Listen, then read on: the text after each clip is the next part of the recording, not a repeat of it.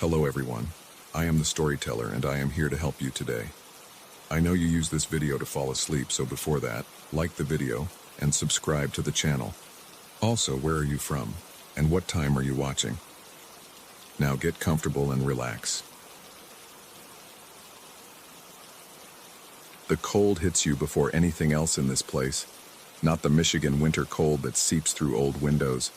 This is something that lives in the walls, breeds in the corners, and follows you from room to room like a starved animal tracking prey. I moved into the duplex at the end of Willowbrook Court 3 months ago. Though time has become elastic here, stretching and contracting in ways that make me question the calendar. My uncle lives in the attached unit, separated by a wall that might as well be tissue paper for all the protection it offers from whatever inhabits this space.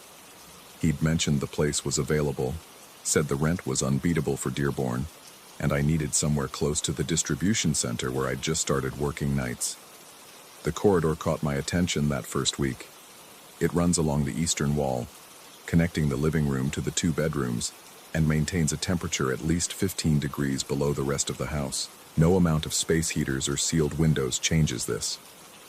The thermostat reads 72, but step into that hallway and your breath clouds, your skin prickles, and something deep in your lizard brain screams at you to turn back. Then there's the locked room, what the landlord called the pantry when he showed me around, though the door is in the wrong place for storage, tucked at the corridor's dead end where no architect would waste square footage on shelving. He'd fumbled with his keys when I asked about it, muttered something about structural damage, asbestos, insurance liability. His hands shook as he spoke, and he kept glancing at the door like it might spring open on its own. The night shifts started eating at me after the second week. Unloading trucks from midnight to 8 in the morning rewires your circadian rhythm, leaves you floating in that gray space between waking and sleeping, even when you're supposedly doing one or the other. I'd come home as the rest of Dearborn headed to work, draw the blackout curtains and try to convince my body that 9 in the morning was bedtime. That's when I first heard it, the dragging. 3 steps, a pause. 3 steps, a pause.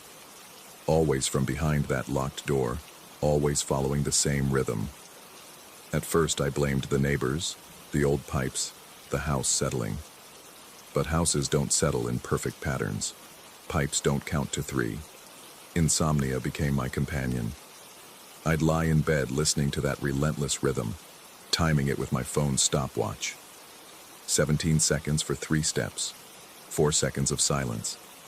Then again, and again. For hours, never varying, never stopping until exactly 6:43 a.m. when it would cease as suddenly as a radio being switched off. One particularly bad night, or day rather, since it was technically noon, I gave up on sleep and started scrolling through YouTube, letting the algorithm guide me through an increasingly bizarre rabbit hole of content, from urban exploration videos to abandoned places, from abandoned places to paranormal investigations, from paranormal investigations to Middle Eastern mythology. That's where I found it. The hidden truth about jinn, what they don't want you to know. The presenter, some self-proclaimed expert with too many rings and a voice like grinding stone, droned on about smokeless fire and dimensional barriers. I was half listening, half dozing, when he began reciting something in Arabic. The words felt heavy in the air, made my teeth ache. Without thinking, and this is the part I can't explain, the part that makes me question my own memory, I repeated them, out loud, 3 times. The dragging stopped. The silence was worse than the sound had ever been. It pressed against my eardrums, filled the room like water, made breathing feel like work. I sat up, waiting, counting seconds, minutes. Nothing. Then, at exactly 2:07 a.m., every electronic device in the house activated at once. The TV flared to life but produced no sound, just static that formed patterns if you looked at it sideways. The ceiling light in my bedroom began a rhythmic pulsing. 3 flashes, pause, 3 flashes. My laptop opened itself and started typing gibberish into a blank document, the keys depressing in groups of 3. The router in the living room, I could see its lights through my cracked bedroom door, blinked in the same pattern before dying completely, taking my internet connection with it. But the shadows were worse than the electronics. They appeared that same night, after the devices finally quieted. 3 distinct shapes that had nothing to do with the furniture or the streetlight outside. They positioned themselves at 3 specific points around my bed. One at my feet, one at my head, one to my right side. Not standing, not sitting, just existing. Dense patches of darkness that seemed to absorb the ambient light rather than simply blocking it. I told myself it was sleep deprivation, hallucinations from the messed up sleep schedule, from the stress of the new job. But hallucinations don't leave impressions in the carpet. They don't make the air smell like burnt copper and old paper. They don't whisper in languages that predate words. The electronic disturbances became a nightly ritual, always at 2:07 a.m., lasting exactly 9 minutes. The TV would show those static patterns that almost resolved into faces if you squinted. The lights would pulse their trinity of flashes. The router would die and resurrect itself. And through it all, those shadows would maintain their positions, watching without eyes, waiting without purpose. Or at least, without any purpose I could discern. My uncle started avoiding me. When I'd catch him getting his mail or taking out trash, he'd offer a quick wave and disappear back inside.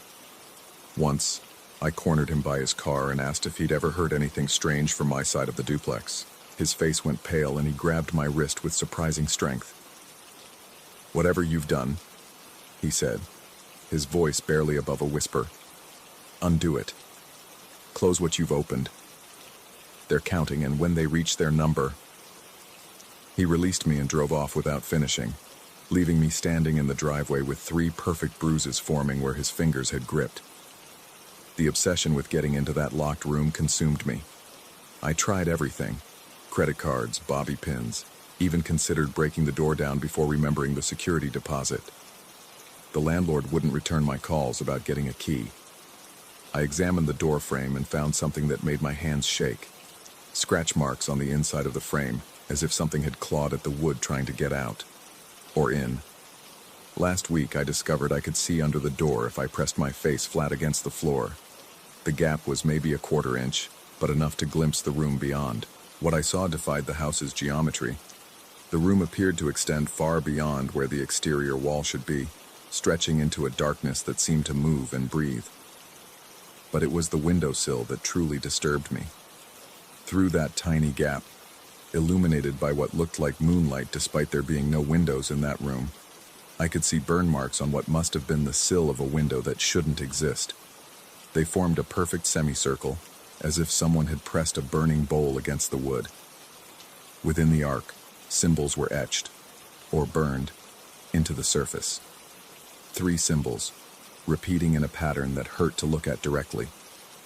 The dragging sounds have returned, but they're different now. Instead of staying behind the door, they move through the walls, circling my bedroom in groups of 3. The shadows have multiplied, 9 of them now, always maintaining their triangular formation around wherever I happen to be. The electronic disturbances have escalated beyond simple malfunctions. My laptop types messages on its own, always the same phrase in different languages. The 3rd seal weakens. I've started leaving offerings. I don't know why. It felt like instinct, or compulsion, or maybe something whispering instructions just below the frequency of conscious thought. 3 dates, 3 cups of water, 3 grains of salt, arranged in a triangle outside the locked door each night before I leave for work. They're gone when I return, though the door never opens. The lock never turns. But something takes them. Yesterday, I found a key. It was in my jacket pocket, though I'd checked that pocket 100 times before. An old brass key, worn smooth except for 3 teeth that gleam like they were cast yesterday. I know what door it opens. I know I shouldn't use it, but the patterns are everywhere now. 3 cracks in my bathroom mirror, 3 dead flies on every windowsill, 3 voicemails every day that are nothing but static and breathing. My shift ends in 3 hours. When I get home, when the sun is just beginning to light the eastern sky, I'm going to open that door. I need to see what's inside, need to understand why the number 3 has become the defining architecture of my existence. The shadows seem excited. They've been pulsing in rhythm with my heartbeat, which has somehow settled into a pattern of 3 beats. Pause, 3 beats.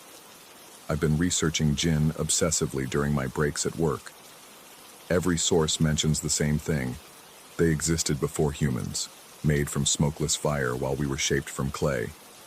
They live in a parallel realm that occasionally bleeds into ours through thin places, crossroads, doorways, thresholds.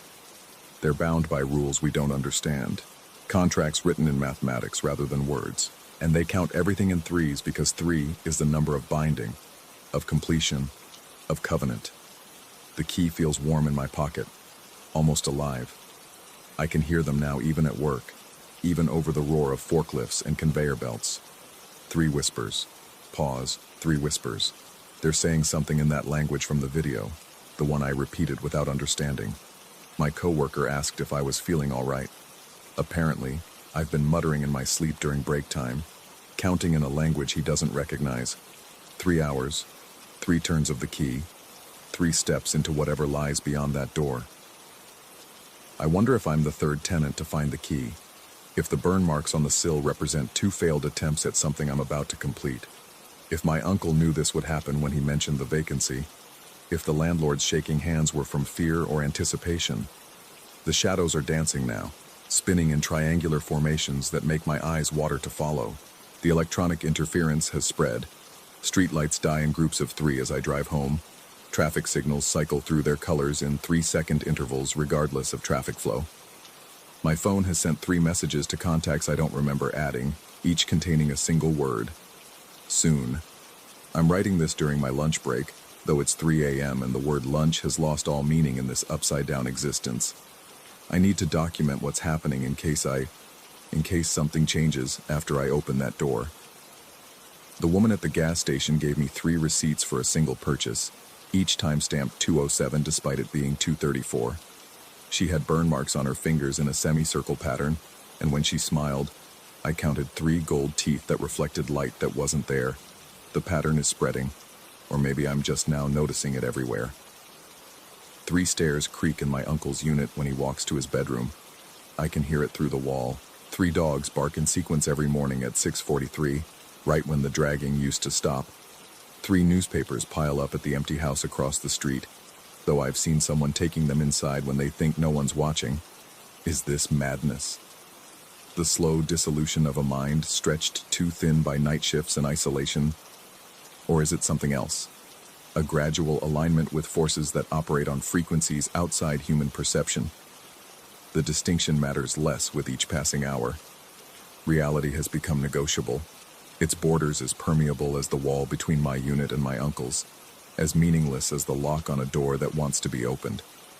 The key is singing now, a high-pitched whine that registers more in my bones than my ears. The shadows have arranged themselves in a perfect triangle around my car in the parking lot, visible even under the harsh fluorescent lights. My supervisor just announced we're unloading 3 trucks tonight, though the manifest only showed 1 when I clocked in. 2 hours and 17 minutes until my shift ends, until I drive home through streets that will pulse with triangular patterns of light and darkness, until I climb those stairs that will certainly creak in 3s, until I stand before that door with its scratched frame and impossible geometry, and slide the singing key into the lock that's been waiting for. How long? Days? Years? Since before the house was built. I've made my decision. Whatever waits behind that door, whatever covenant I'm about to complete or break, it has to be better than this limbo of patterns and shadows and electronic ghosts. The not knowing has become its own kind of torment, worse than any revelation could be. When I turn that key 3 times, when I push open that door and step into whatever impossibility lies beyond, I'll either find answers or become one of the questions that haunts the next tenant. Either way, the pattern will be complete. The number will be reached. The counting will stop, or it will begin again from 0, waiting for the next fool who speaks words they don't understand into the listening darkness. 3 minutes until break ends. 3 steps back to my forklift. 3 hours until the key turns and the door opens, and the shadows dance their final dance. I can hear them laughing now, or maybe it's crying, or maybe it's just the wind through gaps that shouldn't exist in walls that might not be real. The distinction no longer matters. Nothing matters except the pattern, the number, the inexorable pull toward that locked room and whatever truth or madness it contains.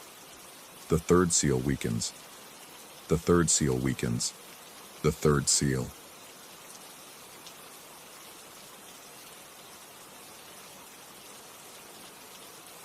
Story 2.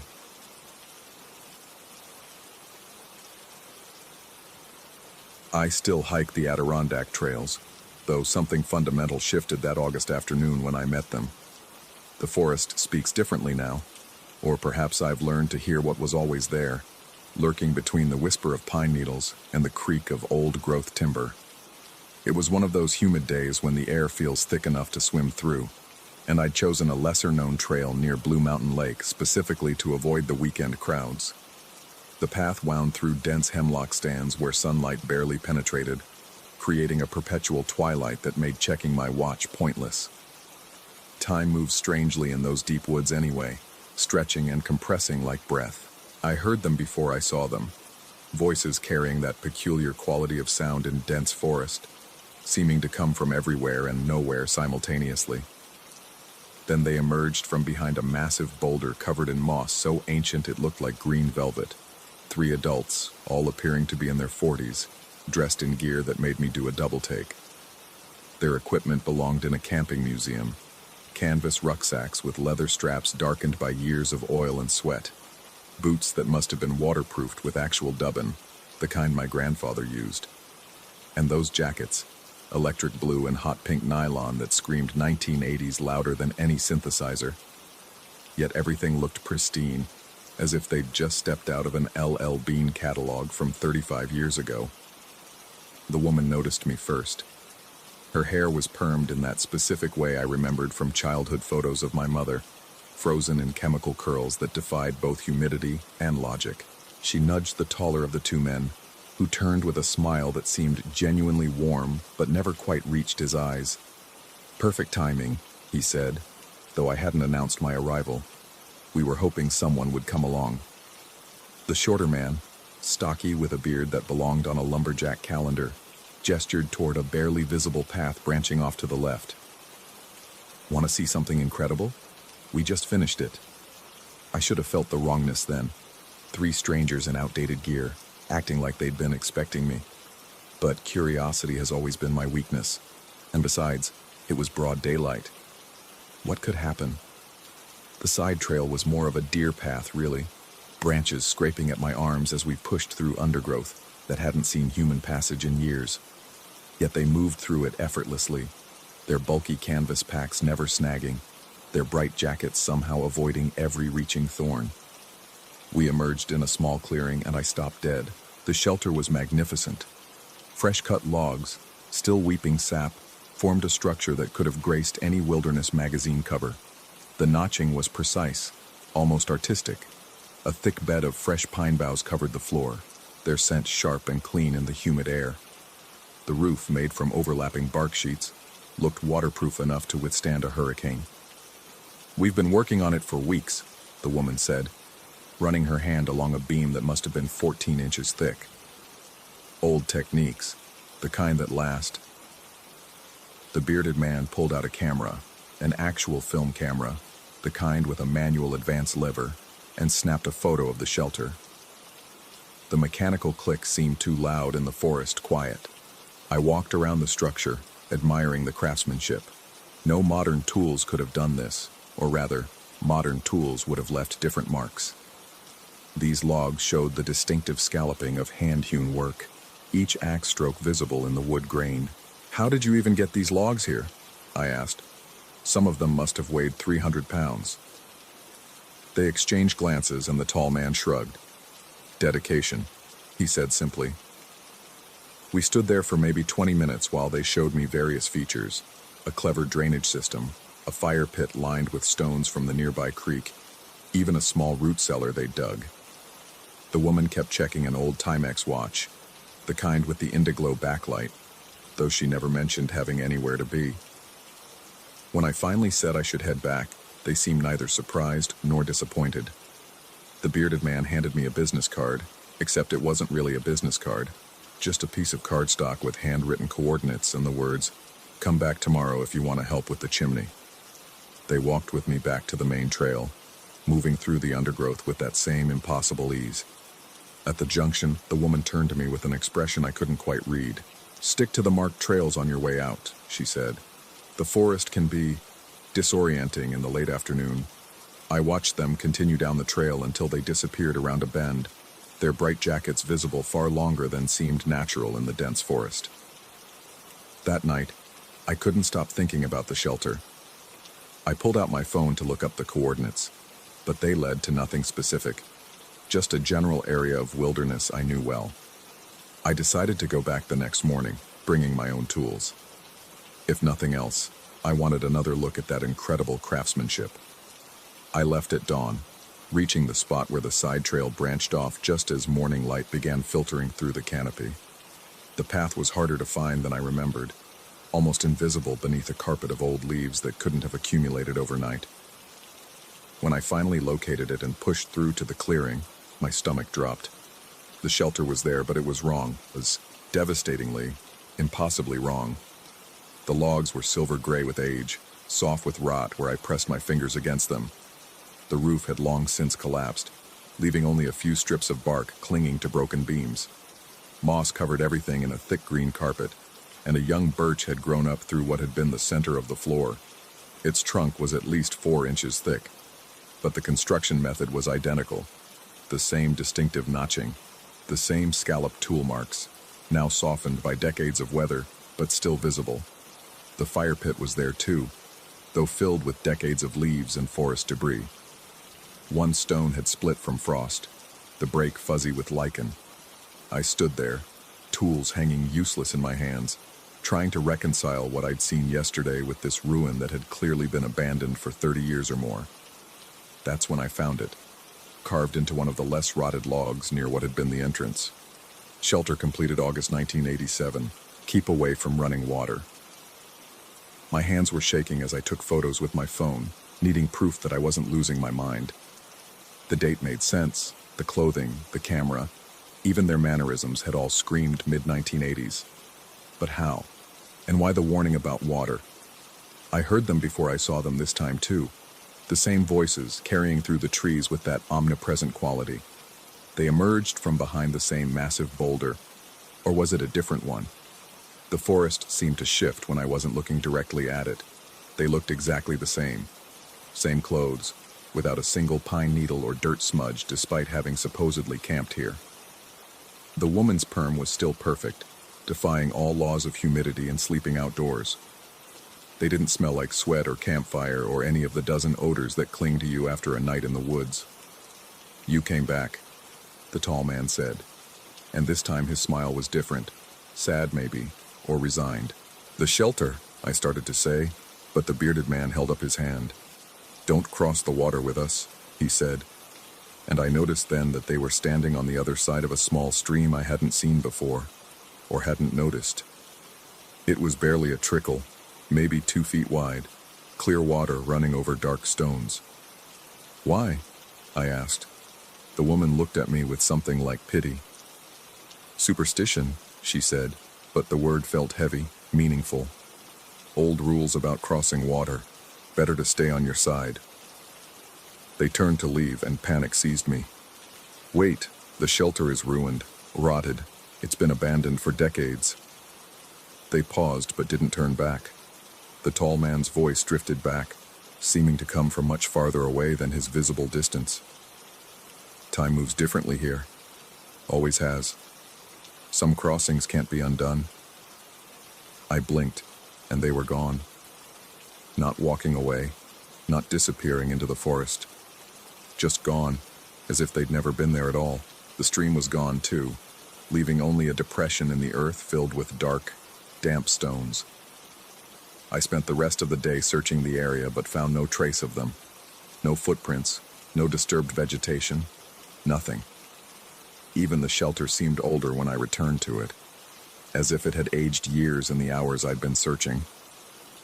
That evening, I stopped at the Blue Mountain Lake Museum, desperate for answers. The elderly volunteer, a woman who'd lived in the area her whole life, listened to my description with growing interest. "What did you say the date was on that carving?" she asked. August 1987. She disappeared into a back room, returning with a yellowed newspaper. The headline read, "3 hikers still missing after flash flood." The date was August 28, 1987. The article included photos, grainy, black and white, but unmistakable. The same 3 people wearing the same style clothes, though the colors were impossible to determine. They'd been building a shelter near Blue Mountain Lake when an unexpected storm system moved through. A flash flood had swept through the valleys, but their bodies were never found. "Local superstition," the volunteer said quietly, "says you should never cross running water in those woods, not if you want to come back." I left the museum feeling hollow, disconnected from reality. The rational part of my mind offered explanations. Hallucinations brought on by heat and dehydration, an elaborate hoax, anything but the impossible. But I had the photos on my phone, the ancient shelter, the carved date, the clearing that shouldn't exist. I've been back many times since then. Sometimes the shelter is there, sometimes it isn't.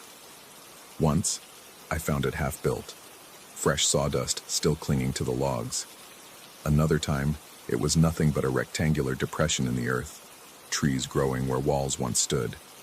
And sometimes I see them, always at a distance now, always across some barrier, a stream, a ravine, a wall of mist that rises from nowhere.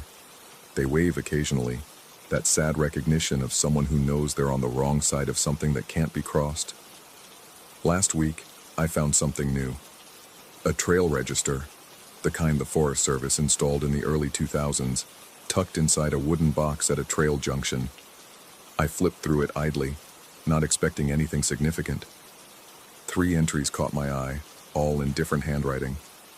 "Beautiful day for hiking. Shelter construction begins tomorrow. August 1987. Time isn't what we thought it was. August 1987. If someone finds this, don't cross the water. Please. August. No year on the last one. The ink looked fresh. I've started taking different trails now, making wider circles around that area. But every path seems to curve back eventually, like space itself is warped around that clearing. And lately I've noticed other hikers, people in clothing from the 1960s, the 1970s, the 1990s. They nod at me with that same sad recognition, and I wonder if they see me as a ghost from their future or their past. The forest ranger I spoke to last month looked at me strangely when I mentioned the old shelter near Blue Mountain Lake. According to her, that area has been designated wilderness since 1972. No structures allowed, no construction permitted. She showed me aerial photographs from the 1980s, unbroken forest canopy where I knew the clearing should be. But I have my photos, and sometimes late at night, I scroll through them and notice details I missed before. In one, there's a figure in the background I don't remember seeing. It's wearing modern hiking gear, my gear, standing where I couldn't have been standing when I took the photo. I've stopped trying to make sense of it. The forest has its own logic, its own flow of time. Some places are thin, where different moments touch and bleed through. The 3 hikers from 1987 are still building their shelter, still inviting strangers to see their work, still warning them not to cross the water. And I'm still hiking those trails, though I'm no longer sure which side of the water I'm on. Sometimes I meet hikers who seem surprised to see me, who stare at my equipment like it's from another era. They check their phones, devices I don't recognize, showing dates that make no sense. Yesterday, or tomorrow, or 30 years ago, I met a young hiker near that familiar boulder. He stared at my clothing, my pack, with a mixture of recognition and confusion. I wanted to warn him, to tell him to stay away from the clearing, to never cross the water. But the words that came out were different, older, weighted with a resignation I didn't know I felt. "Want to see something incredible? We just finished it." He followed me, of course. They always do. And I showed him the shelter, magnificent, fresh built, logs still weeping sap. He took photos with a device I didn't recognize, asked questions about how we'd moved the logs. We gave him the same answers we always give, the only answers we know. When he left, promising to return the next day with tools. I wanted to cry out, to break the pattern. But the forest has its own rules, its own current that carries us along. Some crossings can't be undone. I wait now in the clearing that exists in every time and no time, building and rebuilding a shelter that's always new and always rotting. The stream appears and disappears, marking a boundary I can no longer cross, or perhaps already crossed, in a moment I can't quite remember. Sometimes new hikers find us. They marvel at our work, take pictures, promise to return. A few do, and they always find the ruin, the carved date, the mystery that will haunt them until they too make a choice about which side of the water they belong on. The forest keeps us all, in its way. Time isn't a line here, it's a web, sticky and tangled, where every moment touches every other moment. The shelter stands eternal in its decay and construction, and we stand with it, warning and inviting, trapped in the space between one heartbeat and the next. I understand now why they warned me about the water. Every stream is the same stream, the one that flooded in 1987, the one that marks the boundary between then and now, between here and there. Once you cross it, you're part of the forest's collection. Another ghost building, another shelter that has always been built and always been ruined. But sometimes, in moments of clarity that come less and less frequently, I remember that I haven't crossed it yet. I'm still standing on the safe side, still able to leave, still able to choose. The three hikers watch me from across that thin trickle of water, waiting to see what I'll decide, knowing as I know that the decision has already been made, somewhere in the tangle of time that the forest guards. The shelter waits, patient as stone, fresh as morning, old as the mountains themselves. And I wait with it, caught between one step and the next, between the world I knew and the world that's always been here, just beneath the surface of things, where time moves like water and nothing ever really ends. Story 3. The coin felt heavier than it should have when I finally understood what I'd done. I'd been working night security at the warehouse district for 3 years when exhaustion finally broke me. Not the physical kind. Anyone can push through tired muscles and heavy eyelids with enough coffee. This was deeper, the sort of bone-deep weariness that makes you forget why you get up at all. Bills stacked on my kitchen table like tombstones. The eviction notice taped to my door, its red lettering screaming deadline. My phone, silent for weeks except for collectors. That's my excuse for what happened that night. Desperation makes fools of rational men. The coin had been in my pocket for months, forgotten change from some transaction I couldn't recall. Old copper, worn smooth except for the Arabic inscription around its edge. Characters cut so crudely they looked more like scratches than writing. During my 3 a.m. rounds, I'd taken to rubbing it between my fingers, a nervous habit that helped pass the empty hours. That particular night, something felt different. The warehouse corridors stretched longer than usual, and the security cameras' red lights seemed to track me personally rather than sweep their programmed arcs. I found myself in the break room, staring at a blank piece of printer paper I'd pulled from the supply closet. The fluorescent light above flickered with an electrical hum that sounded almost like whispered words. I traced the coin's outline on the paper. The circle came out crooked, wobbling like a child's first attempt at drawing. My hand moved without conscious thought, and I heard myself whispering, 30 for 30, stable work for silence from beyond. The words meant nothing to me then. They'd simply appeared in my mind, fully formed, as if someone had placed them there. The coin grew warm in my palm, almost burning, and I dropped it onto the paper. It landed perfectly in the center of my lopsided circle. The fluorescent light died. In the darkness, I thought I saw 4 points of pale light hovering where the walls met the ceiling. Not 5, 4. When I blinked, they vanished, and the light sputtered back to life. I pocketed the coin and finished my shift in a daze. The next morning changed everything. My phone rang as I walked to my car, a number I didn't recognize. The voice on the other end offered me a position at a logistics firm downtown. Day shift. Benefits. Triple my current salary. They'd received my resume, they said, though I hadn't sent one.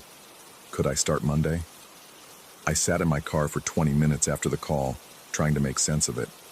That's when I noticed the marks on the windshield. 4 fingers pressed against the inside of the glass, no thumb. Condensation marks that shouldn't exist on a dry morning. They pointed directly at the driver's seat. At me. I rubbed at them with my sleeve, but they reappeared within seconds, slightly shifted, as if the invisible hand had adjusted its position. The new job was everything they'd promised. Clean office, friendly coworkers who never asked about my past. Work that came naturally despite having no training. My supervisor praised reports I didn't remember writing.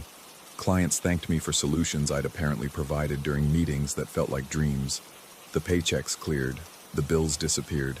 Life moved forward on rails I hadn't laid, but the marks followed me home. 3 weeks in, I started waking with scratches on my left forearm.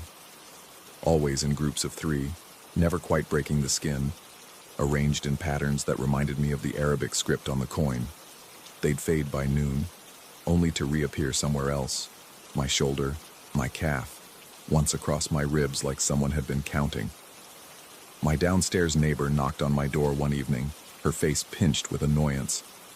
She worked nights, she reminded me, and needed sleep during the day. Could I please keep the music down? And the pacing, the constant pacing, it had to stop. I told her I worked days now. The apartment stayed empty while she slept. Her expression shifted from anger to something else. Fear, maybe, or pity. She backed away, muttering about thin walls and strange buildings, and never complained again. But I'd catch her watching me in the lobby, her fingers working a rosary she kept in her pocket. The basement called to me during those weeks. Our building's basement was supposed to be off limits, used only for maintenance access, but the door's lock had been broken for years. I found myself down there one night, flashlight cutting through dust thick enough to taste. In the far corner, where the foundation met packed earth, I found the ring. Not a piece of jewelry, a circle in the dust, about 3 feet across, with 4 gaps evenly spaced around its circumference. The dust was undisturbed everywhere else, decades of accumulation creating a thick carpet. But this circle looked fresh, as if something had recently sat there. Something with 4 points of contact. I knelt beside it, and my flashlight beam caught something else. Scratches in the concrete floor, just visible beneath the dust. More Arabic script, or something that looked like it. I brushed away the grime with my palm and immediately wished I hadn't. The characters were the same as those on the coin. Exactly the same, down to the crude cuts and irregular spacing. But these were massive, each symbol the length of my forearm. And they were old. Older than the building, older than the city above. The concrete had been poured around them, not over them. I ran my fingers along one groove and felt warmth, the same burning heat the coin had produced that night in the break room. My vision blurred, and for a moment, just a moment, I saw the basement as it truly was. The walls breathed. The ceiling rippled like water, and in that circle of dust sat something that hurt to perceive directly. A convergence of angles that shouldn't exist in 3-dimensional space. It had no thumb because it needed none. It had no face because faces were for creatures that existed in only one realm at a time. The vision shattered when I jerked my hand away. The basement returned to normal, dirty, mundane, empty. But the taste of copper filled my mouth, and my left forearm burned with fresh scratches that spelled out a single word I couldn't read. I researched the coin obsessively after that. Late nights at the library, diving into numismatic databases, posting photos on obscure forums. Most responses were useless, but one message stood out. An elderly professor from Cairo, writing in broken English, identified it as a trader's token from the 10th century. Not currency exactly, but a marker of debt. The inscription wasn't Arabic at all, but something older, something that used Arabic letters to approximate sounds human throats weren't meant to make. He ended his message with a warning. These tokens were buried with their owners for a reason. The dead had debts too, and sometimes the living inherited them without knowing.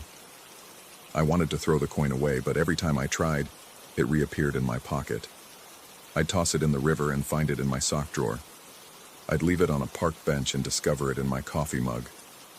Once, in desperation, I hammered it flat and threw the metal disc in a dumpster 3 towns over.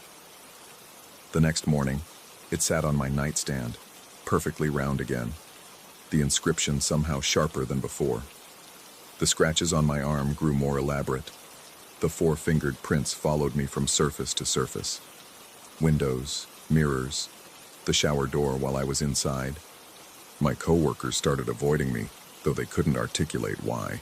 My supervisor's praise became nervous, delivered from a distance. The work still got done better than ever, but I remembered less and less of doing it.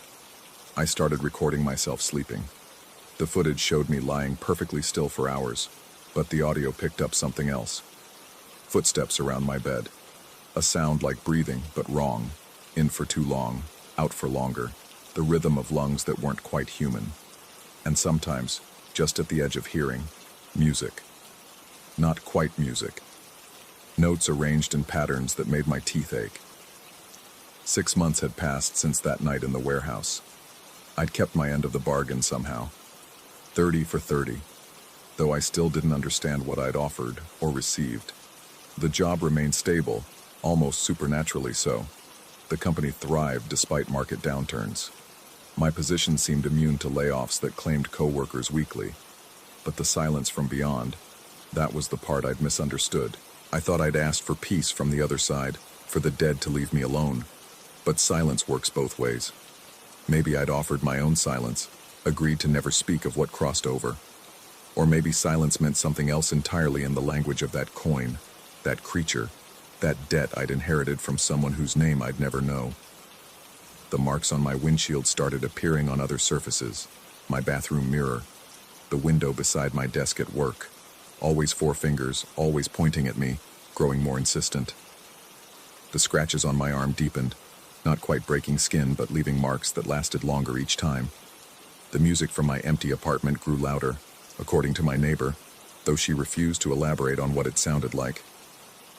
Last night I returned to the basement. The circle in the dust had changed. The 4 gaps had moved, rotated 90 degrees, as if whatever sat there had stood and turned and sat again. Fresh scratches covered the floor, overlapping the old ones, creating a palimpsest of symbols that made my eyes water to follow.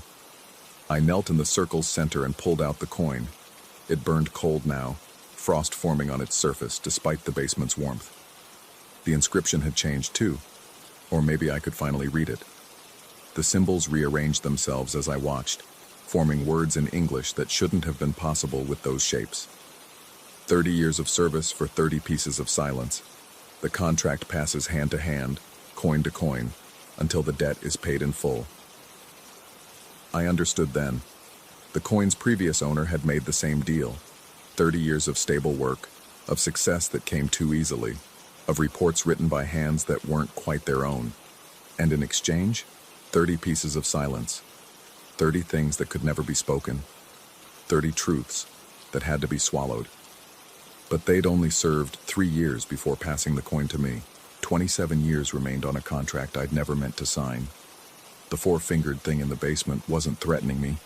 It was marking its property, the way a farmer brands cattle. The scratches weren't attacks but receipts, tracking payments made against an impossible debt.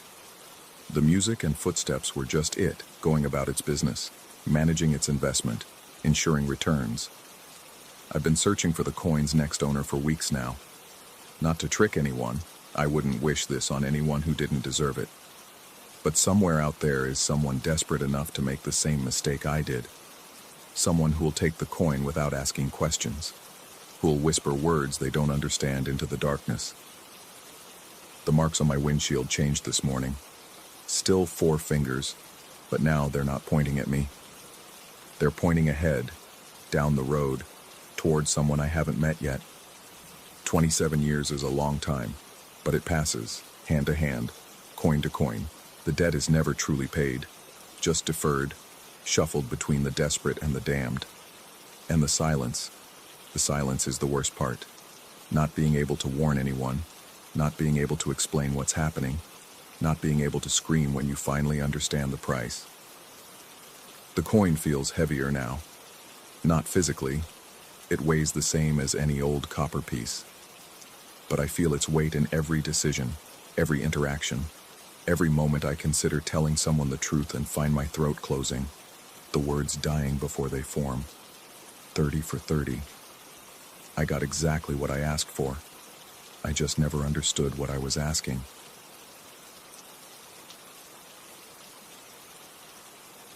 Story 4. The cabin lights dim to that sickly amber that airlines think helps people sleep. But I knew better. Sleep at 30,000 feet was never real sleep. It was something else. Something that left you more exhausted than before.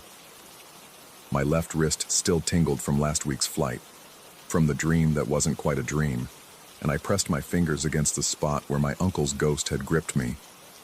The skin there felt different now, cooler than the rest of my arm, as if something beneath had changed. Flight 447 from San Diego to Seattle. Every Monday morning at 5:15 a.m., every Thursday evening at 8:30 p.m.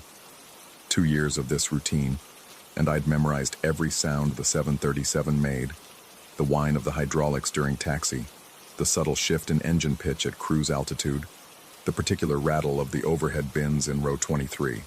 But lately there were new sounds. Sounds that didn't belong to any aircraft manual. I settled into 14C, my usual aisle seat, and watched the other passengers file past, business travelers mostly, their faces slack with the resignation of people who'd surrendered their lives to PowerPoint presentations and quarterly reports. None of them seemed to notice the wrongness in the air, that metallic taste that had nothing to do with recycled oxygen. My uncle would have noticed. He used to say planes talked to those who knew how to listen, that every rivet and weld had a voice. The flight attendant, different from last week but with the same practiced smile, demonstrated the safety features I could recite from memory. Her hands moved through the motions, but I noticed how her fingers trembled slightly when she touched the oxygen mask. She knew something. They always knew something. We pushed back from the gate, and I felt it immediately. That subtle vibration through the seat fabric that didn't match the engine's rhythm. It was like a second heartbeat, deeper and older than anything Pratt & Whitney had ever designed. My uncle had walked these aisles 4 nights ago, barefoot on the cold metal floor, his blue coveralls pristine despite being 6 years in the ground. The pressure had stabilized after his visit, but the calm he'd left behind wasn't mine. It belonged to something else, something that wore my nervous system like an ill-fitting coat. The captain's voice crackled through the speakers, professionally cheerful, announcing our flight time and weather conditions. But underneath his words, I heard another voice, distant, mechanical, speaking in frequencies that human ears weren't meant to process. I pressed my palms against my thighs, feeling the slight tremor in my hands. 2 years of flying this route, and only in the last month had I started noticing these things. Since the dream, since the touch. As we climbed through 10,000 feet, the familiar ding of the seatbelt sign should have brought relief. Instead, it brought that other sensation, the one that made my stomach clench. The fabric beneath me pulsed with a rhythm that had nothing to do with turbulence or engine vibration. It was deliberate, purposeful, like Morse code transmitted through polyester and foam. The businessman next to me typed furiously on his laptop, oblivious to the way the air pressure kept shifting in micro increments, creating pockets of density that shouldn't exist in a pressurized cabin. I could feel them moving past my face like invisible jellyfish, leaving trails of static electricity that made my skin crawl. My uncle would have understood. He used to remove his boots to feel the plane's vibrations through his feet, said it helped him diagnose problems before they became disasters. 20,000 feet. The flight attendants began their service, pushing their cart down the aisle with wheels that squeaked in a pattern that almost sounded like words. Almost.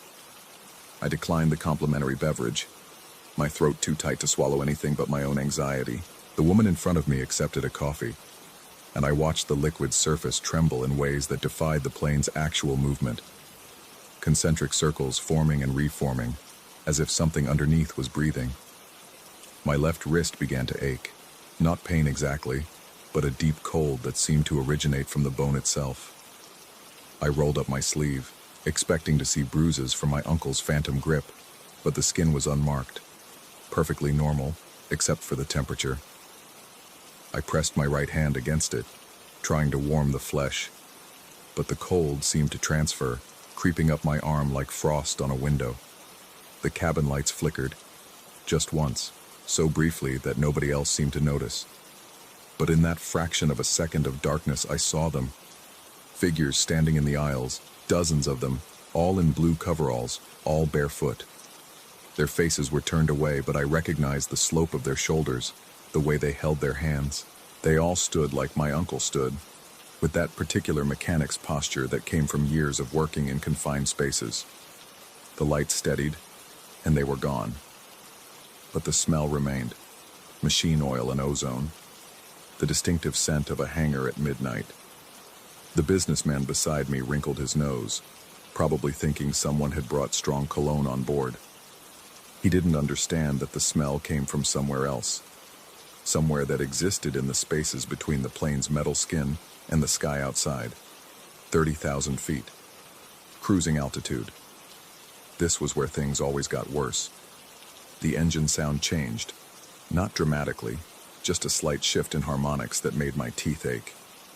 I knew this wasn't mechanical failure. The plane was functioning perfectly. This was something else, something that used the plane's systems as a medium, like a spirit through a Ouija board. The vibration in my seat intensified, forming patterns that felt almost like communication. ... dash, dash, dash, dot. But when I tried to focus on the pattern, to decode it, my mind would slide away like oil on water. The flight attendant walked past, her smile still professional, but her eyes lingered on my row a moment too long. She saw something, maybe the way I was gripping my armrests, maybe the sheen of sweat on my forehead despite the cool cabin temperature. Or maybe she saw what I was beginning to see, the thin spots in reality where something else pressed through. My phone, in airplane mode, lit up with an impossible message. No sender, no timestamp, just words. The pilot isn't alone. My uncle's words from the dream, but wrong somehow, corrupted. I deleted it, but it reappeared. Deleted again, reappeared. Each time with slight variations. None of us are alone. You're not alone. They're not alone. I turned the phone completely off, pulled out the battery, but I could still see the screen glowing through my closed pocket. The passenger across the aisle, a middle-aged woman reading a paperback, suddenly looked up and stared directly at me. Her eyes were wrong, not the color or the shape, but the depth. They seemed to go back too far into her skull, as if someone had hollowed out space that shouldn't exist. She smiled, and her lips moved, but the words that came out didn't match the movement. She said my uncle's name. I stood abruptly, needing to move, needing to break the pattern that was forming around me. The bathroom. I could splash water on my face, ground myself in the mundane reality of tiny soap bars and paper towels. But as I walked down the aisle, I noticed that every passenger was asleep. Every single one, heads tilted at identical angles, breathing in perfect synchronization. The only sounds were the engines and that underlying vibration, growing stronger with each step. The bathroom door was locked, occupied, but I could see through the crack at the bottom that the light was off inside, no feet visible. I knocked quietly at first, then harder. No response. The lock clicked open on its own, and the door swung inward to reveal nothing. Not empty, but nothing. A space where bathrooms should be, but wasn't. Just a gray void that seemed to pull at my vision, making my eyes water. I backed away, turned to return to my seat, but the aisle had changed. It stretched longer than it should, rows of seats extending far beyond the plane's actual dimensions. And in every seat, the passengers were now awake. All turned to look at me, all with those two deep eyes. Their mouths opened in unison, and from somewhere, not from them, but from the plane itself, came my uncle's voice. But it wasn't offering comfort this time. The words were backwards, inside out, speaking about things that hadn't happened yet but already had, about flights that crashed but didn't, about passengers who died but kept flying, about mechanics who fixed planes from the inside while the planes were in the air, about the spaces between the rivets where consciousness could hide, where it could grow, where it could wait. My wrist burned with cold, the phantom grip tightening. But this time, I could see the hand, not my uncle's hand, but something that had worn my uncle's appearance like a mask. The fingers were too long, with too many joints, and they passed through my skin without breaking it, reaching for something deeper than bone. The plane shuddered, not turbulence, but something shifting in its fundamental structure. The metal was remembering other shapes, other purposes. Through the windows, which should have shown clouds and sky, I saw the hangar where my uncle had worked. But it was wrong too. Existing at 30,000 feet, suspended in nothing, filled with planes that had never been built and never would be. The captain's voice came over the intercom, but it was my voice, speaking words I hadn't said yet, announcing our descent into Seattle, but Seattle wasn't below us. Below us was something else, a city of hangars and workshops where dead mechanics maintained planes that flew on routes that didn't exist, carrying passengers who'd forgotten they'd ever landed. The businessman beside me turned, and his face was my face, but older, more worn. He opened his laptop, and on the screen was a reflection, not of the cabin, but of another cabin, identical but reversed, where I sat in his seat, typing these words that I'm thinking now, documenting a flight that was happening, had happened, would happen. The flight attendant announced our descent, her voice layered with harmonics that human vocal cords couldn't produce. The seatbelt sign chimed, but it wasn't a chime. It was a word, repeated over and over in a frequency that bypassed the ears and went straight to the bones. The word was wake, but waking was the last thing I wanted to do, because I was beginning to understand. The dream hadn't been a dream. The touch hadn't been comfort. My uncle hadn't come to reassure me. He'd come to mark me, to prepare me for something that had been happening on every flight, something I'd been unconsciously participating in for 2 years without knowing. The plane descended through cloud layers that weren't clouds, into air pressure that pressed against thoughts rather than skin. My fellow passengers calmly prepared for landing, gathering belongings that looked normal but cast shadows in too many directions. The woman across the aisle closed her book, and I saw that every page was blank except for a single line, repeated, "The pilot isn't alone." The landing gear deployed with a sound like breaking bones. Through the window, the runway lights approached, but they formed patterns that hurt to perceive, geometric configurations that shouldn't exist in three-dimensional space. The businessman beside me closed his laptop, and for a moment, just a moment, I saw through his skin to something underneath that moved with too many joints in too many directions. My wrist no longer hurt. The cold had spread through my entire body, a numbness that felt almost like peace. Maybe this was what my uncle had tried to tell me, that the fear was unnecessary, because we were already part of something larger, something that moved through the spaces between takeoff and landing, between sleeping and waking, between living and whatever came after. The wheels touched down, but the sensation was wrong. We hadn't landed on a runway. We'd landed in it, through it, into something beneath that had been waiting. The engines powered down, but that other vibration, the one I'd been feeling for weeks, grew stronger. It wasn't coming from the plane. It had never been coming from the plane. It was coming from me. The seatbelt sign turned off with that familiar ding, but this time I understood what it really meant. It wasn't permission to move about the cabin. It was a notification that the movement had already begun, had been happening all along, in directions that human bodies weren't designed to perceive. I stood with the other passengers, retrieved my bag from the overhead compartment, and filed toward the exit. The flight attendant smiled at each of us as we passed, her teeth reflecting light that didn't exist in the cabin. When I reached her, she leaned close, and I smelled that hangar smell, that mixture of oil and ozone and something else, something organic and wrong. She whispered my uncle's employee number from the airline he'd worked for, the one that had gone bankrupt 3 years before he died. Then she pressed something into my hand, a pair of worn work boots, size 11, with oil stains that formed a pattern I almost recognized. The jet bridge was wrong. It connected to the plane, but it also connected to somewhere else. somewhere that existed parallel to the airport, but wasn't the airport. I could see both versions superimposed, the real and the unreal, the living terminal and the other place where flights arrived but never departed. I walked through both simultaneously, my body in one, my shadow in the other.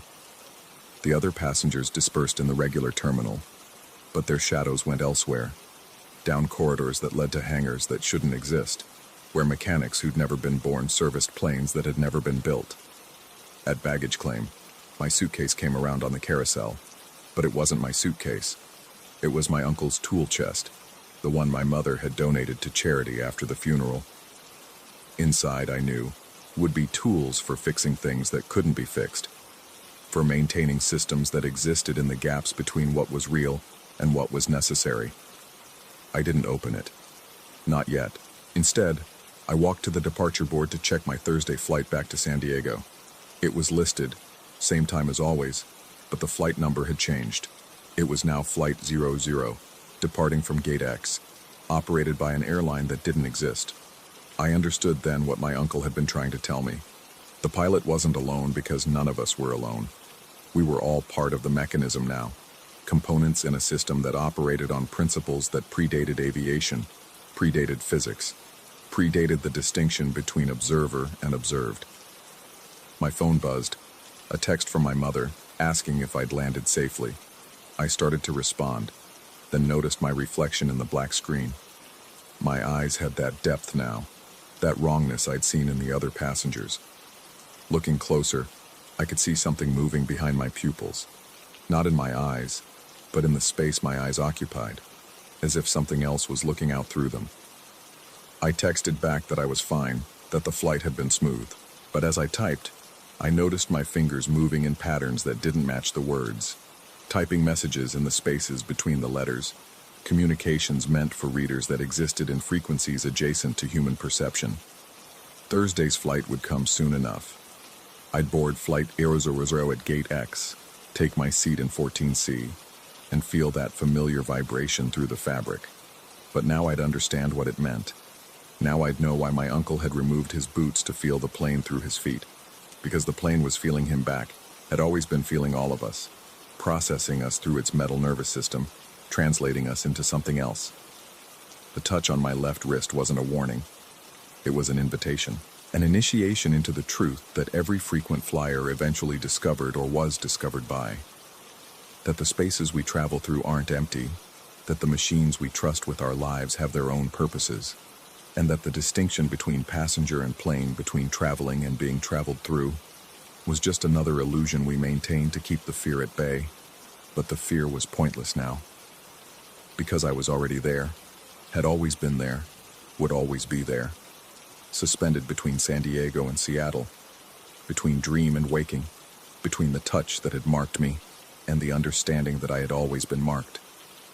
I walked toward the exit, my uncle's boots heavy in my carry-on, knowing that Thursday I'd remove my own shoes, feel the plane through my feet, and finally understand what it had been trying to tell me all along. The automatic doors opened to the Seattle evening, but I could see through the rain to another kind of weather, one that fell upward, one that existed in the spaces between the droplets. I stepped through both, into both, my body moving toward the taxi stand while something else in me moved toward hangar spaces that existed nowhere and everywhere. Behind me, through the terminal windows, I could see Flight 447 at the gate, being serviced for its next flight. But I could also see the other servicing, the one performed by mechanics who moved through the plane's structure like blood through veins, maintaining systems that weren't in any manual, preparing for passengers who didn't know they'd already arrived at destinations that didn't exist on any map. My phone buzzed again. The impossible message had returned, but changed. You're not alone. You never were. You never will be. I deleted it, but this time it stayed deleted, because I didn't need the reminder anymore. I knew. The taxi driver asked for my destination, but I could see in his rearview mirror that his eyes had that depth too. He already knew where I was going, had always known, was probably taking me there by routes that existed between the streets, through spaces that folded in on themselves like origami made of distance and time. As we pulled away from the airport, I felt the vibration again, not from a plane this time, but from the ground itself, from the air, from the fundamental frequency that connected all travel, all transition, all movement from here to there. It was the same vibration I'd felt in my seat at 30,000 feet, because height was just another illusion, another comfortable lie we told ourselves. We were always at cruising altitude. We were always landing.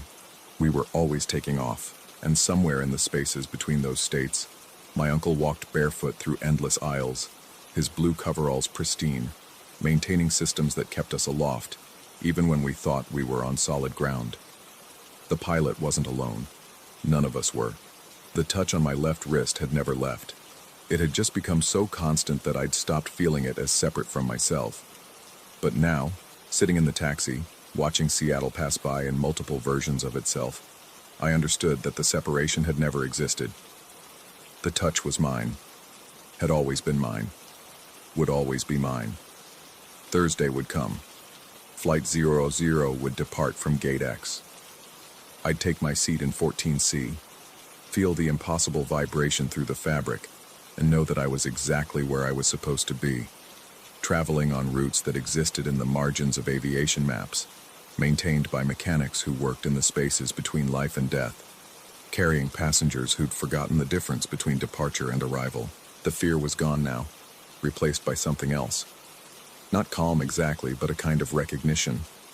The same recognition I'd seen in the flight attendant's eyes, in the businessman's reflection, in the woman who'd spoken my uncle's name. We all knew. We'd always known. We just hadn't been ready to remember until the touch made us ready. And now, every flight would be the same flight. Every landing the same landing. Every passenger the same passenger. All of us components in a machine that had been flying long before the Wright brothers, would keep flying long after the last plane was grounded. The taxi pulled up to my hotel, but I could see it was also a hangar, was also the plane, was also the space between. I paid the driver with money that cast shadows in too many directions, walked through doors that opened onto multiple destinations, and took an elevator that moved in dimensions that weren't up or down. In my room, which was also seat 14C, which was also my uncle's workshop, I set down the boots and finally understood what I needed to do with them. Not wear them. Not yet. But keep them. Maintain them. Prepare them for the day when I'd need to feel the plane through my feet, when I'd need to walk the aisles barefoot like my uncle, tending to systems that existed in the spaces between the rivets. That day would come. Every Thursday and Monday, it would come. And I would be ready. Had always been ready. Would always be ready. The touch on my left wrist pulsed once, twice, 3 times. Morse code for something that didn't translate into words but into understanding. The pilot wasn't alone. None of us were. And that wasn't comfort. It was just the truth.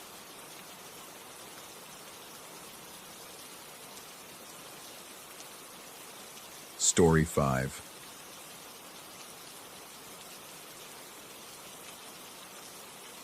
The air still holds its breath sometimes, even now. It was 3 months ago when I first heard that sound, not with my ears, but deeper, in the hollow spaces behind my ribs where anxiety likes to nest. The tone was so low it seemed to emerge from the earth itself, a sustained note that felt ancient and wrong in my modern apartment with its stainless steel appliances and Wi-Fi router blinking its reassuring blue light. But I'm getting ahead of myself. Let me start with the fair in Santa Fe, where the whole thing began. I wasn't supposed to be there. My original plan was to spend the weekend reviewing contracts for the Henderson account. 3 months of negotiations that would either secure my consulting firm's future or leave me scrambling for freelance work. Instead, I found myself wandering through the dusty maze of vendors selling everything from turquoise jewelry to rusted farm equipment, drawn by some restless energy I couldn't name. The ceramics caught my eye first. 2 small figures, no bigger than my palm, sitting on a blanket spread across the tailgate of an ancient pickup truck. They were clearly old, not the kind of manufactured antiquity you see in tourist shops, but genuinely weathered, with that patina that only comes from centuries of handling. The vendor, a weathered man with silver hair braided down his back, watched me examine them with eyes that seemed to hold too much knowledge. The whistles, because that's what they were, though I didn't realize it immediately, were shaped like stylized human faces, their features elongated and severe. Each had a single hole where the mouth would be, and when I held one up to the light, I could see the hollow chamber inside, carved with a precision that spoke of ritual significance. The vendor quoted a price that should have sent me walking away. I'd already blown my travel budget on an overpriced hotel room downtown, but there was something about the way the ceramic felt warm against my palm. Something about the weight of those carved eyes that seemed to follow my movements. Before I could talk myself out of it, I was handing over my credit card. He wrapped them carefully in tissue paper, then looked at me with an expression I couldn't quite read. "They sing," he said simply, and for a moment I thought he was going to say something else, something important. Instead, he just handed me the package and turned away to help another customer. Back in my hotel room that evening, I unwrapped them more carefully, setting them on the nightstand where the lamplight could pick out the fine details of their craftsmanship. The faces were definitely pre-Columbian. I had enough knowledge from college art history courses to recognize the style, though I couldn't place the specific culture. When I picked up the first one and blew gently into the mouth hole, it produced a tone so deep and resonant that it seemed to fill not just the room, but my entire chest cavity. The sound was unlike anything I'd heard before. Not musical in any conventional sense, but rhythmic, almost like breathing, like something large and patient, waiting. I tried the second whistle and heard the same tone, pitched slightly lower, creating an eerie harmony when I alternated between them. I should mention that I'm not particularly superstitious. I believe in contracts and quarterly projections and the reliability of good coffee. The supernatural has always struck me as wishful thinking dressed up in dramatic language. So when I woke up the next morning to find 3 missed calls from the Henderson people, informing me that they were going in a different direction, I attributed it to bad luck, rather than cursed artifacts. The broken ankle was harder to explain rationally. I was descending the stairs in my apartment building, the same stairs I'd walked thousands of times without incident, when my foot simply went through the step. Not around it, not slipping off it, but through it, as if the solid wood had become momentarily insubstantial. The sensation was so bizarre that even as I was falling, even as I felt the bone snap with a sound like a branch breaking, part of my mind was trying to process what had just happened. The emergency room doctor seemed puzzled by the x-rays. The break was clean, but positioned in a way that suggested I'd fallen from a much greater height than a single story. She asked me 3 times to describe exactly how it had happened, and each time my account sounded more implausible, even to myself. It was while I was laid up with the cast, working from my laptop and growing increasingly frustrated with my reduced mobility, that the plumbing began its rebellion. The first morning, I turned on the kitchen tap and was greeted by a stream of water so murky, it looked like chocolate milk. The smell hit me immediately. Not the metallic odor of rust or the chemical tang of chlorine, but something organic and ancient, like river bottom sediment mixed with decaying vegetation. I called the building manager, who sent over a plumber that afternoon. He ran water from every tap in the apartment, checked the building's main line, even tested the water quality. Everything came back normal. Crystal clear water, standard mineral content, no bacterial contamination. But every morning when I first turned on any faucet, that same muddy, river-smelling water would flow for exactly 30 seconds before clearing. The plumber came back twice more over the next week, growing increasingly irritated with what he clearly considered to be a waste of his time. The building manager began treating me with the barely concealed disdain reserved for difficult tenants who complain about non-existent problems. But I knew what I was experiencing. Every morning, 30 seconds of water that smelled like ancient riverbeds. Water that seemed to whisper as it flowed from the tap. A sound just below the threshold of conscious hearing, but somehow familiar. It was during this period of mounting frustrations, the lost contracts, the awkward mobility issues, the inexplicable plumbing situation, that I began to notice the sound the whistles made even when I wasn't using them. I'd be working at my computer, focused on updating my resume or researching potential clients, when I'd become aware of that same deep breathing tone hovering at the edge of perception. At first, I thought it was coming from outside, construction noise perhaps, or some kind of industrial equipment. But when I went to the window to investigate, the sound would fade, only to resume when I returned to my desk. It took me several days to realize that the sound coincided with the movement of air through my apartment. When the heating system cycled on, when I opened a window, when I walked quickly enough to create a small breeze, any disturbance of the air seemed to activate that resonant, waiting tone. The whistles themselves sat innocuously on my bookshelf, their carved faces catching the light from the window in ways that made their expressions seem to shift throughout the day. Sometimes they looked benevolent, almost protective. Other times, their elongated features appeared sinister, predatory. I tried moving them to different rooms, thinking perhaps their proximity to some specific acoustic feature of my apartment was causing the phenomenon. The sound followed them. I tried wrapping them in cloth, thinking perhaps some kind of vibration was activating them. The tone persisted, muffled, but unmistakable. It was during one of these experimental relocations that I encountered the curator. I'd taken the whistles to the university museum, thinking perhaps someone in their anthropology department could tell me more about their origins. The graduate student at the front desk directed me to Dr. Renfeld, a professor emeritus who specialized in Mesoamerican artifacts. Dr. Renfeld examined them with the kind of reverence usually reserved for religious relics. He handled them carefully, turning them over in his weathered hands while making small sounds of professional appreciation.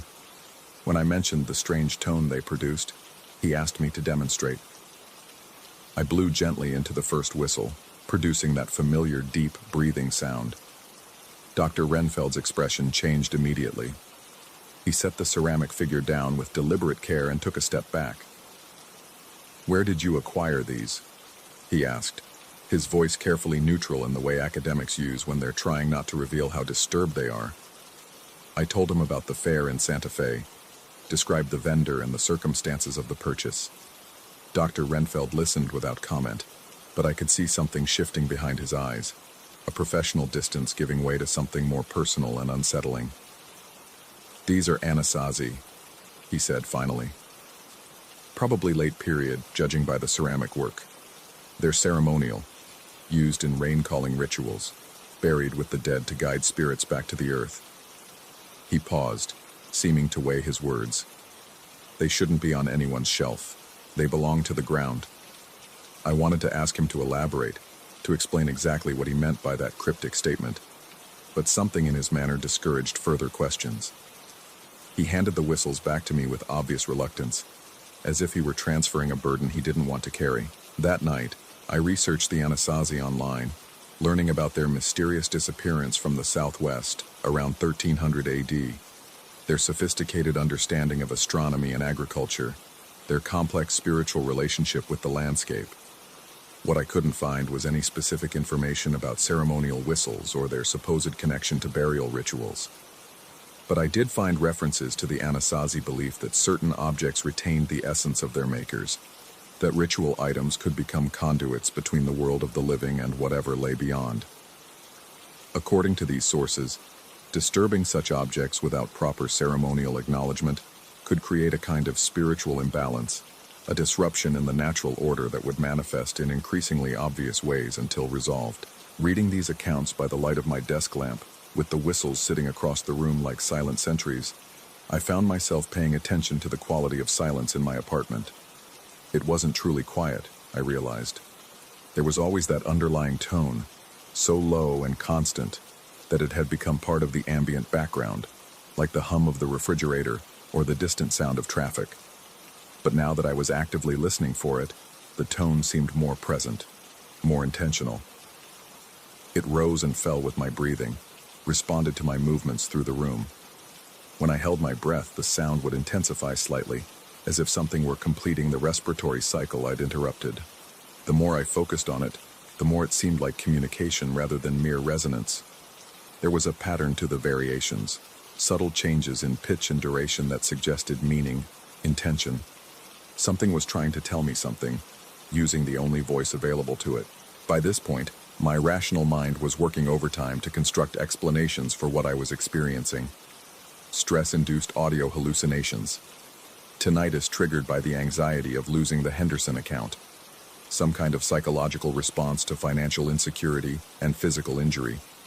The human brain, I reminded myself, was remarkably skilled at finding patterns where none existed, at creating narrative coherence from random events. But rationalization became more difficult when the phenomena began extending beyond my apartment. I started noticing the tone in other locations, the elevator in my building, the parking garage, even occasionally in the grocery store when I passed certain aisles.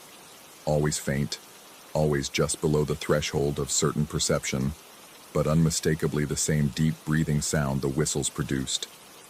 More unsettling was the growing sense that something was watching me, not constantly, but at specific moments, when I was preparing coffee in the morning, when I was checking my email before bed, when I was moving the whistles from one location to another. It felt like the focused attention of something patient and ancient, observing my daily routines with the kind of detached interest a scientist might show when studying a particularly interesting specimen. The sensation was strongest near windows. I'd be working at my computer or reading on the couch when I'd suddenly become aware of a presence just outside my field of vision. When I'd turn to look, I'd see nothing but the familiar view of the courtyard and the building across the way. But the feeling would linger, a certainty that something had been there just moments before, something that had stepped back out of sight when I'd moved to investigate. Sleep became increasingly elusive. The tone seemed most active during the quiet hours between midnight and dawn, rising and falling with a rhythm that interfered with my natural sleep cycles. I'd lie in bed listening to what sounded like slow, deliberate breathing coming from the walls themselves, as if my apartment had developed lungs. During one particularly restless night, I decided to conduct an experiment. I retrieved the whistles from the bookshelf and carried them to the bedroom, setting them on the nightstand within arm's reach. Then I lay back down and waited, paying careful attention to the ambient sound level in the room. The breathing tone was definitely stronger with the whistles nearby, more defined and purposeful. But there was something else, a quality to the sound that I hadn't noticed before. It seemed responsive, as if it were adjusting its rhythm to match mine. When I deliberately slowed my breathing, the tone would shift correspondingly. When I held my breath, it would pause, creating a moment of absolute silence before resuming with what felt like increased insistence. I found myself breathing in sync with the sound, allowing it to guide the rhythm of my respiration. The sensation was oddly comforting, like being rocked to sleep by some vast, patient presence. For the first time in weeks, I felt myself relaxing toward genuine rest. I was almost asleep when the tone changed. Instead of the slow, regular breathing pattern, it became rapid and shallow, like something in distress. My own breathing automatically adjusted to match, and suddenly I was hyperventilating, my heart racing as adrenaline flooded my system. The room seemed to darken, as if something large were blocking the window, and I had the distinct impression of being trapped in a space much smaller than my bedroom. I forced myself to sit up, to break the synchronization, but the panicky breathing sound continued for several seconds, before gradually returning to its normal rhythm. The room brightened to its usual nighttime dimness, and the sense of confinement faded. But the message was clear. Whatever was producing that sound could control the interaction. I was not the observer in this relationship. I was the observed. The next morning, I made the decision that had been building for weeks. The whistles needed to go back where they came from, not to the vendor in Santa Fe, but to the earth itself, as Dr. Renfeld had suggested. I found a suitable location about 30 miles outside the city, near the ruins of an old irrigation canal that dated back to the same period as the whistles. The area was desolate, marked only by crumbling stone channels and the occasional foundations of long-abandoned settlements. I'd prepared what I hoped was an appropriate ceremony. Nothing elaborate, just a simple acknowledgement of my mistake and a request for the disturbances to end. I wrapped the whistles in undyed cotton cloth, the kind of natural material that seemed consistent with their origins, and dug a shallow hole in the sandy soil near the canal bank. As I placed them in the ground, I spoke the words I'd rehearsed during the drive. An apology for taking them from their proper context, a recognition of my ignorance about their significance, and a promise to leave them undisturbed. The ceremony felt both silly and profoundly necessary, like an ancient ritual performed by someone who only half believed in its efficacy. I covered them with soil and stones, marking the spot with a small cairn that would blend into the natural landscape. Then I sat in my car for several minutes, listening to the desert silence and waiting for some sign that the gesture had been accepted. The silence was different from what I'd grown accustomed to. It was genuinely quiet, without that underlying tone that had become the soundtrack to my daily life. For the first time in months, I felt like I could breathe deeply without wondering if something else was breathing with me. The drive home was peaceful. The radio worked without static. The car ran smoothly, and I felt lighter, as if I'd been carrying a weight I hadn't realized was there. When I arrived at my apartment building, even the familiar annoyances, the broken elevator light, the perpetually jammed mailbox door, seemed manageable rather than ominous. The plumbing returned to normal immediately. Clear water flowed from every tap without the preliminary 30 seconds of murky, river-smelling liquid. The sense of being watched faded, replaced by the ordinary solitude of urban living. Even my ankle seemed to be healing faster, the bones settling into proper alignment with surprising efficiency. I thought it was over. For almost 2 months, my life returned to something resembling normalcy. I found new clients to replace the lost Henderson account. My ankle healed completely, leaving only the faintest ache during changes in weather. The apartment felt like home again rather than a space I was temporarily occupying under sufferance. But certain things remained changed. My hearing had become more acute, more sensitive to subtle variations in ambient sound. I could detect the approach of footsteps 3 floors down, identify individual cars in the parking lot by the specific rhythm of their engines, distinguish between different types of wind based on the way they moved through the building's architecture. This heightened sensitivity was mostly manageable, even useful in some contexts. But it also meant that I was acutely aware when the tone returned.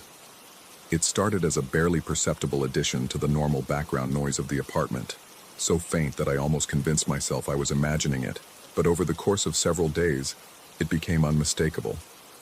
That same deep breathing sound I'd grown to know so well, emerging from the movement of air through my living space.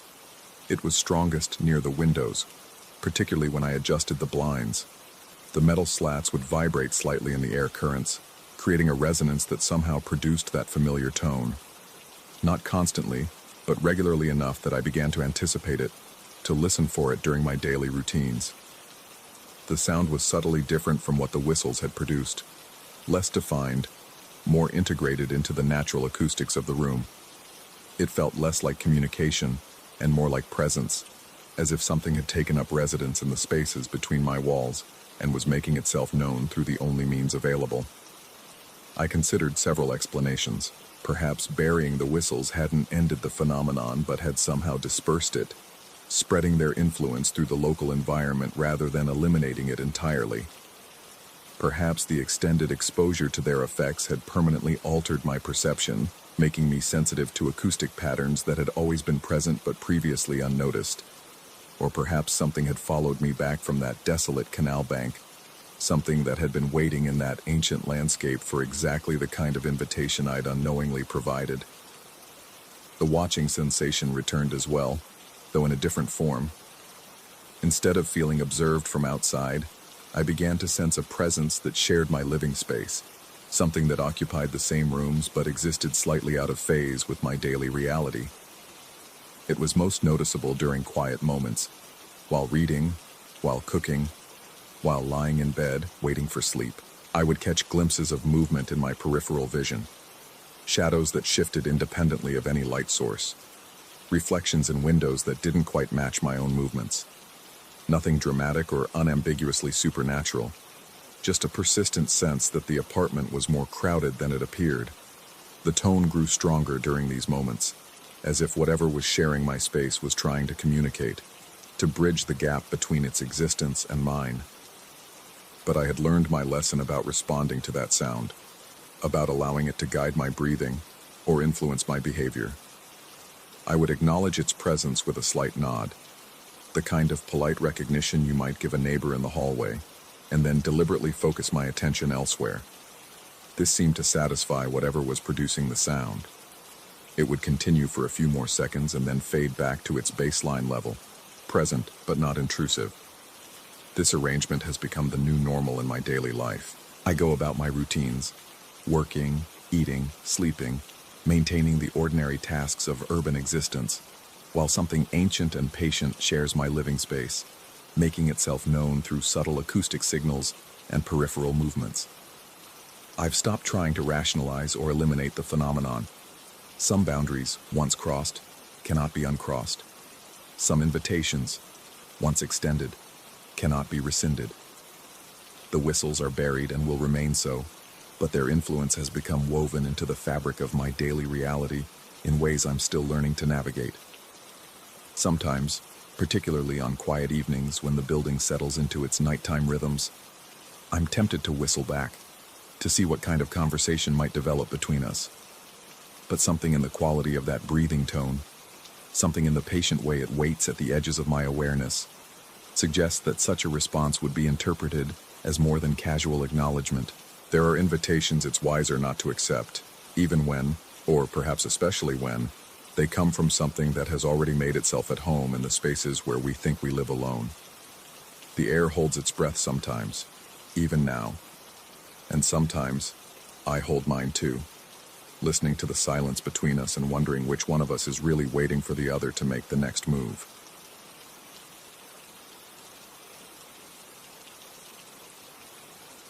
Story 6.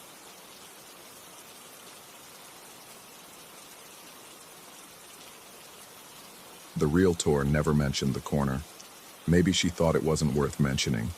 Just an empty space where two walls met in the front parlor of this 1920s bungalow I'd rented sight unseen. Historic charm, the listing had promised. Original hardwood floors, authentic period details. What they hadn't advertised was the way that particular corner seemed to breathe, pulling my attention like a magnet every time I passed through the room. I'd moved to Savannah for the job, nothing more. Assistant curator at the Maritime Museum, decent pay, quiet life, the kind of fresh start you make when everything else has gone sideways. The house sat on a tree-lined street where Spanish moss draped like funeral shrouds, and my neighbors kept to themselves behind wrought iron gates and privacy hedges. Perfect for someone who wanted to disappear. But that corner wouldn't let me disappear. It started the first night. I'd been arranging books on the built-in shelves when I caught myself staring. The corner sat maybe 8 feet from an unused door, one of those architectural quirks you find in old houses, leading to what had once been a side porch, but was now just empty space beneath the raised foundation. The door's brass knob had long since tarnished to a dull bronze, and I'd never bothered to turn it. Why would I? The corner itself held nothing. No furniture, no decorations, just the intersection of cream-colored walls that someone had painted over countless times. Yet every evening, as twilight settled over the neighborhood, I'd find my eyes drawn there, not by anything I could see, but by a presence I couldn't shake, the unmistakable sense that someone stood waiting. Waiting for what? The feeling intensified over the following weeks. I'd catch myself glancing toward that space while reading, while watching television, while simply moving through the house. Always that same sensation. Someone standing motionless, body turned toward the interior of the house, demanding attention without making a sound. The hairs on my arms would rise, and I'd force myself to look directly at the corner, proving to myself that nothing was there, nothing ever was. Work became my refuge, The museum's maritime collection offered concrete reality, ship models, navigation instruments, yellowed logbooks recording actual voyages. Facts, measurable things. But even there, I found myself researching the history of my street, my house. Built in 1923 by a cotton merchant named Aldrich, the bungalow had passed through several families over the decades. Nothing unusual in the records. No deaths, no tragedies. Just ordinary people living ordinary lives. Then why did the corner feel so heavy? The dreams started in October. The first one jolted me awake at 3 a.m., heart hammering against my ribs. I'd been sitting on a wooden porch swing, but not my porch. This one faced an endless field of white sand that stretched to a horizon I couldn't see. The air carried the sharp scent of salt, though we were miles from the coast. Beside me sat my grandfather, dead these 15 years, looking exactly as he had in life. Weathered hands, thick white mustache, eyes that seemed to hold secrets.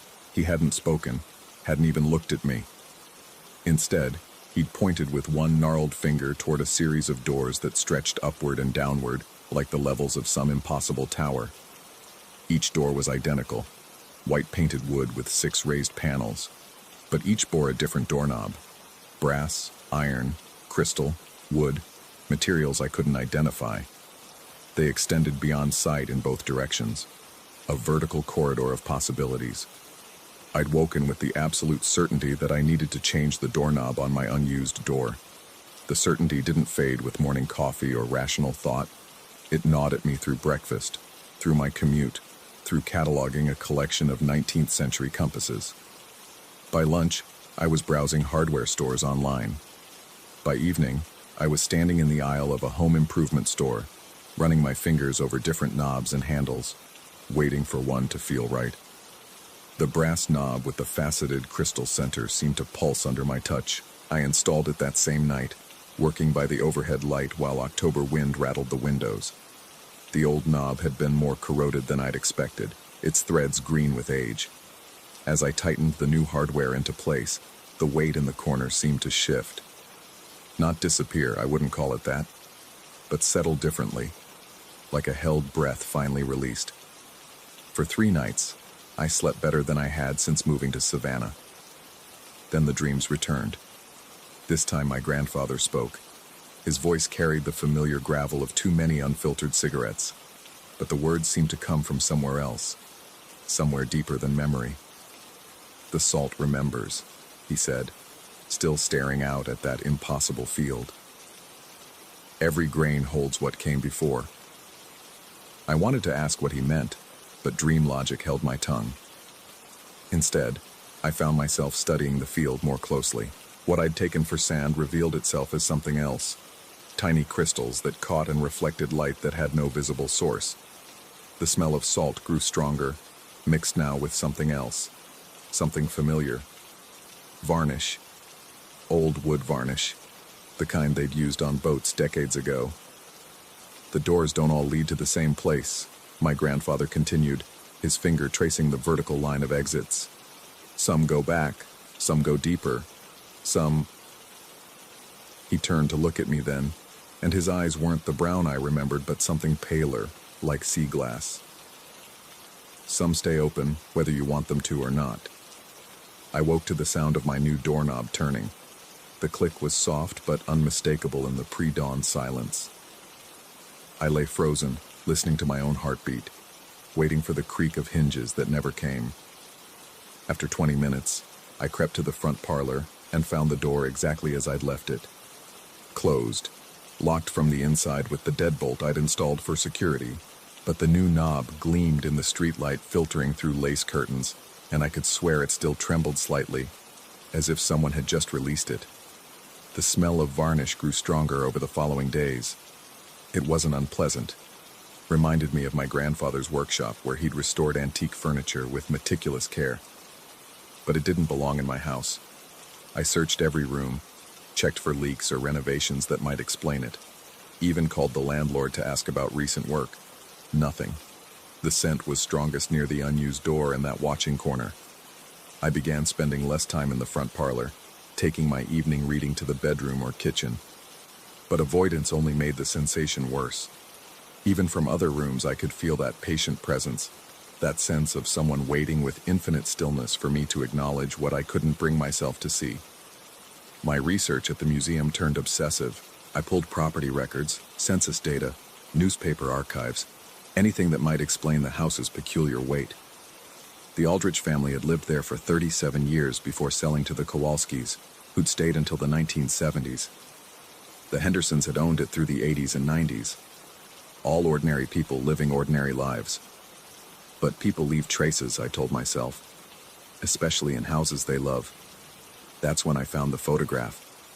It was tucked in a 1934 city directory, a small advertisement for Aldrich & Sons fine furniture. The image showed the interior of what was clearly a workshop. Workbenches, tools, half-finished chairs and tables.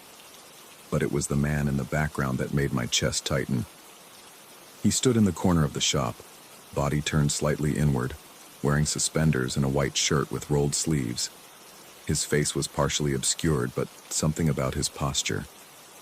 I'd seen that exact stance before. Every evening for 2 months I'd felt someone standing just that way in my front parlor. The man in the photograph was applying varnish to a rocking chair. That night, I dreamed of the porch again. The salt field stretched endlessly, and my grandfather sat beside me, hands folded in his lap. The vertical tower of doors remained, but now I could see that some stood slightly ajar, revealing darkness beyond. "He's not trying to frighten you," my grandfather said without preamble. "He's trying to finish what he started." "Who?" "The craftsmen. They always want to complete their work." He gestured toward the doors again. "That knob you chose, it was meant for something special, something that never got finished." The smell of varnish grew overwhelming, mixing with salt air until I could barely breathe. "What does he want me to do?" My grandfather's sea-glass eyes fixed on mine. "The same thing you'd want if you were him. To see your work appreciated, to know it wasn't forgotten." He paused, and when he spoke again, his voice seemed to come from very far away. "The corner's empty because something was supposed to go there, something beautiful." I woke to silence, but the certainty was absolute. The next day I drove to every antique shop in Savannah. I wasn't sure what I was looking for until I found it in a cluttered store near the riverfront, a rocking chair that seemed to call out from behind a stack of dusty end tables. The wood was warm, honey-colored maple, with flowing lines that spoke of careful craftsmanship. The finish showed age, but no damage, as if it had been preserved with loving care. The shop owner, a woman with silver hair and knowing eyes, smiled when I approached it. "Been waiting for the right person," she said. "That piece has character. Came from an estate sale on Bull Street. Family said it was made by a local craftsman in the 30s but never delivered. Something about the customer moving away unexpectedly. The price was reasonable, the provenance believable. But when I ran my hand along the chair's arm, I caught a faint scent that made everything click into place. Old varnish, the same smell that had been haunting my house.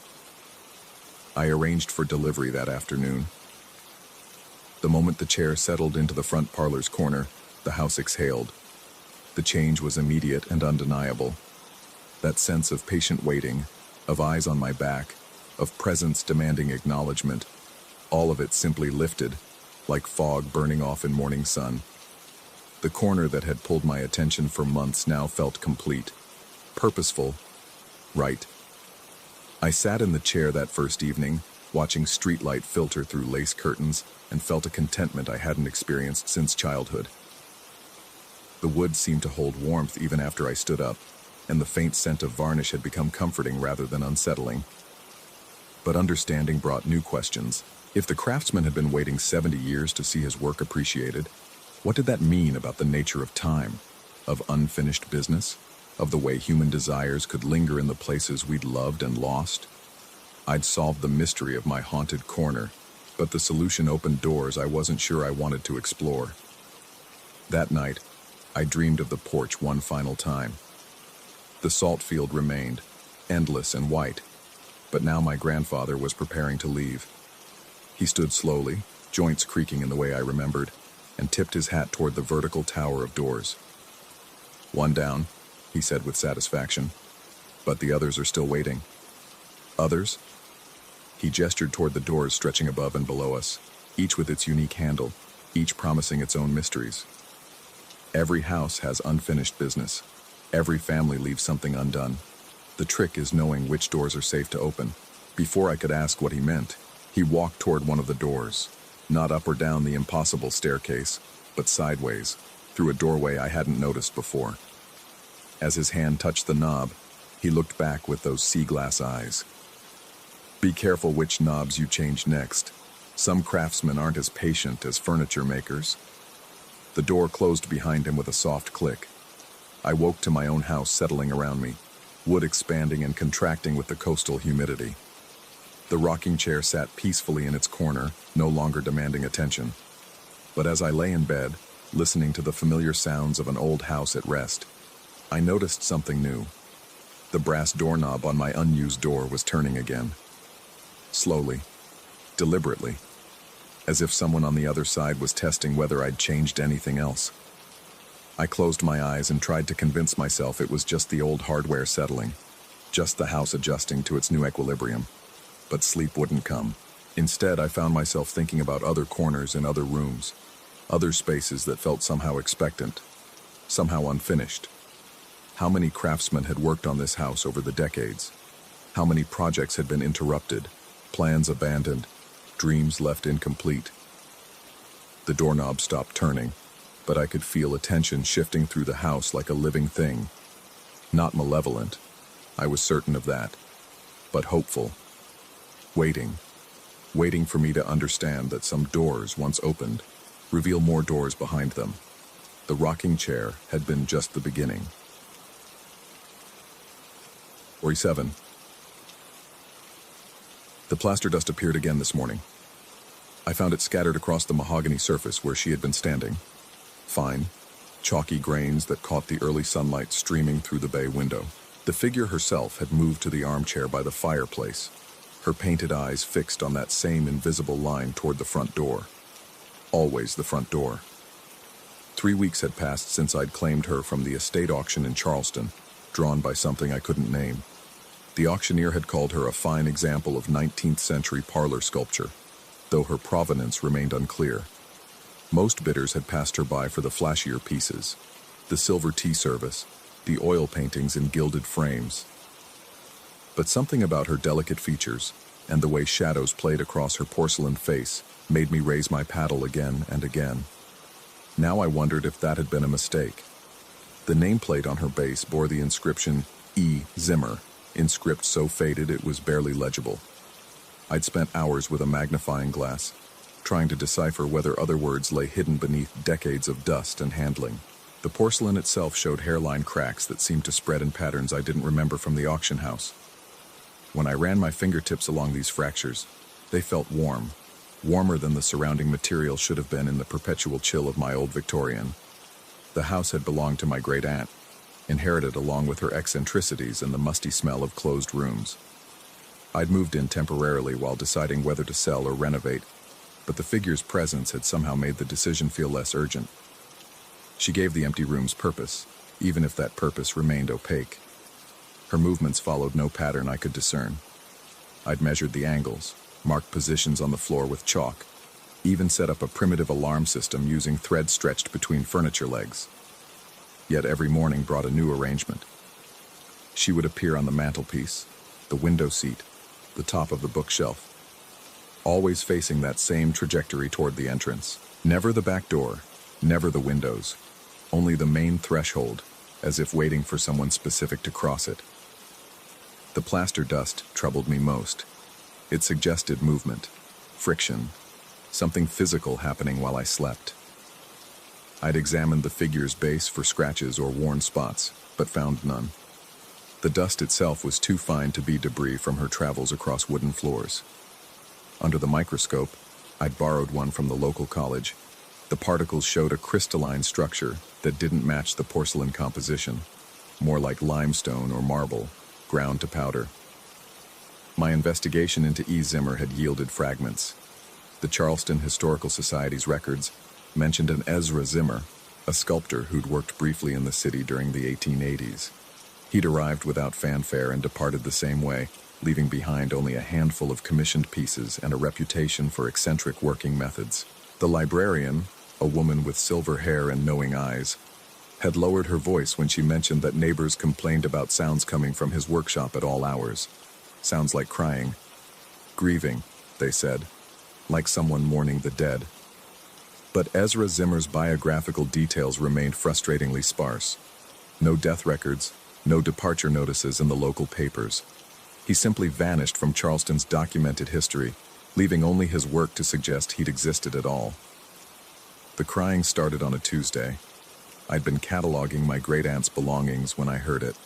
Soft, rhythmic sobs that seemed to emanate from the walls themselves. At first, I attributed it to the house's aging infrastructure. Old pipes, settling foundations, the whisper of wind through loose weather stripping. But the sound carried an emotional weight that mere mechanical noise couldn't produce. The weeping always began around 3 in the morning and lasted exactly 17 minutes. I'd timed it, marking the duration on a notepad I kept beside my bed. During those 17 minutes, the temperature in the house would drop by several degrees, my breath becoming visible in the darkness. The crying would crescendo and fade in waves, sometimes seeming to move through the rooms as if the mourner were pacing. On the third night of this phenomenon, I discovered that the figure had somehow relocated to the hallway outside my bedroom door. She stood there in the moonlight filtering through the landing window, her face turned toward the staircase in perfect alignment with her eternal vigil. But now I could see something that hadn't been visible before, or perhaps hadn't been there at all. Tears. Painted tears that traced delicate paths down her porcelain cheeks, catching the silver light like captured sorrow. I found myself spending entire nights watching her, waiting for movement that never came under direct observation. She remained motionless as any ordinary sculpture, yet the evidence of her nocturnal wanderings accumulated with each dawn. Sometimes I'd find her dusted with cobwebs from high shelves I couldn't reach without a ladder. Other times, she'd appear in rooms I'd locked the night before, rooms whose keys remained in my pocket. The plaster dust increased in volume, forming small drifts that I began to collect in mason jars. By the end of the second week, I had enough to fill a coffee can. The powder smelled faintly of roses and something else. Something organic that reminded me of preservation, like the chemicals used in funeral parlors. My research into Ezra Zimmer took on new urgency. I drove to Charleston twice more, spending hours in archives that smelled of old paper and institutional disinfectant. In a box of miscellaneous estate records, I found a letter dated October 15, 1887, written in Zimmer's hand. The commissioning family insists on details I cannot provide. They wish to know why I require access to personal effects, why the sculpture must be crafted in the presence of grief. I cannot explain that the work demands authenticity of sorrow, that porcelain fired with tears becomes something beyond mere decoration. They see only a craftsman's strange requirements, not understanding that some pieces are not made but born. The letter was unsigned, its recipient unclear, but the handwriting matched samples I'd found in a local museum's collection. The same spidery script, the same tendency to press too hard with the pen, leaving impressions that shadowed through multiple pages. I began to notice other changes in the house. Doors that should have remained closed stood slightly ajar. Curtains moved without wind to disturb them. The grandfather clock in the front hall, silent for years, began chiming at irregular intervals, never on the hour, always at moments when I was focused elsewhere. The figure's painted tears seemed to deepen each day, becoming more pronounced, more real. I started leaving offerings beside her, flowers, candles, small personal items that somehow felt appropriate. These would disappear by morning, never to be found elsewhere in the house. Not hidden, not relocated, simply gone, as if absorbed into whatever realm she occupied between our shared reality and her ceramic existence. My sleep became fragmented, haunted by dreams where I walked through rooms that were familiar yet wrong. The house stretched beyond its actual dimensions, corridors extending into impossible distances, chambers appearing where none should exist. In these dreams, I often encountered other figures, not porcelain, but flesh and bone people who watched me with the same fixed attention as my nocturnal guardian. One such dream figure was a man with calloused hands and clay-stained aprons. He worked at a potter's wheel that spun without mechanical assistance, shaping forms that moved before the firing was complete. His workshop was filled with sculptures that wept real tears, that turned their heads to follow movement, that whispered names of people long dead. "She's not finished," he told me without looking up from his work. "None of them are ever truly finished. The grief continues, you see. It needs somewhere to go." I woke to find the figure standing beside my bed.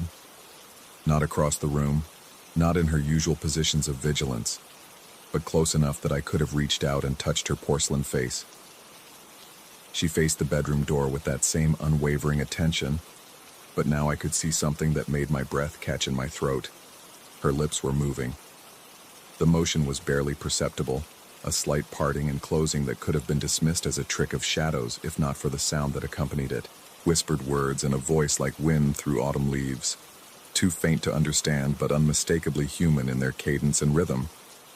I lay motionless, afraid that any movement might break whatever spell allowed this impossible moment.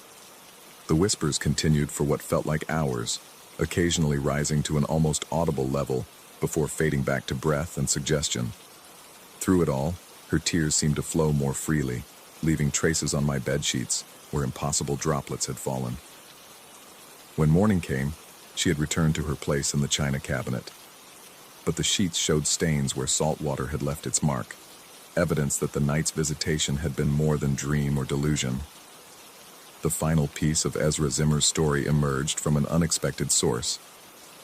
While searching through my great-aunt's personal papers, I found a journal entry dated 3 years before her death. The Charleston piece grows more active. I should never have purchased it from that estate sale, but Henry insisted the collection needed a focal point. Now I understand what the previous owner meant when she said it carries memories. Some memories are too heavy for the living to bear alone.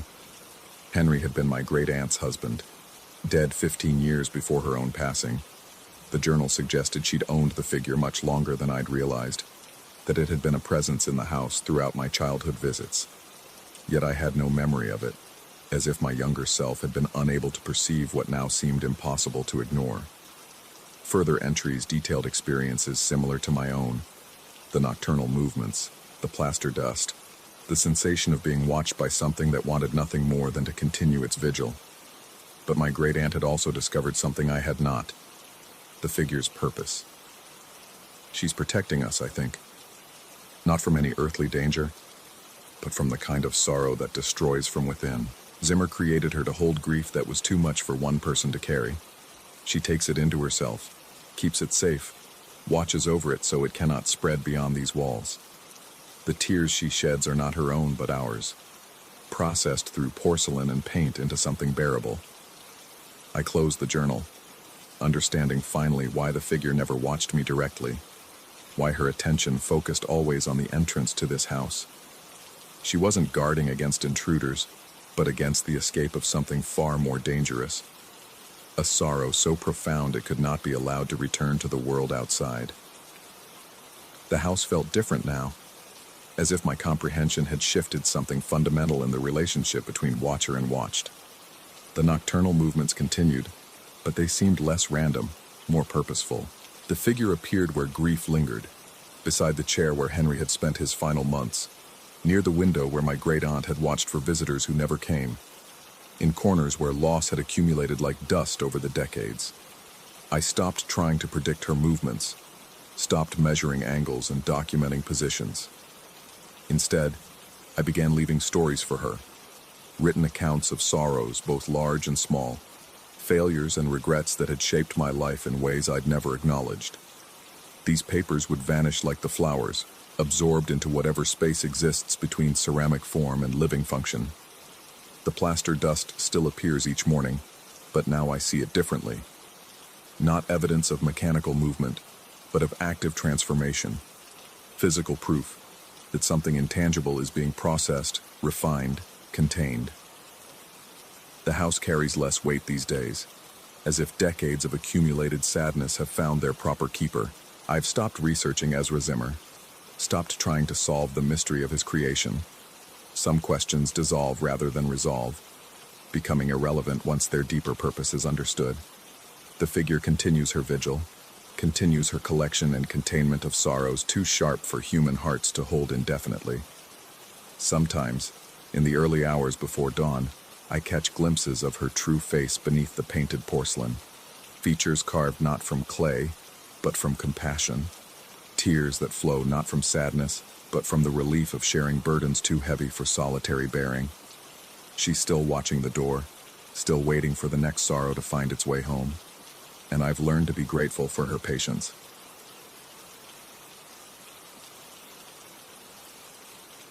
Story 8. The realtor's warning should have been my first clue. The previous tenant mentioned some atmospheric quirks, she'd said, her manicured fingers drumming against the lease papers scattered across her desk. Nothing structural, you understand. Just the settling sounds common in Victorian homes. I'd signed anyway.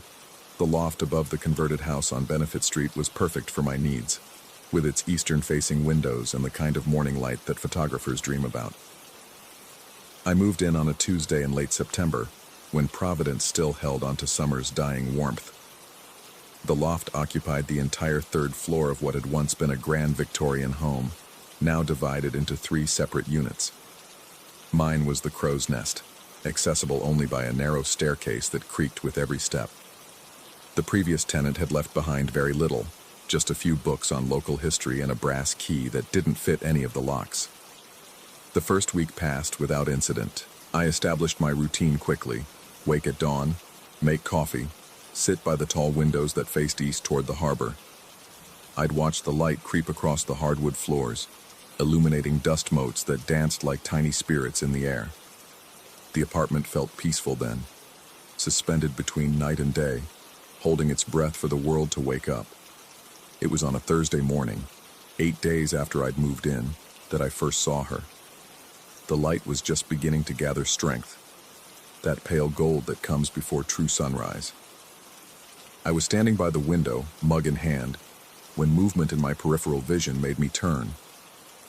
There, in the corner where the morning sun never quite reached, sat a woman in an old-fashioned dress.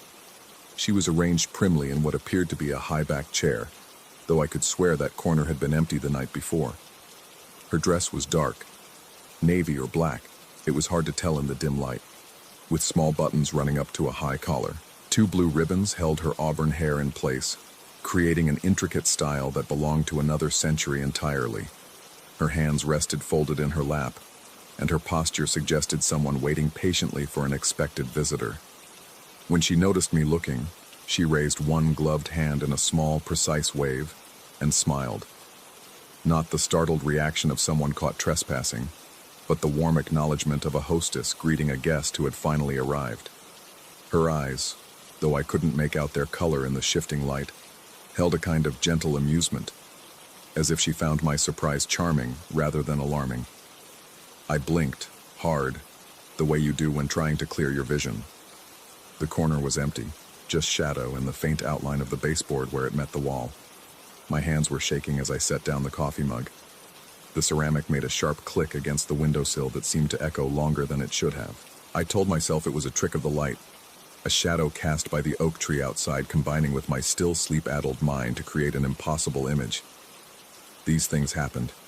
Old houses played tricks. But she'd been so detailed, so present. I could still see the careful way her hair had been arranged, the particular shade of those blue ribbons, the subtle pattern in the fabric of her dress. I didn't see her again for 3 days. During those 3 days, I found myself studying that corner obsessively. I measured the space, photographed it at different times of day, even moved a small table there to see if furniture would make the apparition less likely to appear. Nothing worked. The corner remained stubbornly ordinary, just another part of my apartment that caught morning light and held evening shadows. I researched the house's history during those days, spending hours at the Providence Public Library going through old city records and newspaper archives. The house had been built in 1889 by a textile merchant named Cornelius Whitmore, who'd lived there with his wife until his death in 1923. After that, it had changed hands several times before being converted into apartments in the 1970s. Nothing unusual. No unexplained deaths, no tragic accidents. Just the ordinary progression of time claiming another Victorian mansion. On Sunday morning, she returned. This time I was ready, having positioned myself at the kitchen counter where I could observe the corner without appearing to stare. The light was just beginning its daily transformation from gray to gold when she materialized. That was the only word for it. In the chair that wasn't there. She wore a different dress this time, lighter in color, with what looked like small pearl buttons. The blue ribbons were the same, positioned identically in her hair. She sat with the same patient composure, hands folded, back straight, as if she'd been waiting all week for this moment. And again, when she became aware of my attention, she raised her hand in greeting. But this time, something else happened. Mrs. Chen, who lived in the apartment below mine, had apparently decided that 7:15 in the morning was an appropriate time to test the limits of her new sound system. The bass thumped up through the floor, rattling my coffee cup against its saucer and sending vibrations through the old wooden beams. The woman in the corner turned her head toward the floor, and I swear I saw her expression shift. The gentle amusement was replaced by something harder, more focused. She didn't move from her chair, but her gaze, though I still couldn't determine its color, seemed to intensify. The music stopped with a sharp electronic squeal, followed by the kind of silence that feels heavier than the noise that preceded it. When I looked back at the corner, she was gone. I heard Mrs. Chen moving around downstairs, her footsteps accompanied by muttered complaints in Mandarin. Later that day, she mentioned to me in the hallway that her new stereo had developed an annoying static problem that seemed to occur only in the early morning hours. "The strangest thing," she said, shaking her head. "It works perfectly the rest of the day." I began keeping a journal, documenting each appearance with the methodical precision of a scientist recording lab results. Time of appearance, duration, lighting conditions, ambient temperature, any external factors that might trigger or end the manifestation. The pattern became clear within 2 weeks. She appeared only between first light and the first sounds of the neighborhood waking up. Delivery trucks, morning joggers, the distant hum of early commuters. During that narrow window of time, when the world balanced on the edge between night and day, she held court in her invisible chair, protecting what seemed to be the last vestige of a quieter era. The appearances became more frequent, sometimes lasting up to 20 minutes. I learned to move carefully during those morning encounters, having discovered that sudden sounds or movements would cause her to fade more quickly. She seemed to appreciate stillness, the kind of hushed reverence one might show in a library or cathedral. I began to anticipate our meetings. I would position myself at the window with my coffee, waiting for that first hint of dawn light to creep across the floor. She would appear gradually, like a photograph developing, starting as just a suggestion of shadow and light before resolving into full clarity. Her wardrobe varied, sometimes dark, sometimes light, but always in that same outdated style. The blue ribbons, however, remained constant, tied in precisely the same way each morning. I found myself wondering about those ribbons, about the hands that had tied them, and the mirror she had used. Did she still see her reflection, wherever she went when she wasn't sitting in my apartment? The protective incidents became more frequent as well. Mr. Kowalski, who lived in the ground floor apartment, had taken to listening to talk radio while he prepared his breakfast. The volume was never excessive, but the harsh voices of morning show hosts seemed to disturb her. Twice, I watched her turn that focused gaze toward the floor, and twice, the radio would develop sudden interference that rendered it unusable until well past 9 o'clock. A neighbor's dog that had begun barking at dawn developed a peculiar reluctance to make noise during those early hours. The postal worker, who'd been in the habit of dropping mail with unnecessarily vigorous thuds, found that his mail truck would stall outside our building only during morning deliveries, forcing him to work more quietly while he waited for the engine to restart. I began to realize that she wasn't haunting the building, she was curating it. Each intervention was precise, targeted, designed not to harm, but to preserve something fragile and increasingly rare, the profound quiet of dawn. But my sleep began to suffer.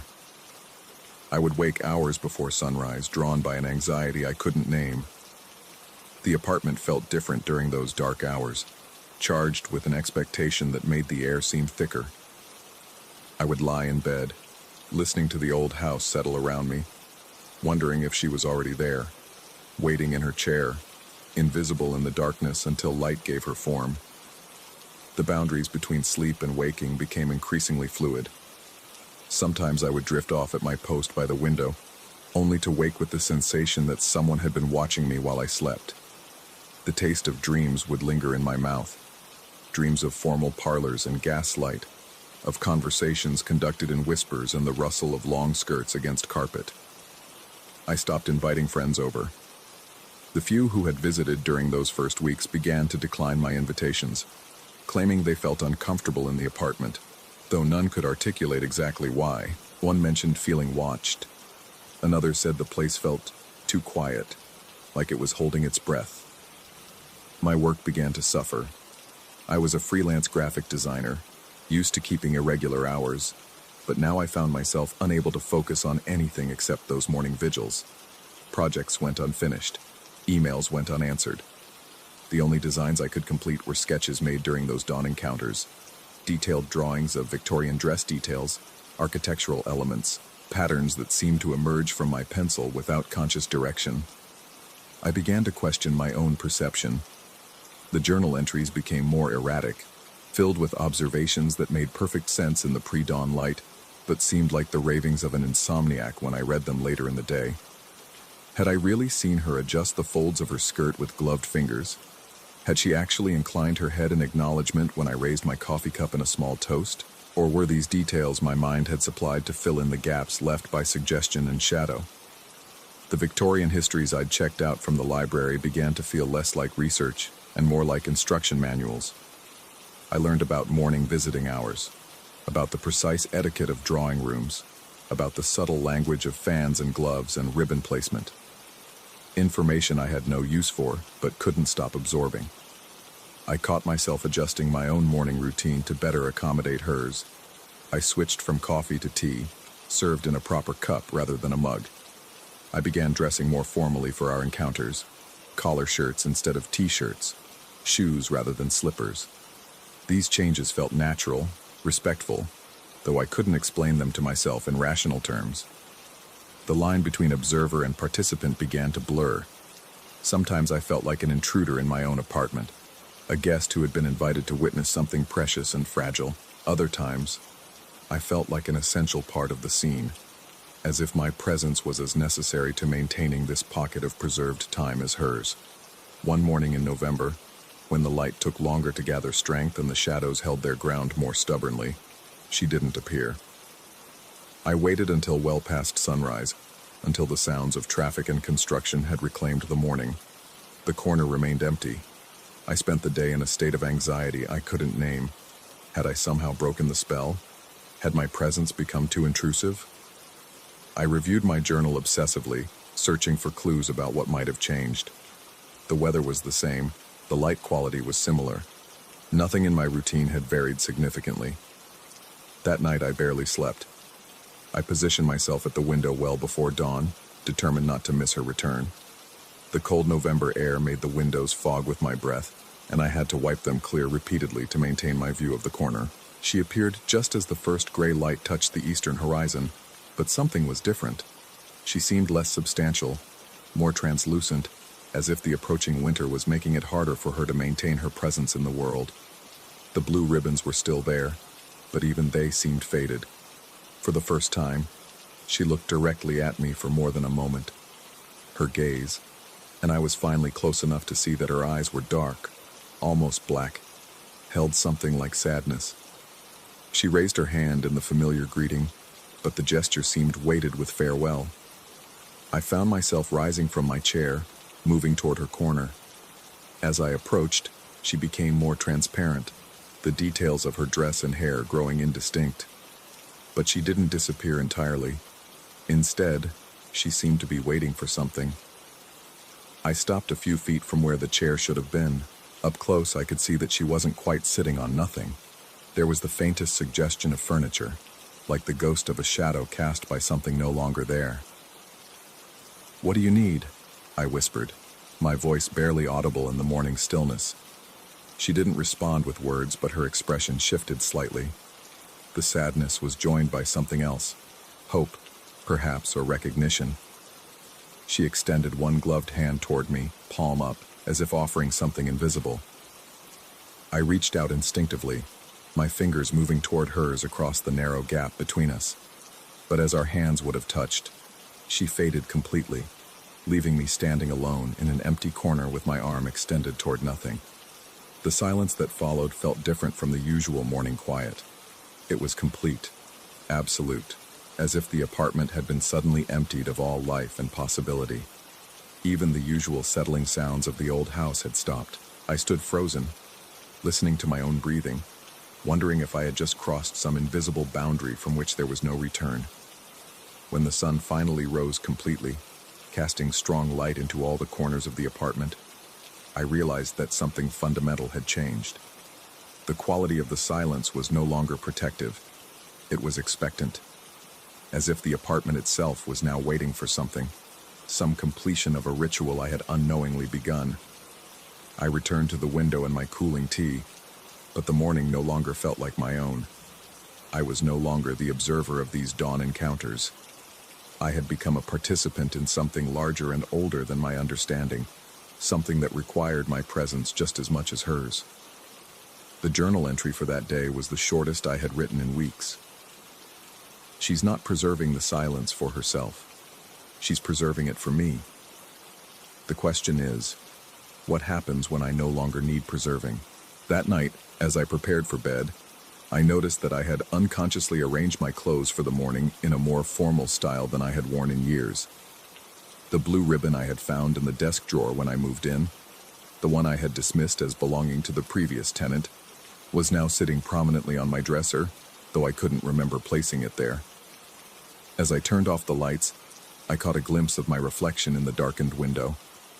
For just a moment, in that space between light and shadow that seemed to be her domain, I looked like someone from another time, someone who might belong in a Victorian parlor, someone who understood the weight of morning silence and the responsibility of preserving what was precious and disappearing. I went to sleep wondering if tomorrow I would still be the one watching, or if I would finally understand what it meant to be the one waiting, patient and still, for a recognition that might never come. Story 9. The assignment came through my agent on a Tuesday. Photograph the abandoned Coconino Fire Tower, 23 miles southeast of Flagstaff. Simple enough. The Forest Service wanted documentation before they decided whether to restore or demolish the structure. What they didn't mention in the brief was how the tower seemed to lean slightly westward, as if straining to get a better view of Highway 89, or how the access road had been deliberately obscured by fallen logs that looked strategically placed rather than naturally toppled. I arrived at golden hour, equipment bag slung across my shoulder, the October air carrying that particular desert chill that seeps through your jacket and settles in your bones. The tower rose 73 feet above a clearing that felt too perfectly circular, too deliberately maintained for something supposedly abandoned. Pine needles crunched under my boots as I circled the base, noting the way shadows fell in sharp angles that didn't quite match the sun's position. The wooden stairs groaned with each step upward, 13 flights that spiraled around the tower's exterior. By the third landing, I could feel something watching me, not the casual observation of wildlife, but the focused attention of intelligence. The sensation crawled between my shoulder blades like a cold finger tracing my spine. At the top, the observation cabin waited behind windows so clean, they seemed impossible for a structure abandoned 3 years ago. The door hung slightly ajar, revealing glimpses of the interior that shifted when I wasn't looking directly. I pushed it open and stepped inside. The space should have been empty, utilitarian. Instead, I found myself in what felt like a living room suspended 70 feet above ground. Not that furniture remained, just the phantom impression of domesticity. Rectangular indentations in the dust marked where a couch had sat, facing the main observation window. Circular stains on the wooden floor suggested end tables, while a larger square impression near the eastern wall indicated where a television had once stood. But it was the carpet that stopped me cold. Strips of industrial adhesive, yellowed and brittle, outlined the entire floor plan in precise rectangles. Someone had installed wall-to-wall carpeting in a fire tower, then removed every trace except the glue that had bonded it to the hardwood. The pattern suggested a complete domestic setup. Living area, kitchen space, even what appeared to be a hallway leading to nowhere. I set up my camera gear, but found myself drawn repeatedly to the main window. The glass reflected not just my image, but something more. In the gathering dusk, I could see them, a family of 4 arranged on a non-existent sofa, all facing the highway that curved below like a dark river. The father sat upright, hands folded, while the mother leaned slightly forward as if listening for something. Two forms that might have been teenagers flanked them, motionless as mannequins. When I moved, they remained still. When I raised my camera, they didn't react. But when a car's headlights swept along the highway below, all four figures turned their heads in perfect unison, tracking the light until it disappeared around the bend. I clicked the shutter. The flash burst white against the window, and for a moment, the reflection showed only my own startled face. Then, as my eyes adjusted, they returned, still watching, still waiting. The woman appeared just after full dark. She emerged from the northeastern corner of the platform, where no door existed, moving with the fluid motion of someone underwater. Her white dress, vintage, I thought, from the cut and length, swayed and billowed despite the absence of wind. The October night hung perfectly still, not even a whisper of breeze to disturb the pine boughs below. She walked the perimeter of the platform with mechanical precision, pausing at each corner to face outward, raising her right hand in a gesture that was part wave, part salute. At the southern corner she lingered, staring down at the highway where sparse traffic moved like blood cells through an artery. When a semi-truck approached from the north, its headlights cutting through the darkness, she began waving frantically, both arms now moving in sweeping arcs above her head. The truck maintained its speed, its driver undoubtedly unaware of the desperate signal being sent from the tower's summit. I tried to photograph her, but my camera malfunctioned.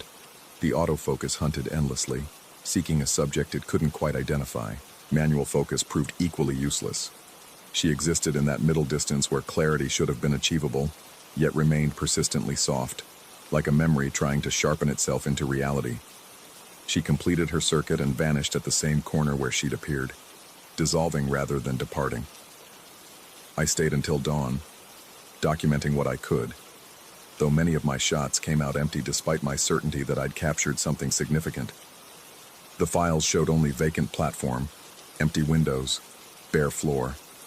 Yet reviewing them on my camera's LCD screen, I glimpsed movement in the shadows, faces in the reflections, furniture that appeared for single frames before disappearing. The drive back to Flagstaff should have taken 40 minutes. I arrived 2 hours later with no memory of the extra time, my gas gauge reading lower than it should have. The speedometer was covered in a fine layer of dust, suggesting I'd driven slowly despite having no recollection of reducing speed. At my motel room, I uploaded the images to my laptop. The metadata revealed troubling inconsistencies, timestamps jumping backward and forward, GPS coordinates that placed some shots hundreds of miles away, and file sizes that seemed to fluctuate each time I checked them. But it was the background research that truly unsettled me. The Coconino Tower had never been officially decommissioned. According to Forest Service records, it remained an active fire observation post, staffed seasonally through the present year. The current observer was listed as a man whose employment began in 1987 and showed no termination date. His personnel file listed a family, wife and 2 children, who had lived at the tower during summer fire seasons for over a decade.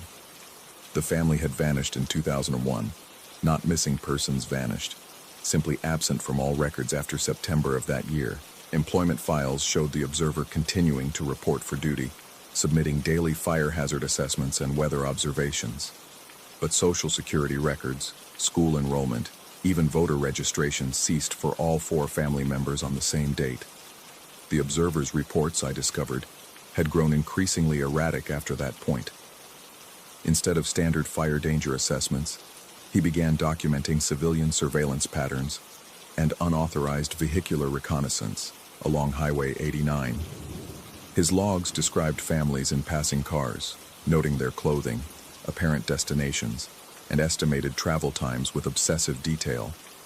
The final report, filed just 3 weeks before my assignment, consisted of a single repeated phrase: "They're coming back. They're coming back. They're coming back." The text filled 47 pages. I returned to the tower the following evening, bringing floodlights and motion sensors. My plan was to document whatever was happening, to create undeniable evidence of the phenomena I'd witnessed. What I found instead was a structure that seemed to have aged decades overnight. The stairs showed new wear patterns, as if thousands of feet had climbed them in the past 24 hours.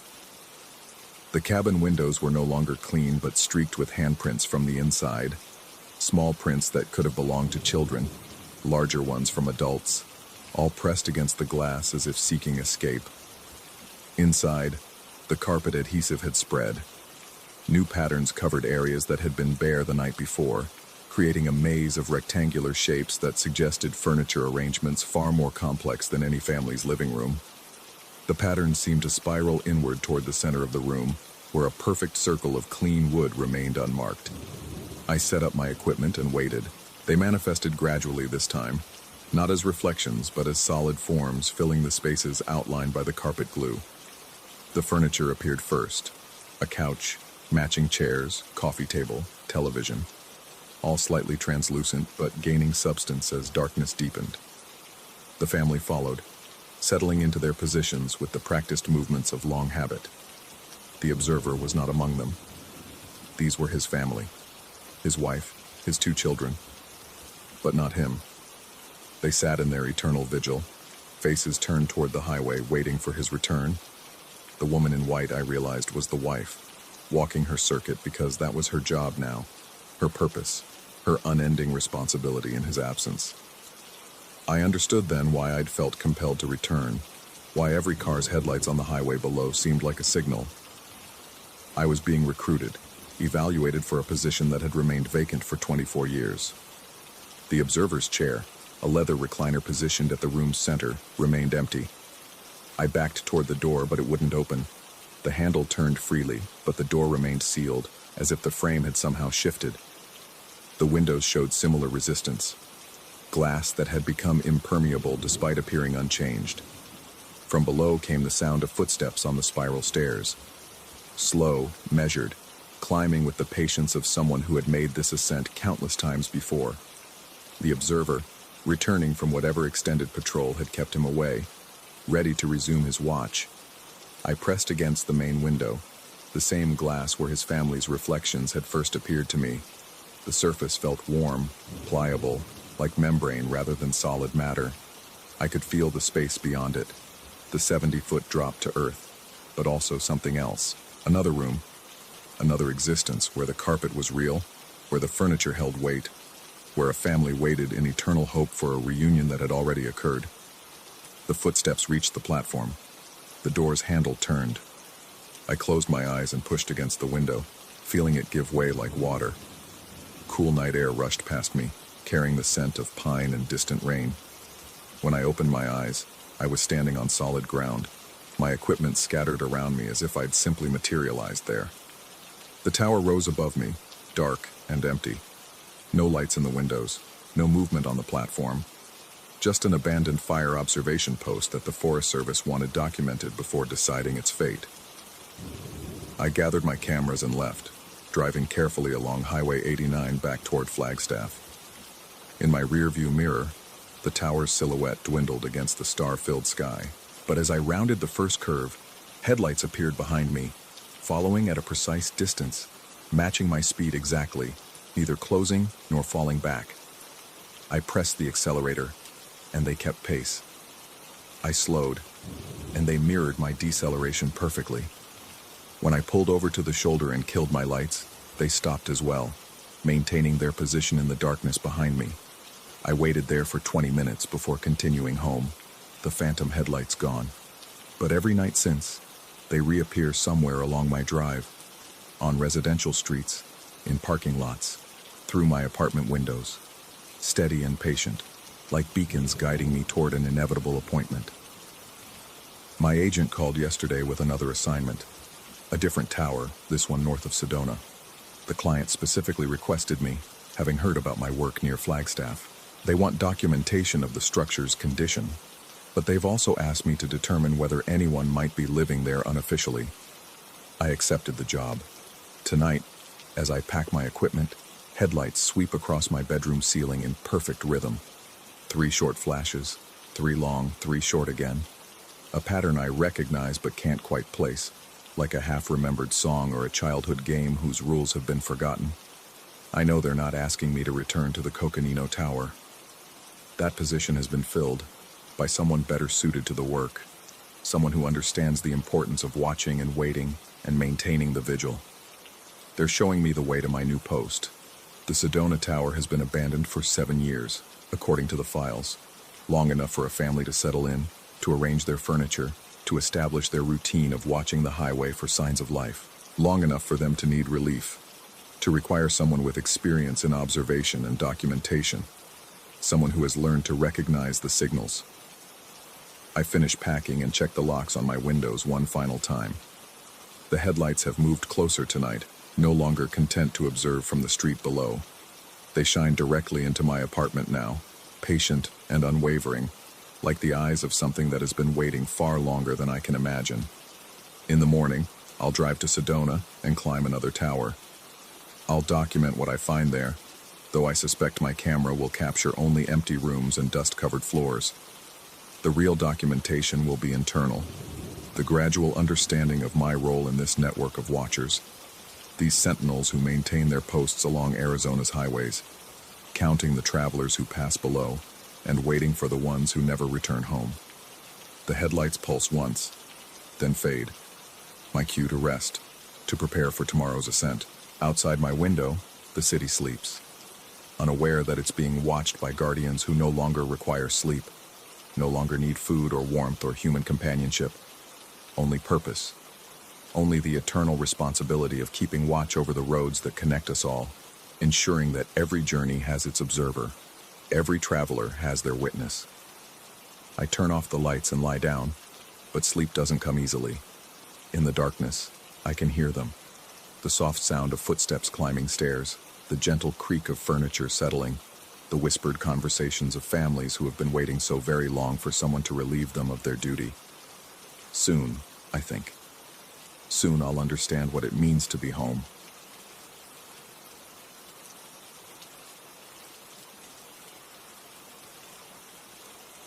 Story 10.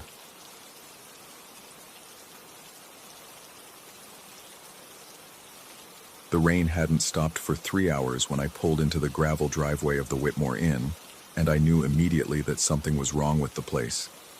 Not wrong in any way I could articulate to the insurance company that had sent me here, nothing that would show up in my assessment reports. Just wrong in the way old houses get wrong when they've been holding secrets too long. The Victorian mansion loomed against the storm-darkened sky, its gabled windows catching the last gray light like half-closed eyes. Paint peeled from the wraparound porch in long, deliberate strips, and the weather vane on the highest turret spun without purpose in the shifting wind. I sat in my rental car for a moment longer than necessary, engine idling, windshield wipers cutting through the downpour in steady arcs that did nothing to clear my vision of what lay ahead. I should have driven to Albany, should have told the Home Office that no inn in Cooperstown had rooms available, that I'd conduct the property assessment from photographs and public records. Instead, I grabbed my overnight bag from the back seat and made the dash through the rain to the front door.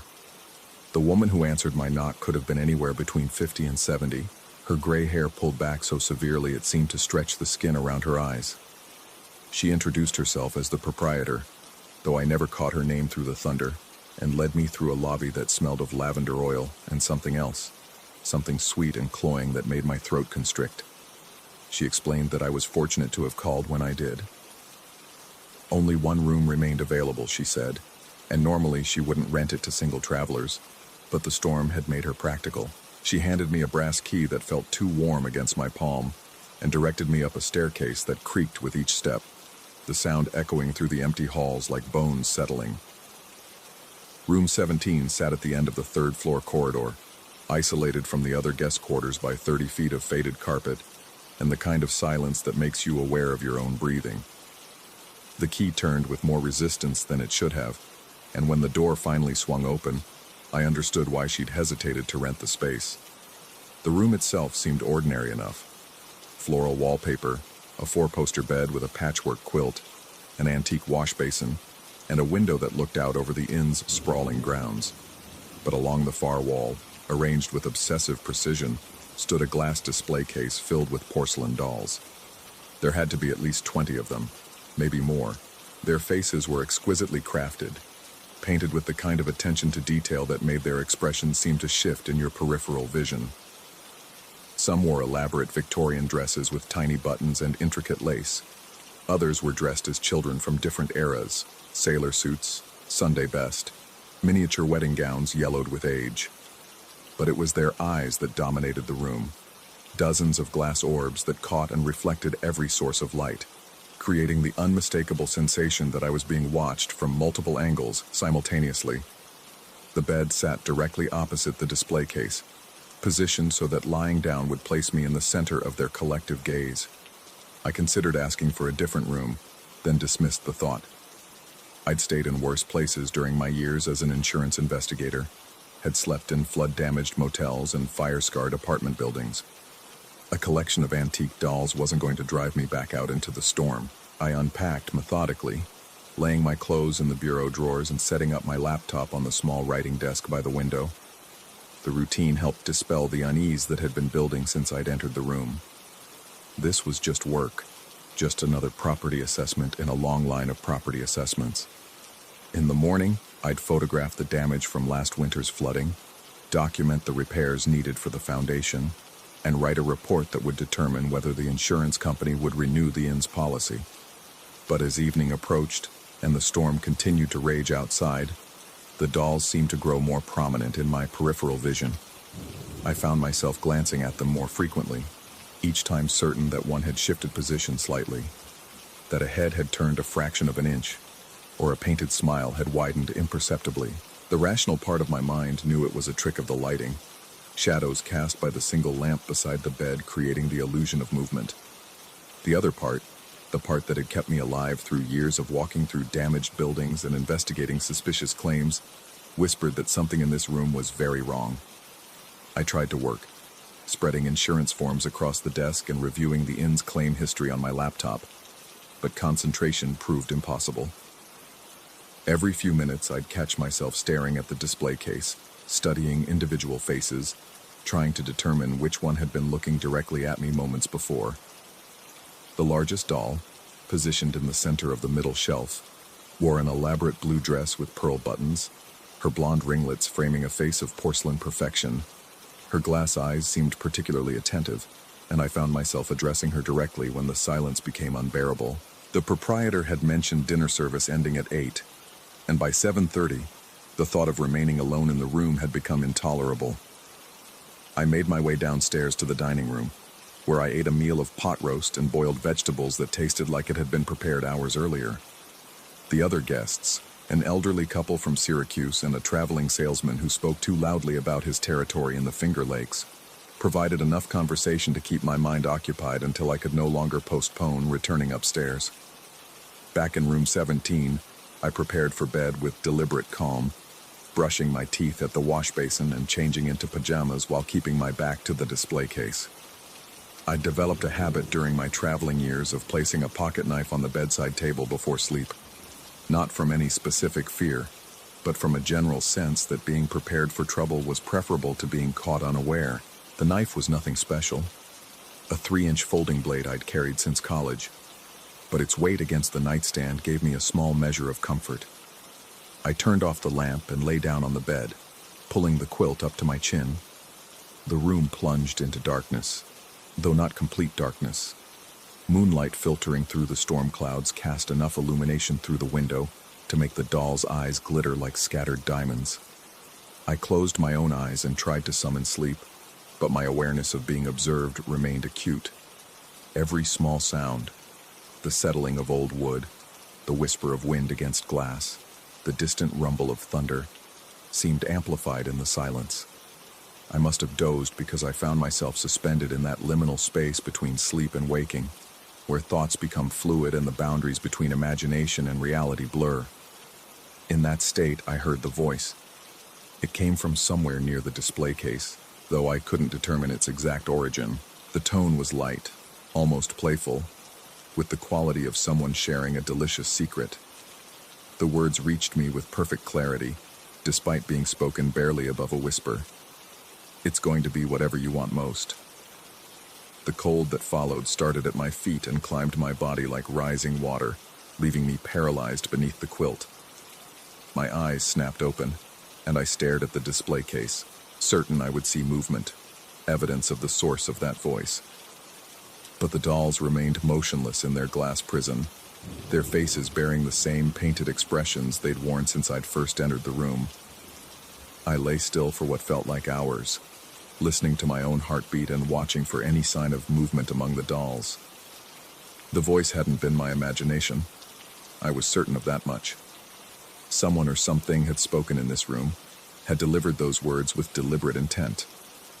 But as the minutes passed and nothing further occurred, doubt began to creep in. I'd been tired, stressed from the long drive and the unfamiliar surroundings. The mind could play elaborate tricks on itself, especially in the space between sleep and consciousness. Eventually, exhaustion won out over vigilance, and I drifted into an uneasy sleep filled with dreams of glass eyes and moving shadows. I woke to gray morning light streaming through the window and rain still pattering against the glass. The events of the night seemed less immediate in daylight, easier to dismiss as the product of an overactive imagination and an unfamiliar environment. I showered, dressed, and went downstairs for breakfast, where the proprietor informed me that the storm was expected to continue through the afternoon. I spent the day conducting my assessment of the property, photographing water damage in the basement, and documenting the repairs needed to restore the inn's structural integrity. The work provided a welcome distraction from the previous night's events, and by evening, I'd convinced myself that I'd simply experienced a vivid dream brought on by the unsettling atmosphere of the room. But as I prepared for my second night in room 17, the memory of that voice returned with renewed intensity. I found myself studying the dolls more carefully, looking for any sign that one might be different from the others, that something about their arrangement might have changed. They appeared exactly as they had the day before, but the sensation of being watched remained as strong as ever. This time I made a deliberate decision. If something in this room was looking for an offering, if my pocket knife had somehow attracted unwanted attention, I would remove the temptation. I took the knife down to my car and locked it in the glove compartment, then returned to the room carrying a glass of water from the bathroom. I placed it on the bureau opposite the bed, directly in the doll's line of sight. The substitution felt like an experiment, though I couldn't have explained the hypothesis to anyone else. If something had been drawn to the knife, perhaps it would be satisfied with this harmless alternative. If the voice had been real, if there was some presence in this room that fed on the objects people brought to their bedside, then maybe water would prove insufficient for its needs. I went to bed without incident, falling asleep more easily than I had the night before. But I woke several hours later with the distinct sensation that something was wrong. The glass of water sat exactly where I'd left it on the bureau, its surface undisturbed, the level unchanged. Yet the air in the room felt different, charged with disappointment, as though an expectation had been frustrated. I sat up in bed, studying the display case in the dim light. The dolls maintained their positions, but something about their expressions seemed subtly altered. The large doll in the center, the one with the blue dress and blonde ringlets, appeared to be frowning slightly, though I was certain her painted mouth had shown a neutral expression the day before. Other dolls throughout the case seemed to regard me with what I could only describe as mild disapproval, as though I'd failed to follow the rules of some game I didn't understand. The remainder of the night passed without incident, but I rose the next morning with the uncomfortable certainty that my experiment had yielded results I wasn't equipped to interpret. Something had examined my offering and found it wanting. Something had expected more than water and felt cheated by my caution. I completed my assessment work that morning and prepared to leave the inn, eager to return to the familiar environment of my own apartment in Rochester. But as I carried my luggage to the car, I caught a glimpse of my reflection in the lobby's antique mirror and stopped cold. The reflection showed me clearly enough, standing with my overnight bag in hand, but the eyes in the mirror weren't looking back at me. Instead, they were fixed on something behind me, something I couldn't see when I turned around. When I looked back at the mirror, my reflection had returned to normal, but the memory of those misaligned eyes stayed with me long after I'd driven away from the inn. Over the following weeks, I began to notice similar discrepancies in other reflective surfaces. Store windows, bathroom mirrors, the polished surface of my car, all occasionally showed me images that didn't quite match my movements. The differences were subtle, a head tilted at a slightly wrong angle, eyes focused on something just out of frame, expressions that seemed more knowing than they should have been. I researched the history of the Whitmore Inn, but found nothing unusual in the public records. It had been built in 1887 as a private residence, converted to a boarding house in the 1920s, and operated as an inn since the 1950s. No reports of unexplained deaths, no local legends about supernatural activity. Just an old building with an impressive collection of antique dolls, and a proprietor who preferred not to rent room 17 to single travelers. The insurance company approved the inn's policy renewal based on my report, and I filed the assessment away with dozens of others from that year. But I never stopped thinking about that voice, about the words that had been spoken in the darkness. It's going to be whatever you want most. The more I considered those words, the more their meaning seemed to shift. Was it a promise? A threat? An observation about human nature and the objects we choose to keep close during our most vulnerable moments? I'd placed a knife beside my bed out of habit, a small gesture toward preparedness and self-protection. But what did that say about what I wanted most? What did it reveal about the fears that drove me to arm myself against imaginary threats? And what would have happened if I'd left the knife there for a second night? If I'd given whatever presence inhabited that room the tool it seemed to crave? I never returned to Cooperstown, though my work occasionally takes me through the region. When it does, I choose my accommodations carefully, avoiding Victorian mansions and any establishment that advertises antique furnishings. I've learned to be selective about what I place on nightstands, conscious now of the potential significance of bedside offerings. But the real change isn't in my travel habits or my choice of hotels. It's in my relationship with reflective surfaces, with the growing certainty that something followed me home from room 17, something that watches from behind mirrors and shop windows, studying the world through borrowed reflections. Sometimes late at night in my own bedroom, I catch myself considering what I might place on the nightstand. What object would satisfy the presence that seems to hover at the edge of my vision, waiting for an invitation to step closer? The knife had interested it. The water had disappointed it. What would complete the transaction? What would give it what it needed to finally show itself fully? The question haunts me, because I suspect I already know the answer. The voice had promised it would be whatever I wanted most, and I'm beginning to understand that what I want most, what I've always wanted most, is to no longer be afraid. The irony isn't lost on me. In offering my fear, I would be offering the very thing that keeps me vigilant, that has kept me alive through years of walking into dangerous situations and investigating suspicious circumstances. The knife was just a symbol of that fear, a physical manifestation of my refusal to trust completely in the benevolence of the world. But what if trust were possible? What if I could sleep without weapons, travel without constant awareness of threat, look in mirrors without wondering who might be looking back?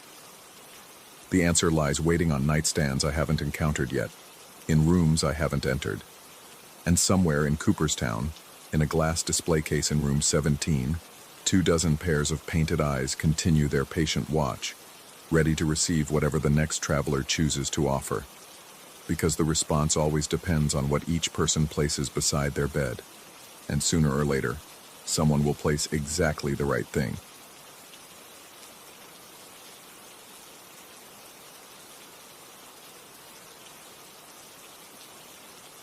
Story 11.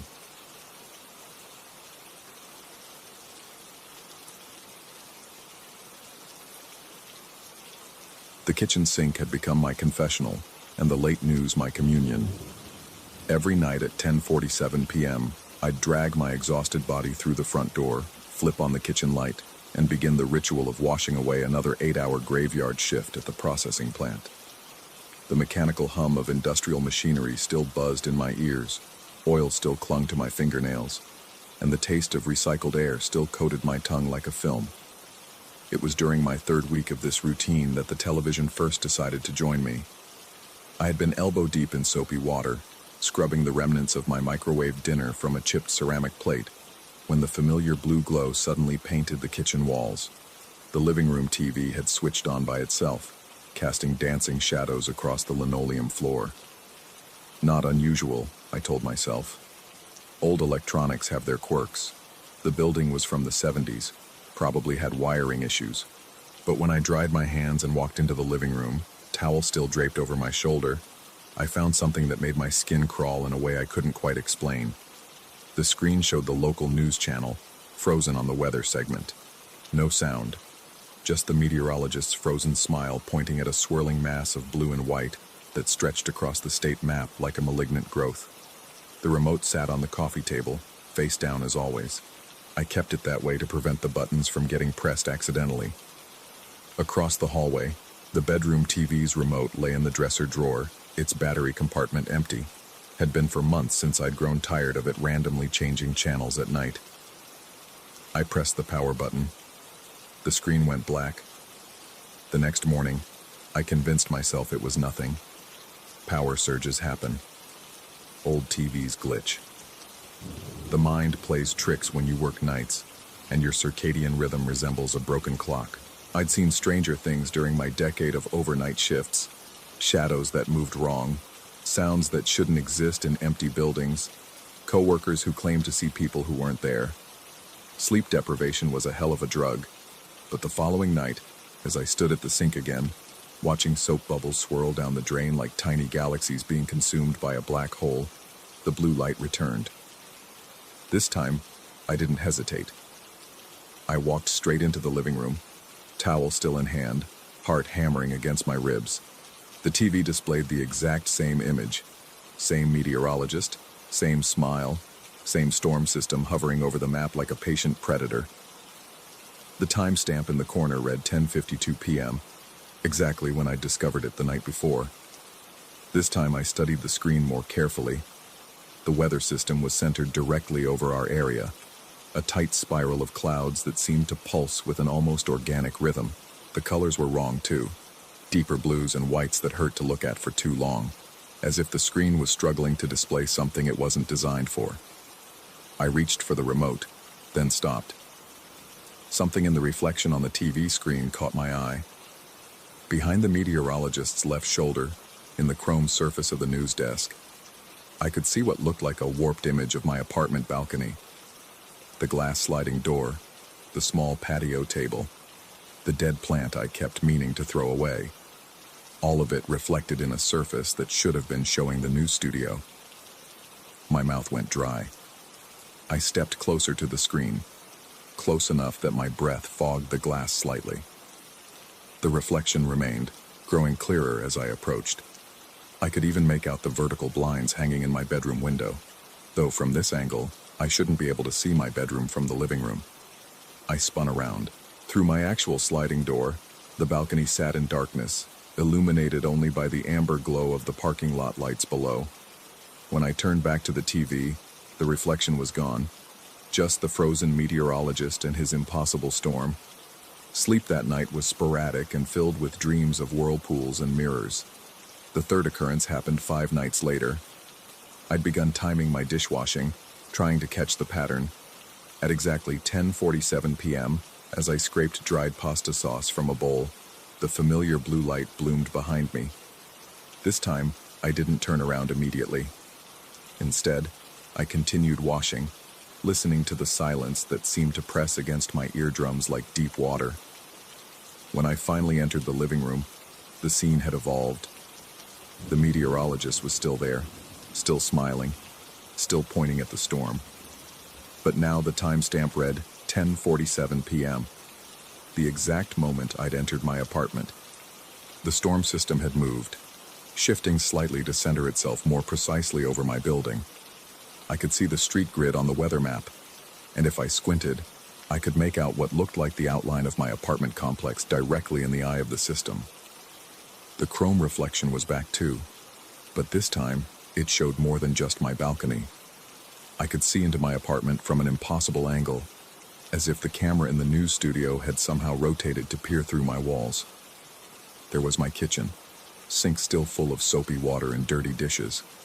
There was my living room, complete with a figure standing in front of the TV.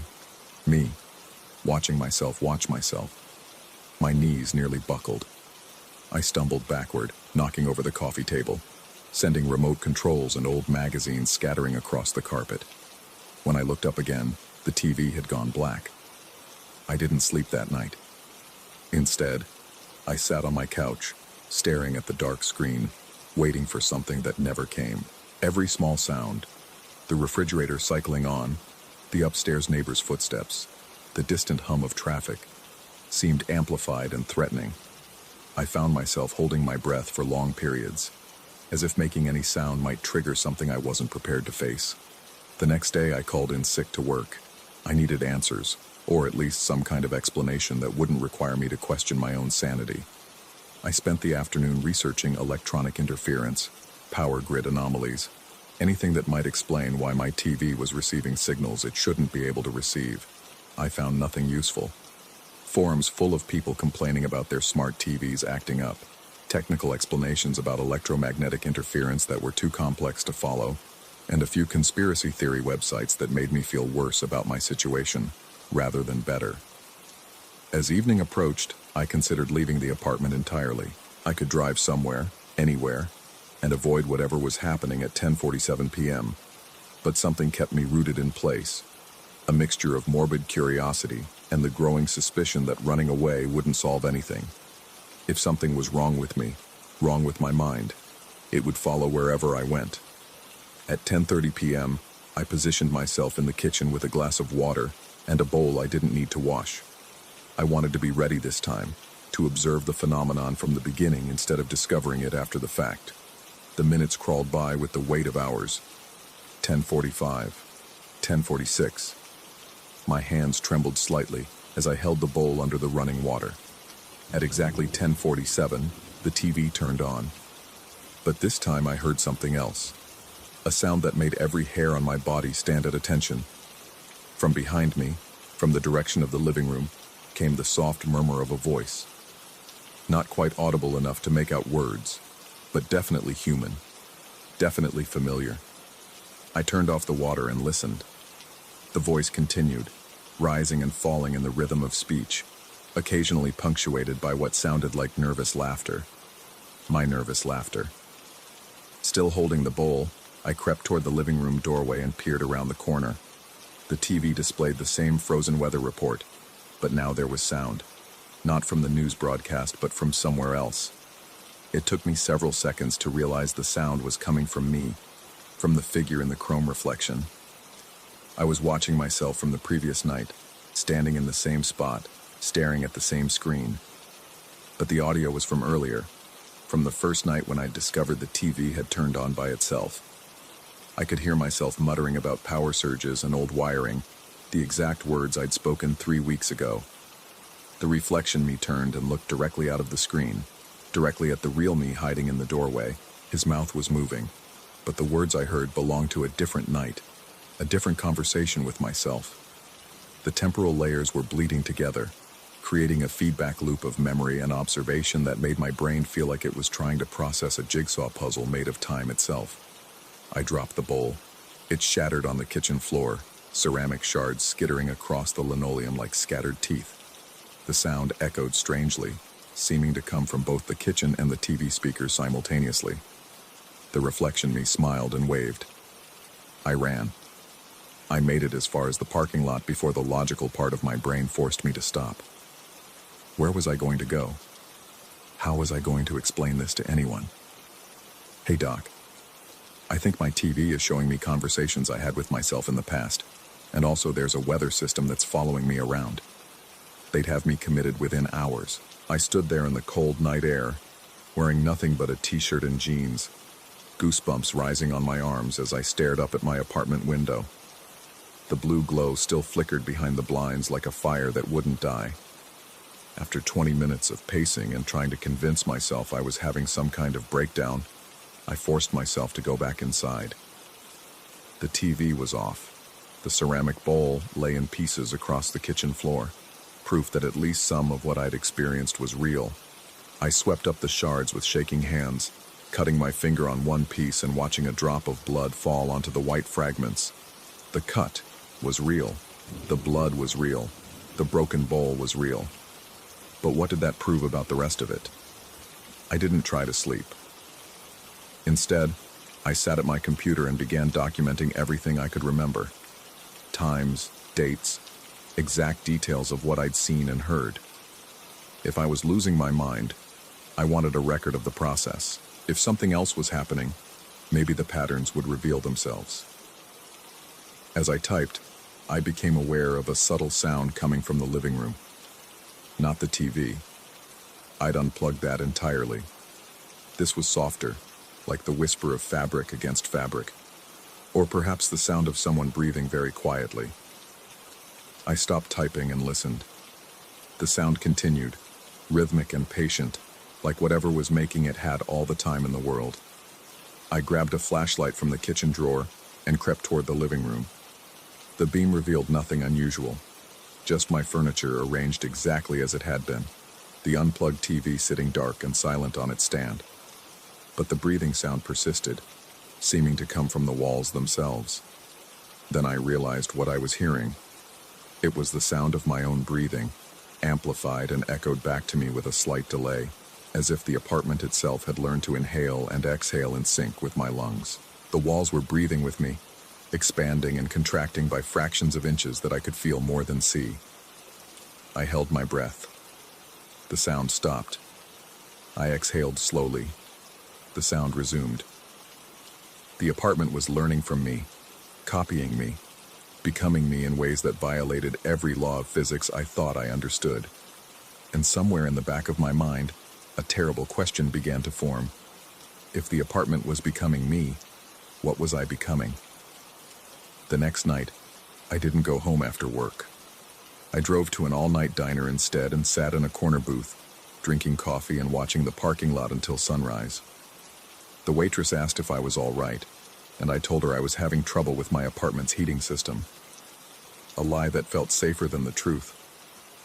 But even at the diner, I couldn't escape the feeling that I was being observed, not by the other customers or the staff, but by something that existed in the spaces between things, in the reflection on my coffee cup, in the shadows cast by the fluorescent lights, in the static on the old TV mounted above the counter that played infomercials to an empty room. When I finally returned home the next morning, I found my apartment exactly as I'd left it, except for one small detail that made my blood turn to ice water. On my kitchen counter, next to the coffee maker, sat a ceramic bowl, whole, unbroken. The same bowl I'd shattered the night before. I picked it up with trembling hands, examining it for cracks or signs of repair. There were none. It was perfect, as if it had never been broken at all. But on the bottom, in letters so small I almost missed them, someone had scratched a message into the glaze. Watch the weather. That evening, I didn't fight it. I went through my routine, washing dishes, standing at the kitchen sink, waiting for 10:47 p.m. to arrive like a death sentence I was powerless to avoid. When the blue light filled the room, I walked calmly into the living room and stood in front of the TV. The meteorologist was gone. In his place, the screen showed a live feed of my apartment, viewed from an impossible angle that encompassed all rooms simultaneously. I could see myself standing in the living room, but also lying in my bed, and also sitting at my computer, and also standing in the kitchen washing dishes. Multiple versions of myself, existing in the same space, going through the motions of my nightly routine in an endless loop. In the center of this impossible view, where my coffee table should have been, sat a single eye, human-sized, brown like my own, blinking slowly and tracking my movements with the patience of something that had been watching for a very long time. The eye looked familiar. As I stared into it, I realized why. It was my eye, reflected back at me from depths I couldn't fathom, watching me watch myself in an infinite regression of observation and being observed. The weather report had never been about meteorology. It had been about patterns, about atmospheric pressure, about the climate of reality itself becoming unstable in the space around me. The storm on the map wasn't made of clouds and wind. It was made of attention, of scrutiny so intense it had begun to warp the fabric of my daily existence. I reached toward the screen, toward my own eye staring back at me from impossible depths. My reflection in the TV glass reached back, but instead of matching my movements exactly, it was slightly ahead, showing me what I was about to do before I decided to do it. Our fingers touched the surface of the screen from opposite sides, And in that moment of contact, I understood. I had never left the processing plant. I had never come home. I had never washed dishes or watched the late news or broken ceramic bowls on my kitchen floor. I was still there, in the factory, standing at my station on the graveyard shift, staring into the depths of machinery that processed things I couldn't identify into products I didn't understand. The rhythmic thrum of industrial equipment had hypnotized me into believing I was somewhere else, someone else, living a life that existed only in the reflection of chrome surfaces and the flicker of monitors displaying information that had nothing to do with weather.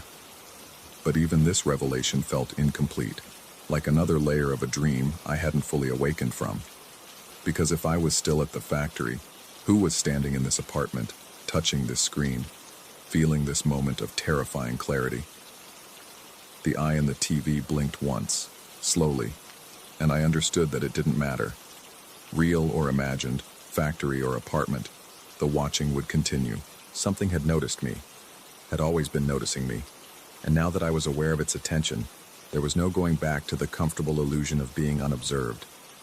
The screen went black, but the eye remained, burned into my retinas like the after-image of a camera flash. I could still feel it watching as I backed away from the TV, as I unplugged it again, as I covered it with a blanket and tried to pretend it didn't exist. But in every reflective surface, in windows, in mirrors, in the chrome fixtures of my bathroom, in the screen of my phone, the eye followed me. Not malevolent, not threatening, just infinitely patient and impossibly interested in every mundane detail of my existence. I still work the night shift. I still come home to wash dishes and watch the late news. The TV doesn't turn on by itself anymore, but that doesn't matter. I understand now that it never needed to. The eye is everywhere, in everything that can reflect or display or show. And sometimes, in the quiet moments between sleep and waking, I wonder if the eye belongs to me, if I'm the one doing the watching, observing some other version of myself going through the motions of a life that may or may not exist. The weather report was right about one thing. There is a storm system centered over my location. It's made of attention instead of clouds, of observation instead of wind, and it's been raining down scrutiny on me for longer than I can remember. I've learned to live with the weather. What choice do I have? After all, someone has to keep watching. Story 12. The hallway stretches 37 feet from my apartment door to the communal bathroom. I've measured it twice, once with a tape measure, once by counting heel-to-toe steps in my size 11 shoes. 37 feet shouldn't feel like a canyon, but in the Meridian Arms building, distance has weight. I've lived here 8 months now, long enough to learn the building's rhythms. The radiator pipes knock out Morse code messages at 3 a.m. Mrs. Chen on the 3rd floor runs her garbage disposal every morning at exactly 6:15. The elevator cables whine like a wounded animal when anyone above the 5th floor calls for a ride. But it was only 3 weeks ago that I started checking both ends of the hallway before stepping out. The ritual began unconsciously. A quick glance left toward the emergency stairs, then right toward the common area and kitchen. Nothing more than the natural caution of city living, I told myself. But as nights passed, the glances became longer, more deliberate. I'd press my ear to the door first, listening for footsteps or breathing. Then the peephole check. Then, finally, the careful emergence into that narrow corridor with its water-stained wallpaper and flickering fluorescent that never quite died, but never fully lived either.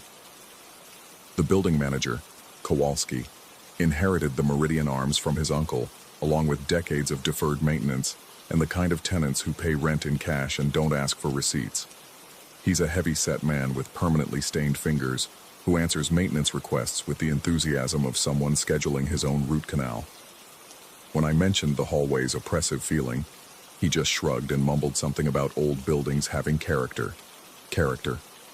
That's what he called the way shadows seemed to pool in corners that should have been well lit.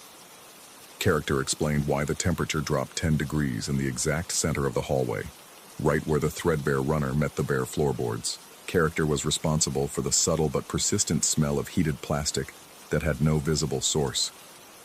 I started timing my bathroom trips, late enough that other tenants would be asleep.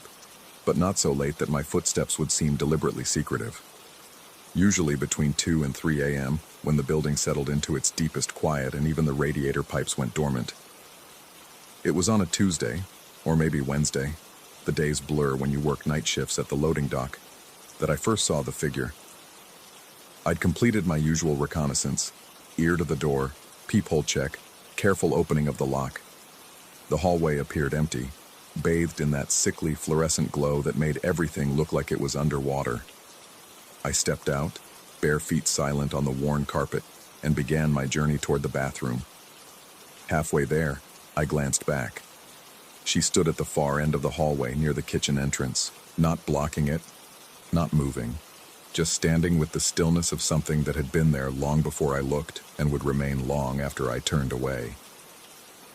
The figure's outline was wrong, too rigid, too geometric, and red.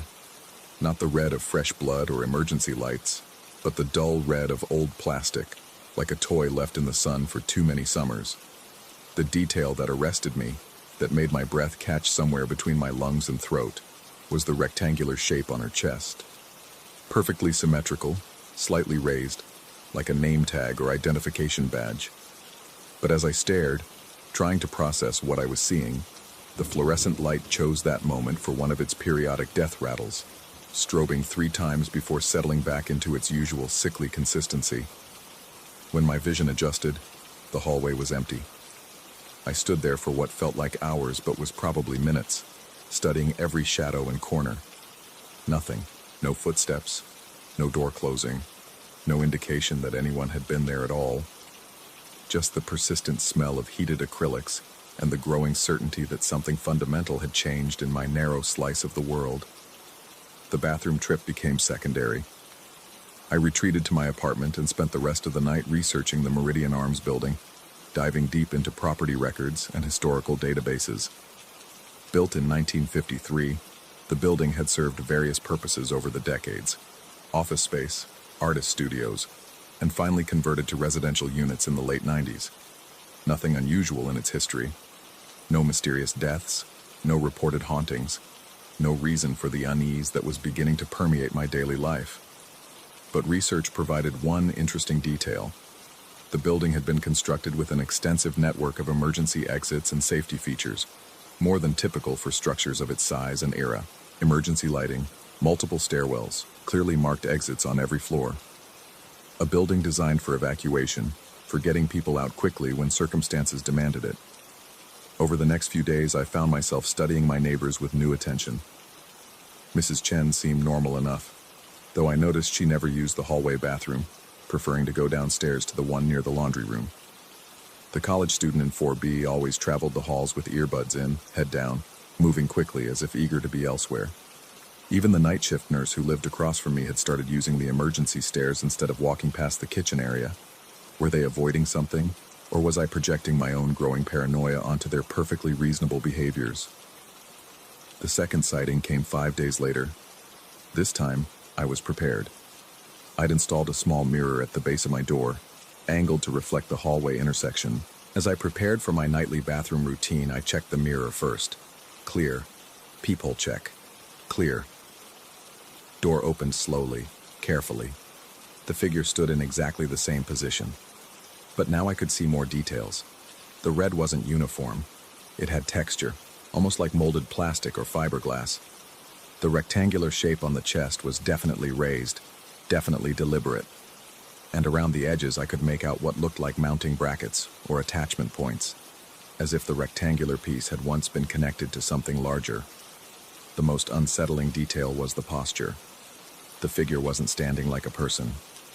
It was positioned, arranged, like a display model, or a piece of furniture that someone had left in place and forgotten. There was no sense of consciousness, no indication of awareness, but somehow that made it infinitely more threatening than any aggressive gesture could have been. I forced myself to approach. Each step down that hallway felt like walking underwater, with pressure building in my ears and a growing sense that I was being studied by something that understood me far better than I understood it. The smell of heated plastic grew stronger as I got closer, but the figure itself remained perfectly still. When I was 10 feet away, the The building's heating system chose that moment to kick in, sending a low rumble through the walls and floor. By the time the noise faded, the figure was gone, but the smell remained. I spent the next morning in Kowalski's cluttered basement office, ostensibly complaining about the hallway's lighting, but really fishing for information about the building's history. He was more talkative than usual, maybe because I'd brought coffee and donuts from the corner shop. The conversation meandered through various building maintenance issues before I managed to steer it toward the emergency systems. Kowalski's face brightened slightly when I mentioned the exit signs. "Oh yeah, those old things," he said, wiping powdered sugar from his fingers. Uncle Pete was obsessed with safety regulations, had exit signs everywhere, more than the building code required. Most of them were the old style with the red lenses and internal bulbs. Heavy as hell, built like tanks. He gestured vaguely toward the ceiling. When I took over, half of them had burned out bulbs, and the newer LED models were cheaper to maintain. I had the old ones removed and stored them in the utility closet upstairs. Figured maybe someone would want them for vintage decoration or something. My coffee suddenly tasted like metal. "The utility closet upstairs?" "Yeah, right off the hallway on 4. Your floor, actually. Been meaning to clear it out, but..." He shrugged in that universal gesture of indefinite postponement. The rest of our conversation passed in a blur. I found myself nodding and responding appropriately, while my mind raced through implications and possibilities. A storage closet full of old emergency signs, directly adjacent to where I'd been seeing the figure. Signs that would have had red plastic lenses, rectangular shapes, mounting brackets. That afternoon, I examined the utility closet door. It was painted the same institutional beige as the rest of the hallway, with a simple knob lock that looked like it hadn't been turned in years. No keyhole, just a standard privacy lock that could probably be opened with a credit card or determined twist. I didn't open it that day, or the next. The knowledge sat in my mind like a weight, growing heavier with each passing hour. Part of me needed to know what was in that closet. Another part understood that some knowledge changes you in ways you can't undo. The decision was made for me on Saturday night. I'd fallen asleep on the couch while reading, and woke around 2:30 a.m. with a stiff neck and the disorientation that comes from unplanned unconsciousness. As I stumbled toward my bedroom, I heard it. A soft but distinct scraping sound coming from the hallway. Not footsteps. Something being dragged across the floor. I checked the mirror first. Empty hallway, but the scraping continued, rhythmic and purposeful. Peephole check revealed nothing unusual, but the sound was definitely coming from the direction of the utility closet. This time, I grabbed a flashlight before opening my door. The hallway was darker than usual. The fluorescent light had finally given up its ghost, leaving only the weak glow from the emergency lighting near the stairs. But my flashlight beam revealed the source of the scraping sound immediately. The utility closet door stood open. Not wide open, just cracked enough to suggest that the lock had finally given way, or that something, had applied gentle, persistent pressure until the mechanism surrendered. A thin line of deeper darkness showed in the gap, and from within came the unmistakable smell of old plastic and dust. The scraping sound stopped. I stood there in the dimness, flashlight beam trembling slightly in my hand, trying to decide between advancing and retreating. The rational part of my brain offered a dozen reasonable explanations. The building's settling had finally popped the old lock. A draft had pushed the door ajar. Maybe one of my neighbors had asked Kowalski for access and left it open by accident. But reason felt thin and inadequate in that moment, overwhelmed by the weight of accumulated strangeness and the growing certainty that whatever was happening in the Meridian Arms building had very little to do with logic or reasonable explanations. I approached the door. My flashlight beam swept across the gap, revealing glimpses of what lay beyond. Shelves lined with objects that gleamed dully in the reflected light, plastic cases, metal frames, and yes, the distinctive outline of old emergency signs stacked against the far wall. The red lenses caught my light and threw it back in a dozen different directions, creating a constellation of dim reflections that seemed to pulse with their own rhythm. And there, in the center of the closet, stood a complete exit sign mounted on a temporary stand, as if someone had been preparing it for installation.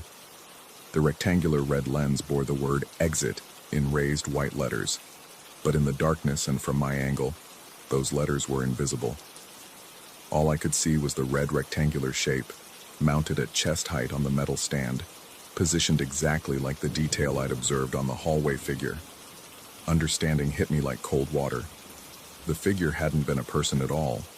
It had been the shadow, the presence, the accumulated weight of an object that had spent too long without purpose. An exit sign designed to guide people to safety, stored away and forgotten, had somehow developed its own need to fulfill that function. It had been showing me the way out, standing sentinel in the hallway, waiting for an emergency that never came. But as that understanding crystallized, I realized something else. The exit sign in the closet was gone. My flashlight beam revealed an empty stand, the mounting brackets gleaming in the darkness like open arms. And behind me, I could hear the soft sound of footsteps, not human footsteps, but the mechanical rhythm of something designed to be stationary trying to move. I turned around slowly. The red figure stood at the far end of the hallway, in the exact same position as always. But now I could see it for what it was. An old emergency sign, somehow animated by decades of unused purpose, trying to guide me towards something it couldn't quite understand. The rectangular lens on its chest glowed faintly with internal light that had no source, and for the first time, I could make out the white letters that spelled exit. But as I watched, those letters began to change, rearranging themselves into different patterns, different words. Sometimes they spelled stay, sometimes run. Once, briefly, they formed a message that made my blood freeze. Help. The figure began to move. Not walking, not floating, but shifting position in small increments like a chess piece being moved by an invisible hand. Each movement brought it closer to my apartment door, and with each shift, the smell of heated plastic grew stronger. I understood then that I was facing something that had been created by abandonment, given form by neglect, and animated by the fundamental contradiction of safety equipment that no one needed. It wasn't malicious. It was confused, desperately trying to fulfill a purpose it could no longer remember clearly. But confusion, in something with that much accumulated need, could be more dangerous than malice. I backed toward my apartment, keeping the flashlight trained on the figure. It continued its jerky progress down the hallway, the red lens on its chest cycling through different messages. Exit, danger, safe, lost, home. Each word appeared for a few seconds before dissolving into the next, as if it were trying to communicate something vital, but lacked the vocabulary to express it. When I reached my door, I fumbled for the handle without taking my eyes off the approaching figure. The metal felt ice cold under my palm, and for a moment I wondered if my apartment would provide any real sanctuary against something that had been designed to override normal barriers in emergency situations. The figure stopped directly in front of my door. Up close, I could see more details that made my understanding both clearer and more troubling. The metal frame was definitely that of an old emergency sign, but it had been modified somehow. Additional components had been added, what looked like motion sensors, small speakers, even what might have been a primitive camera lens. Someone, or something, had tried to upgrade it, to give it capabilities beyond its original design. The rectangular lens displayed a new message: follow. Then it began to move again, but this time away from me, back toward the kitchen area. After a few steps, it stopped, and the lens flickered to a new word: please. Every instinct told me to retreat into my apartment and bolt the door. But something else, maybe curiosity, maybe the strange compassion you feel for broken things trying to fix themselves, made me follow. The figure led me to the kitchen area, where it stopped in front of a section of wall that looked identical to every other section. But as I approached, I noticed something I'd missed in all my previous trips through this space. A faint outline in the wallpaper, rectangular, and precisely the size of an exit sign mounting bracket. The lens on the figure's chest now displayed home. I understood. This was where it had belonged, where it had been mounted decades ago to guide people toward the emergency stairs. Someone had removed it during a renovation or update, stored it away and forgotten it, but it remembered. After years of disuse, it had developed enough presence to try to return to its proper place.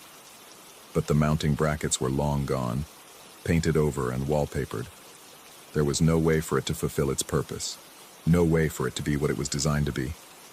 The lens flickered through a rapid sequence of words. Lost, broken, forgotten, help, home, exit, stay, go. Then it went dark. The figure stood motionless for a long moment, and I thought perhaps whatever energy had animated it was finally exhausted. But then the lens lit up one final time, displaying a message that made me question everything I thought I understood about consciousness and purpose and the weight of abandonment. Thank you. The figure began to fade, not disappearing dramatically, but gradually becoming translucent, less substantial, as if whatever need had given it form was finally being satisfied. The smell of heated plastic faded with it, replaced by the normal mustiness of an old building at rest. Within minutes, nothing remained but the faintest outline of red light on my retinas, and the profound sense that I had witnessed something that challenged every assumption I'd made about the nature of objects and purpose, and the strange life that can grow in the spaces between intention and abandonment. I returned to my apartment as the first traces of dawn began to filter through the hallway windows. The utility closet door was closed and locked.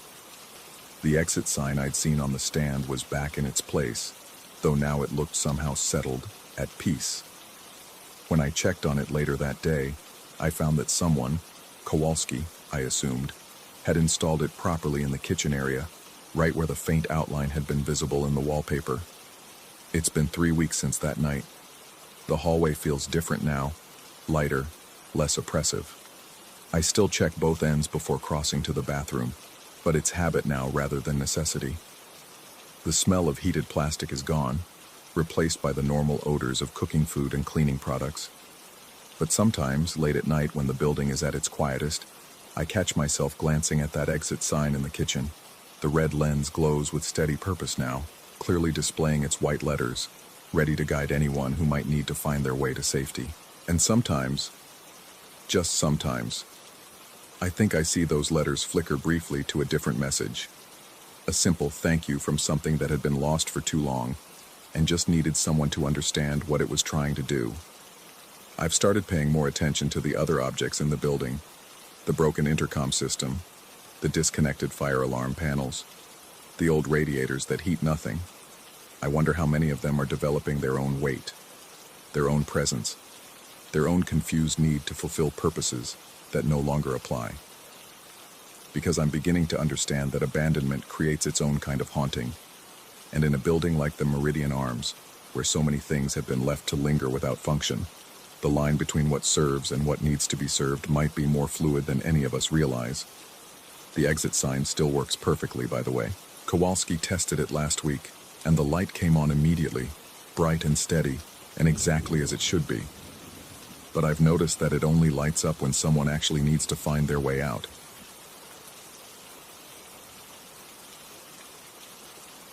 Story 13. The house knew when I was leaving before I did. That's the thought that haunts me now, months later, as I sit in my apartment trying to convince myself that old wood settles, that wind finds cracks, that electromagnetic fields can interfere with radios. But deep in my chest, where logic can't reach, I know the truth. That farmhouse in rural Ohio didn't just shelter my father and his new companion, it coveted them. It started innocently enough. Dad had called in March, his voice carrying that careful enthusiasm of a man who'd found unexpected happiness at 62. He'd met someone, let's call her Rachel, and they'd bought a farmhouse together. 40 acres of neglected pasture and a 2-story Victorian that had been empty for 3 years. They needed help with renovations. And would I mind driving up from Columbus on weekends? I minded, but not for the reasons I should have. The first time I saw the place, I understood why it had sat empty. The house crouched against the skyline like something apologetic, its white paint peeling in long strips that fluttered in the constant wind. The wraparound porch sagged under the weight of accumulated loneliness, and the windows reflected nothing. Not sky, not clouds, just a flat darkness that seemed to look back. But Dad was happier than I'd seen him since Mom died 5 years earlier, and Rachel seemed genuinely kind. So I swallowed my unease and started coming up every Saturday morning. The manifestations began immediately, though I didn't recognize them as such at first. I'd be alone in the living room, measuring for new flooring, when cabinet doors would swing open in the kitchen. Just a gentle arc, as if someone had brushed against them while passing. I'd close them, thinking about settling foundations and uneven door frames, but they'd be open again within minutes. The sound became familiar, the soft click of the latch disengaging, the barely audible creak of hinges. Doors throughout the house developed the same habit. Not slamming. That would have been too obvious. Too much like the horror movies where spirits announce themselves with violence. These doors closed themselves with deliberation, with what I can only describe as thoughtfulness. I'd hear the whisper of wood against wood, the final snick of the mechanism catching, and turn to find the hallway door sealed when I was certain I'd left it open. The cold spots came next. Walking up the main staircase became an exercise in endurance. Halfway up, around the landing where an old family portrait hung askew, the temperature would plummet 20 degrees. Not gradually, instantly, like stepping into a walk-in freezer. The cold had texture, sharp, crystalline, cutting through clothes and skin to settle in my bones. My breath would mist, and the hair on my arms would rise not just from the chill but from something else. Something watching. But it was when Rachel worked in the kitchen that the house truly revealed its nature. She'd stand at the sink, washing dishes or preparing lunch, humming those unconscious melodies that contentment brings, and the cutlery drawer would begin its percussion. A soft, rhythmic vibration that seemed to emanate from the silverware itself. Dozens of forks and knives and spoons trembling against each other in time with some unheard heartbeat. The sound was intimate, almost musical, like fingers drumming on a table in impatience. Rachel never seemed to notice. She'd continue her tasks while the drawer maintained its subtle symphony, as if the house were trying to harmonize with her presence. But when Dad entered the kitchen, the vibration would cease immediately. Only when she was alone, and only when I was somewhere else in the house, close enough to hear but not to interfere. I began to pay attention to timing. The phenomena followed patterns that seemed less random and more intentional.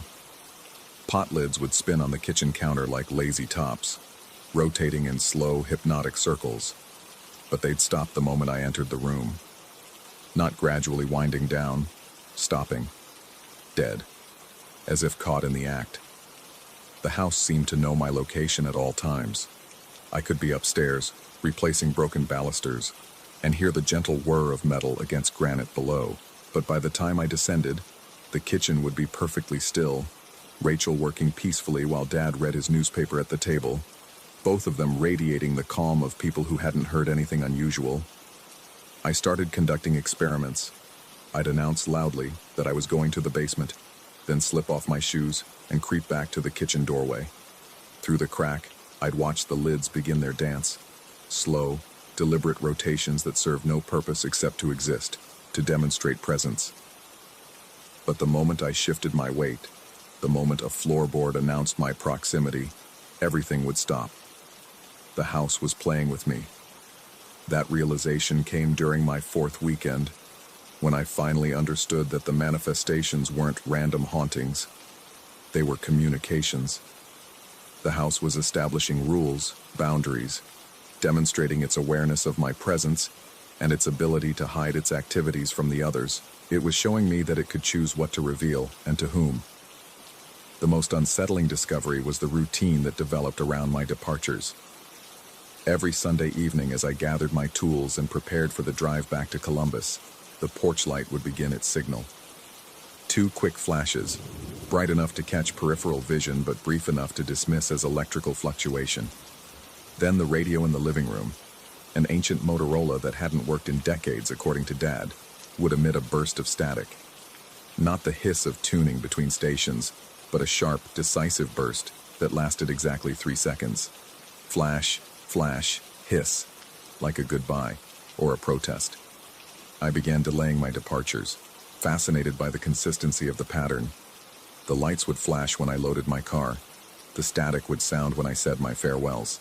And as I drove down the long gravel driveway, I'd catch glimpses of the porch light in my rearview mirror, flickering erratically until distance obscured it completely. The house didn't like goodbyes. By mid-April, I was arriving earlier on Saturdays and staying later on Sundays, driven by a curiosity that felt increasingly unhealthy. I told myself I was helping Dad, but the truth was more complicated. The house had become an addiction, its subtle performances, its cat-and-mouse games with my perception. I found myself looking forward to the manifestations, anticipating them like a favorite song or familiar conversation. That's when the jealousy became unmistakable. The phenomena intensified when Rachel and Dad were affectionate with each other. A kiss at the kitchen sink would trigger a rattling in the walls, as if the house's plumbing had suddenly developed chattering teeth. Hand-holding during evening conversations would cause the floorboards to creak in rhythmic patterns beneath their feet, a wooden percussion that seemed to echo their heartbeats.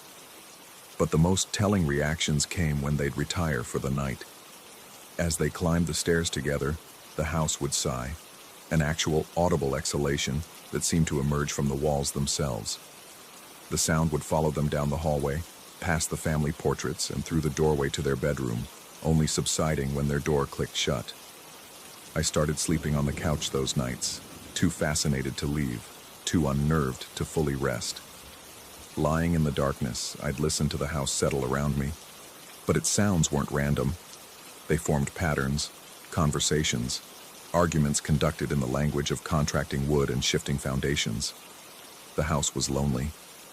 That understanding hit me during a particularly active night in early May. Dad and Rachel had retired early, and I'd settled in the living room with a book I had no intention of reading.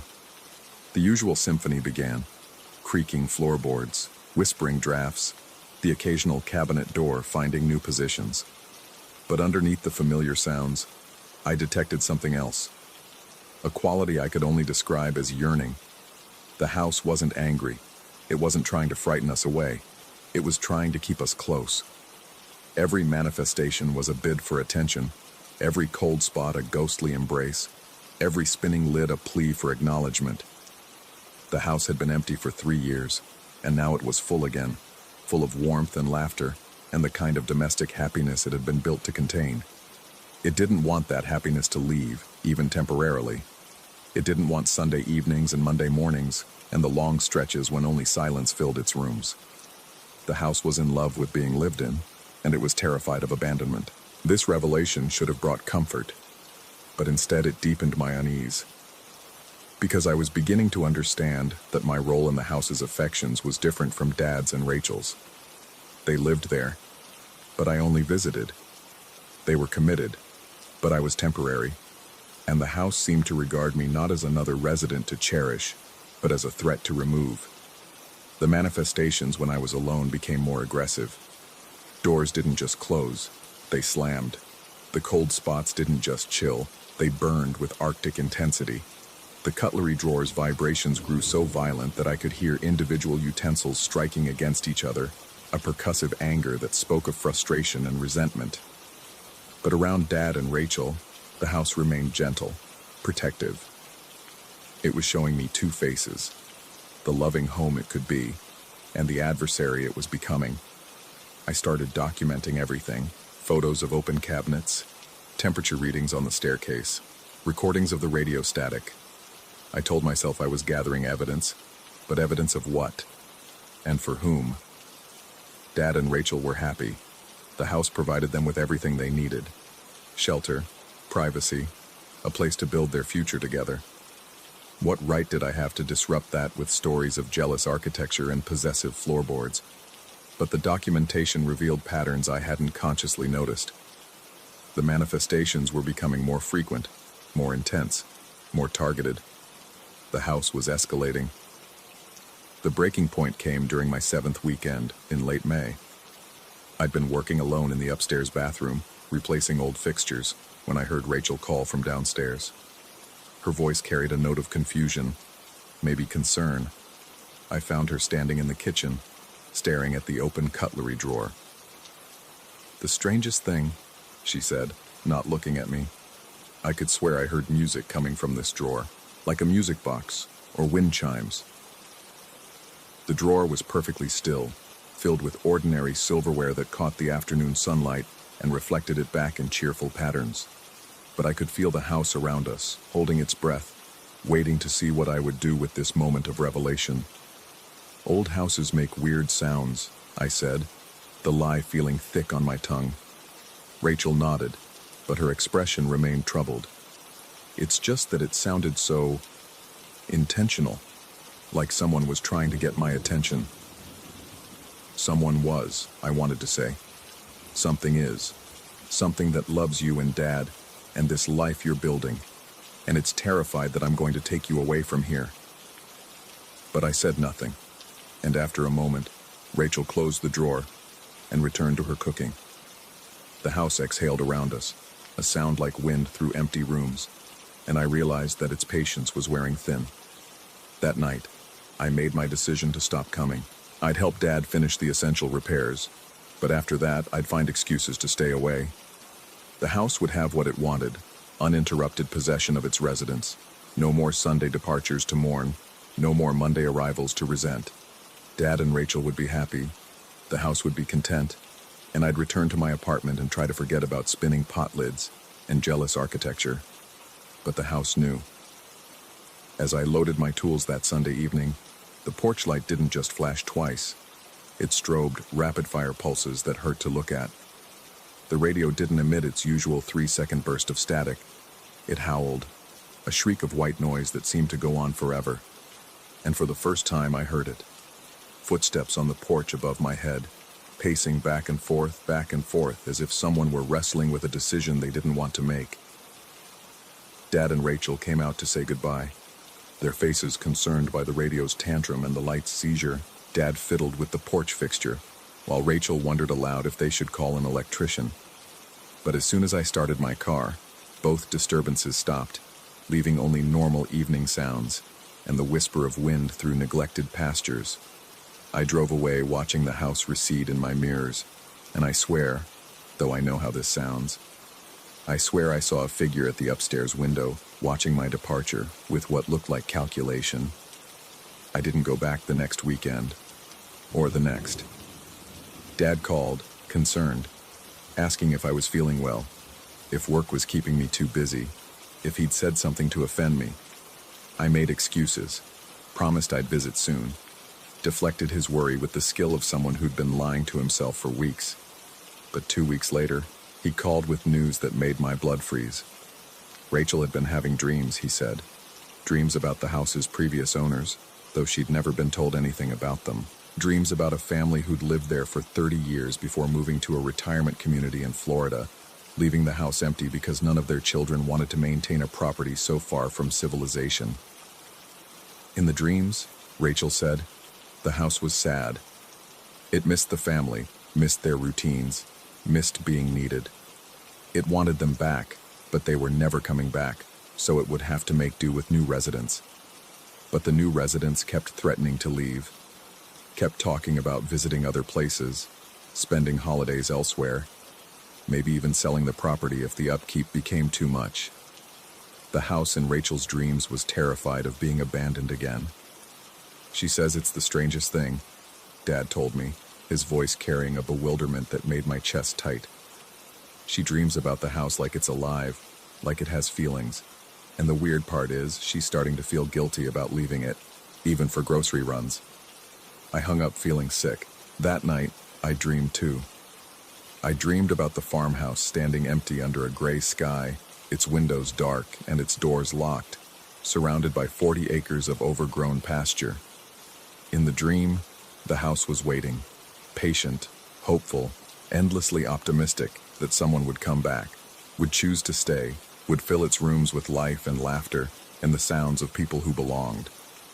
But in the dream, I also knew that the house's hope was a trap, that its love was a cage, that its need to be inhabited was so profound, so desperate, that it would do anything to keep its residents from leaving. Anything. I woke up with the absolute certainty that I could never go back there. Not for Dad, not for family obligation, not for any reason.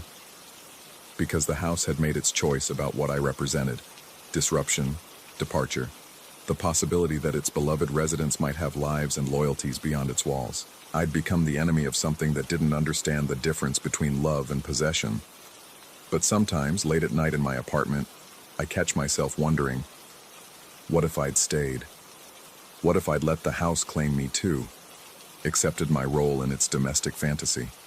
Would Dad and Rachel still be happy there? Or would they have discovered that happiness in a house that refuses to let go isn't happiness at all? And sometimes, when the wind picks up outside my windows, I swear I can hear the distant sound of pot lids spinning on a kitchen counter, and radio static that lasts exactly 3 seconds, and the rhythm of cutlery vibrating in an old wooden drawer. The house remembers me, I think, and despite everything, despite my certainty that I made the right choice by staying away, there's a part of me that remembers it too. A part of me that misses being missed.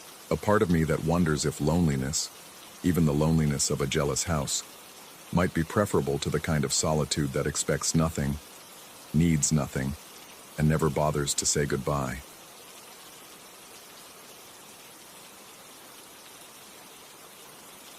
Story 14.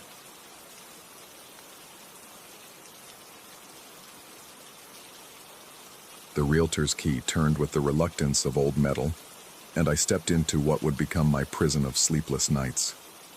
The Victorian's upper floor stretched before me, all creaking hardwood and elaborate crown molding that caught shadows like cobwebs. Baltimore's September heat pressed through the tall windows, but something about the place felt perpetually cool, as if the walls themselves exhaled a breath I couldn't quite warm.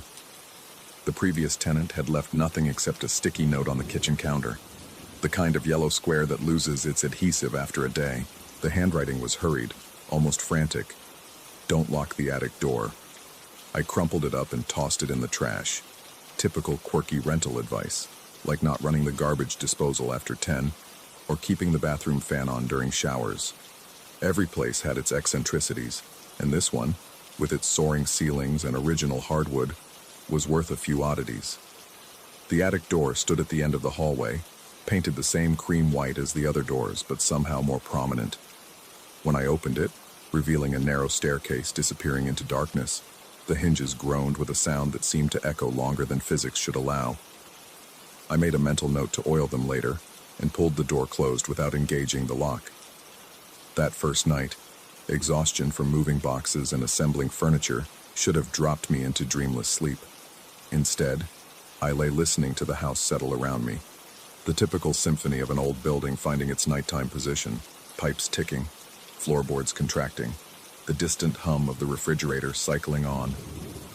At 3:19 a.m., something stepped onto my bed. The mattress compressed near my feet, a weight both definite and impossible. Not the sudden thud of something falling, but the deliberate placement of small paws or feet. 4 distinct points of pressure, each no larger than a quarter. The sensation moved, a careful repositioning, the subtle shift of a small body settling into a comfortable position. I lay frozen, every muscle locked between terror and rationality. The weight remained constant, accompanied by the faintest tremor in the bedsheets, as if whatever had claimed the space at my feet was breathing, or purring. After what felt like hours, I forced myself to sit up and reach for the bedside lamp. The click of the switch seemed thunderous in the silence. Golden light flooded the room, illuminating nothing more threatening than my own feet beneath the comforter. No indentation in the mattress, no mysterious visitor. Just me, heart hammering, staring at perfectly normal bedding. I convinced myself it had been a hypnagogic hallucination. That strange state between sleep and waking where the brain manufactures sensations that feel utterly real. Moving to a new place, sleeping in an unfamiliar bed, the stress of relocation. Perfectly logical explanations. But the next night, it happened again. Same time, 3:19 a.m. Same sensation, 4 small points of weight, the careful settling, the presence of something that shouldn't exist. By the 4th night, I started timing it. My phone's clock read 3:18, then 3:19, and like clockwork, the weight appeared. I began to anticipate it, lying awake from 3:15 onward, muscles tense, waiting. The certainty of its arrival became almost worse than the mystery itself. Curiosity, that fatal human flaw, eventually overcame fear. On the seventh night, I left a small saucer of cat food near the foot of the bed. The logical part of my brain rationalized this as an experiment. If something was actually there, it might interact with the food. If nothing happened, I could rule out the possibility of an actual creature and focus on more mundane explanations. Morning revealed the food untouched, but the saucer itself told a different story. Scattered across its rim were dozens of tiny hairs, black and white, impossibly short, like the fine fur from a cat's face or ears. They clung to the ceramic with static electricity, too numerous and too purposeful to have blown in through a window. I held the saucer up to the morning light streaming through my bedroom window, examining the hairs with the fascination of a forensic investigator. They were real, physical, tangible evidence that something had indeed rubbed against the dish, leaving behind this microscopic calling card. That afternoon, I visited the building's superintendent, a weathered man in his 70s, who had overseen the property for 3 decades.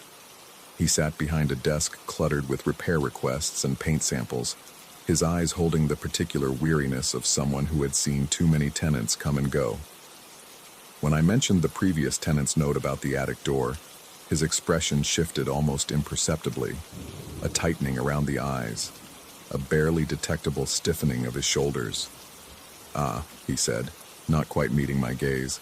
"That one. Lived here for 2 years. Quiet fellow. Never caused any trouble." He shuffled through papers unnecessarily. Can't say I knew him well. Kept to himself. I pressed him about the attic warning, but he just shrugged and muttered something about old buildings having their particular ways. The conversation died there, leaving me with more questions than answers. The nightly visits continued with clockwork precision. 3:19 a.m. became the axis around which my sleep schedule revolved. I began going to bed earlier, hoping to accumulate enough rest before the inevitable interruption. But sleep, it seemed, had become a luxury I could no longer afford. The saucer experiment continued. Each morning, untouched food, fresh collection of those impossibly fine hairs. I started photographing them, measuring their length, even collecting samples in small plastic bags like some obsessive paranormal researcher. The hairs were always the same, short, mixed black and white, soft to the touch. But it was the pattern that began to disturb me most. The hairs weren't randomly distributed. They clustered in specific areas of the saucer's rim, concentrated on one side, as if whatever left them had approached from a consistent direction. The distribution suggested deliberate contact, a routine interaction rather than accidental brushing. 3 weeks into this bizarre ritual, work demanded a trip to Philadelphia. I packed reluctantly, dreading the disruption to my carefully monitored situation, but scientific curiosity made me pack the saucer as well. If this phenomenon was truly supernatural, distance should matter. If it was purely psychological, stress-induced hallucinations combined with confirmation bias, the change of environment should break the pattern. The hotel room was aggressively modern, bland colors, industrial carpeting, the kind of space designed to house temporary occupants without leaving impressions. I placed the saucer on the nightstand and settled into bed, expecting nothing more than a normal night's sleep in an unfamiliar location. At exactly 3:19 a.m., something stepped onto the hotel bed. The sensation was identical: 4 small points of pressure near my feet, the careful settling, the sense of a presence that defied explanation. But now, hundreds of miles from Baltimore, in a sterile corporate hotel room, the impossibility of it struck me with fresh terror. This wasn't about the Victorian house. This wasn't about electromagnetic fields or settling foundations or any location-specific phenomenon I might have rationalized. Whatever this was, it had followed me. Morning revealed the now familiar evidence: food untouched, saucer rimmed with those telltale hairs. I sat on the edge of the hotel bed, holding the ceramic dish, realizing that I had somehow inherited something that transcended space and time. The return trip to Baltimore felt like a funeral procession. I carried the saucer in my lap, this ordinary kitchen item that had become the focal point of my unraveling sanity. Fellow passengers chatted about mundane concerns, weather, work, weekend plans, while I clutched evidence of something that shouldn't exist. Back in the Victorian, I found myself researching the building's history with desperate intensity. The county records revealed a typical urban story. Built in 1892, converted to apartments in the 1960s, dozens of tenants over the decades. Nothing unusual. No tragic deaths, no reported hauntings, no supernatural footnotes in its legal description. But I did discover something interesting about my specific apartment. The records showed an unusual pattern of short-term tenancies. Most renters stayed less than a year. Some left after just a few months. The turnover rate was dramatically higher than neighboring units, despite the apartment's obvious advantages: spacious rooms, period details, reasonable rent. I began to wonder about the note. Don't lock the attic door. What if it wasn't advice, but a warning passed down through a chain of tenants, each one discovering the same nocturnal visitor? The attic became my obsession. I spent hours up there during daylight, searching for clues among the dusty holiday decorations and forgotten furniture left by previous occupants. The space was larger than expected, running the length of the building with low-sloped ceilings and dormant windows that filtered weak sunlight through decades of grime. In the far corner, behind a stack of paint cans and Christmas decorations, I found a cardboard box filled with small ceramic dishes. Dozens of them, saucers, bowls, shallow plates, all bore the same telltale residue of fine black and white hairs clinging to their surfaces. My hands shook as I examined each piece. Different patterns, different sizes, but all united by that same evidence of contact with something that shouldn't exist. How many tenants had tried the same experiment? How many had left food offerings for their nocturnal visitor, documenting the same inexplicable phenomenon? At the bottom of the box, wrapped in a towel, I found a leather journal. The handwriting on the first page was careful, measured. Day 1. Something visits my bed at 3:19 a.m. The entries continued for months, documenting the same progression I had experienced. Skepticism, experimentation, growing certainty that something impossible was happening. But this tenant had gone further, trying different foods, different containers, different approaches to communication. Day 47. It seems to prefer fish-based foods but leaves everything untouched. The interaction appears to be purely tactile, rubbing against the containers rather than consuming contents. Day 63. Tried leaving out different textures, cotton balls, velvet fabric, sandpaper. Only smooth, curved surfaces show evidence of contact. It seeks out rounded edges, specifically the rims of circular containers. Day 89. The behavior is becoming more elaborate. This morning found the saucer move 3 inches from its original position. Deliberate displacement, not accidental. The final entry was dated just 4 months ago. Day 127. I understand now. This isn't haunting the apartment. It's haunting whoever lives here. The connection isn't to this place. It's to the person. I'm leaving tomorrow. God help whoever moves in next. I closed the journal with trembling fingers, realizing I was reading my own future written in another person's handwriting. The nightly visits, the saucer experiments, the growing obsession. I was following a script written by every previous tenant. That night, I left the saucer empty, but placed it in a different location, the kitchen counter instead of beside my bed. If this entity was truly attached to me rather than the apartment, it should adapt to the change. 3:19 a.m. arrived with its usual precision, but this time I felt the weight not at my feet, but near my chest. The presence had adjusted, maintaining its proximity despite the relocated feeding station. When I checked the saucer in the morning, it remained where I had left it, but now bore fresh evidence of contact. The realization crystallized with the clarity of a mathematical proof. I had inherited a companion that existed in the space between reality and impossibility. Not a ghost tied to a location, but something that had somehow bonded to the previous tenant and transferred that bond to me through the simple act of occupying his former space. But the most disturbing thought was yet to come. If this entity had passed from tenant to tenant, what did that suggest about its nature? Was it some kind of supernatural parasite, moving from host to host when they could no longer tolerate its presence?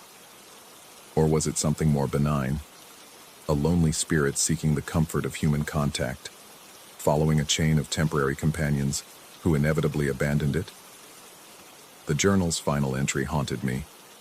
God help whoever moves in next. The previous tenant had known he was passing this burden to someone else. Every tenant who had ever fled this apartment had been complicit in that transfer, choosing their own peace of mind over warning the next victim. Now I faced the same decision. I could pack my things, find a new place, write my own cryptic note for whoever came after. The thought of escape filled me with desperate longing, nights of uninterrupted sleep, mornings without examining dishes for impossible evidence, a return to a world where 3:19 a.m. was just another minute on the clock. But as I sat in the growing darkness of another evening, saucer prepared beside my bed, I found myself wondering about the nature of abandonment. This entity, whatever it was, had been passed from person to person like an unwanted responsibility. Each tenant had chosen to break the connection rather than accept it. What if that rejection was the source of its restless behavior? What if it wasn't malevolent, but simply lost, following a trail of abandoned relationships, seeking someone who wouldn't eventually leave? The weight settled onto my bed at exactly 3:19 a.m., and for the first time, I didn't tense with fear. I whispered into the darkness, "I know you're there." The presence seemed to still, as if listening. "I don't understand what you are," I continued, "but I'm not going anywhere." The next morning the saucer was clean, no food disturbed, but also no hairs clinging to its surface, just smooth, untouched ceramic. I waited through that day with an anxiety different from what I had experienced before. Not fear of the unknown, but uncertainty about whether my words had been heard and what they might have meant to something that existed beyond normal understanding. That night, 3:19 a.m. came and went without any visitation. The bed remained uncompressed, the air undisturbed. I lay awake until dawn, experiencing a loneliness I hadn't anticipated. In the absence of my mysterious companion, the Victorian felt empty in a way it never had before. 3 nights passed without contact. I began to worry that my acknowledgement had somehow broken whatever tenuous connection we had shared. Perhaps recognition was not what it had sought after all. On the 4th night, I felt a gentle pressure not on the bed, but on my hand where it lay atop the comforter. Light as a cat's paw, warm as skin, lasting only a moment, but unmistakably real. It was then I understood that I had not inherited a haunting, but a relationship. Something that needed to be seen, acknowledged, accepted, rather than feared, or studied, or abandoned. The previous tenants had all approached it as a problem to be solved or escaped. But what if it wasn't a problem at all? What if it was just loneliness, wearing a form too strange for most people to recognize? Now, months later, I still live in the Victorian. The nightly visits continue, but they have evolved into something that feels almost companionable. I leave out fresh water instead of food. It seems to prefer the gesture over the substance. The saucers remain unmarked, but I often wake to find small objects in my apartment moved slightly, as if adjusted by careful, unseen hands. I've stopped questioning what it is or where it came from. The terror has faded into something like acceptance, and the acceptance into something that might be friendship. When I travel now, I pack an extra saucer out of habit, rather than scientific curiosity, though I no longer need the evidence to believe. Sometimes I wonder if I'm losing my sanity, if the isolation of these strange midnight encounters has pushed me beyond the boundaries of rational thought. But sanity, I've learned, is largely a matter of what you choose to accept as possible. And I have chosen to accept a great deal. The attic door remains unlocked, as instructed, not because I fear what might happen if I secure it, but because some doors are meant to stay open. Passages between one kind of loneliness and another, between the possible and the impossible. between being alone and being accompanied by something that defies every category except the one that matters most. The category of presence, of being less alone in the universe than you were before, even if you can never quite explain why. Story 15. The model unit had been closed for 3 years when I signed the lease. I should have questioned why the property manager's smile faltered when showing me to Unit 4B, why her hand trembled as she turned the key, but the rent was 40% below market rate in Austin's inflated housing scene, and desperation makes you blind to red flags that later seem obvious as blood on white walls. The mezzanine overlooked the living room like an eye socket, its wrought iron railing curving in a way that suggested fingers gripping the edge.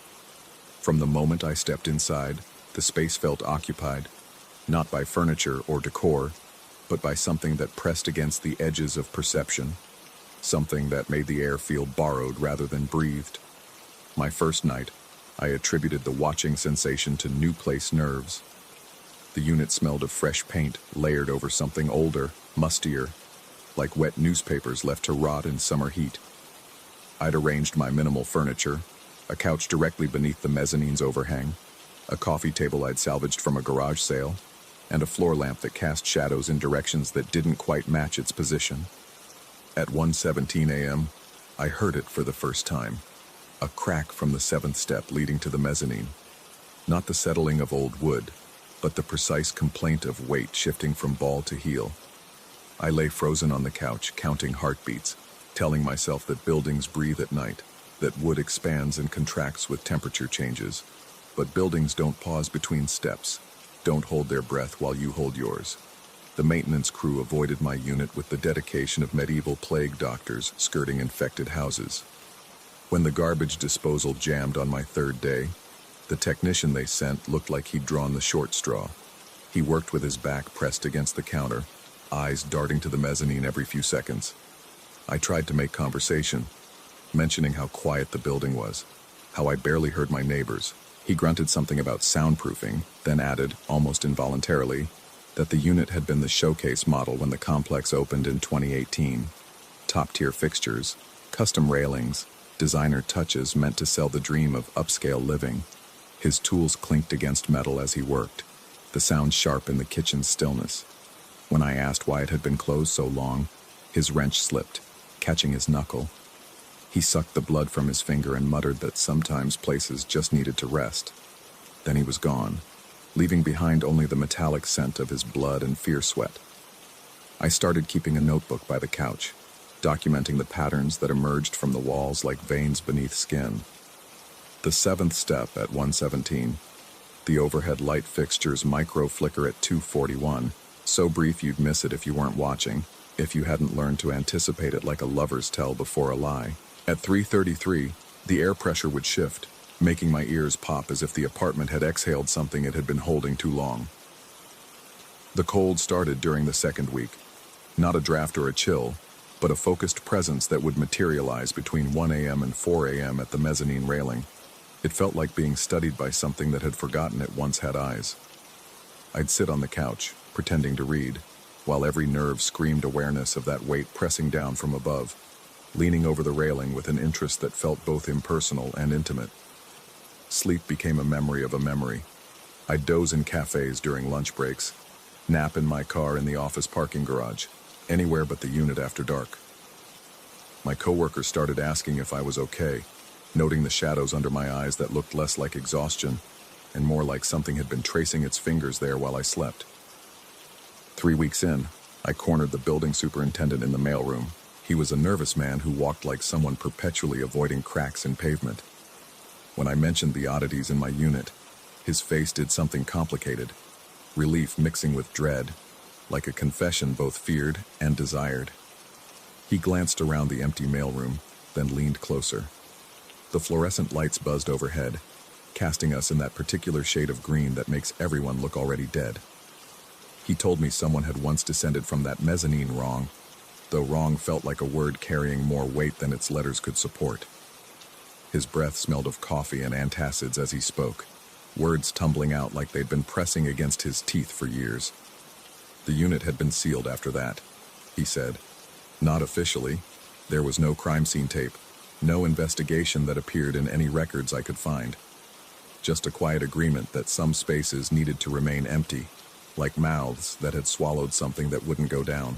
When pressed for details, he shook his head so violently I thought his neck might snap.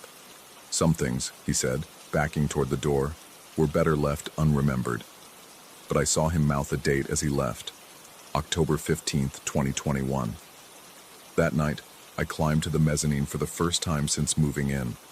Each step groaned a different note, creating a discordant melody that seemed to play backwards in my ears. The seventh step was marked by something, not visibly, but I felt it through my socks, a wrongness in the wood grain that made my foot want to skip over it entirely. The mezzanine itself was narrow, just wide enough for someone to walk along the railing. The carpet up there was newer than the rest of the unit, the color slightly off, as if trying to match something that no longer existed.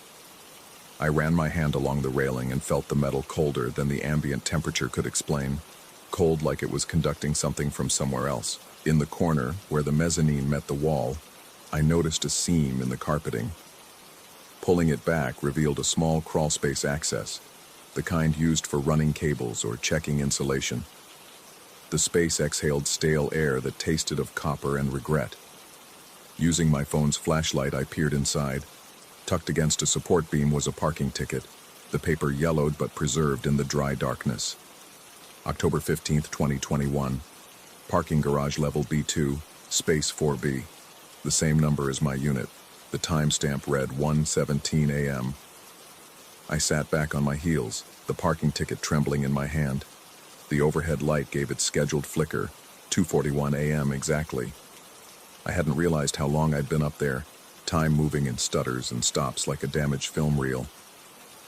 The elevator in our building had always been temperamental, displaying random dates and times on its LED panel instead of floor numbers. I'd assumed it was a technical glitch, the kind of minor dysfunction that property management perpetually promises to fix. But now I wondered if it was less malfunction and more memory, the building's way of replaying moments it couldn't forget.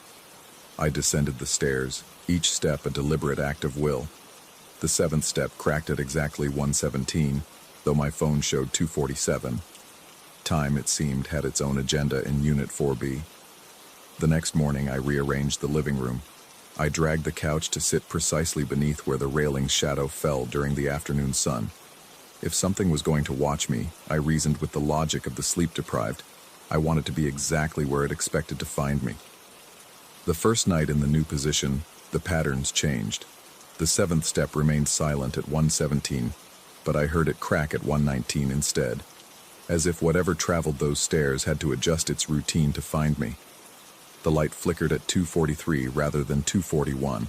The pressure shift came at 3:36. I documented every variation, my notebook becoming a map of disturbances, a taxonomy of hauntings. But more unsettling than the changes was the feeling that accompanied them, a sense of accommodation, of something reorienting itself around my presence like water finding a new level. The maintenance requests for other units in the building peaked whenever I shifted my furniture. Neighbors complained of cold spots migrating through walls, of their electronics glitching at new times, of dreams that felt borrowed from someone else's sleep. The woman in 4A knocked on my door one morning, her face pale and drawn, asking if I'd been walking around at night. She'd heard footsteps above her bedroom, she said, even though she lived on the top floor. I started sleeping during the crucial hours, from 1 a.m. to 4 a.m., not to rest but to see if the phenomena would wake me or work around my unconsciousness. The first night, I jolted awake at 1:17 to find myself standing at the base of the mezzanine stairs, my hand on the fourth step, no memory of leaving the couch. The second night, I woke at 2:41 standing at the kitchen sink, the water running cold over my hands that I couldn't feel. The third night, I didn't wake at all, but found my notebook filled with entries in handwriting that looked like mine written underwater. Observations of movements I hadn't consciously made, descriptions of the view from the mezzanine railing I hadn't climbed.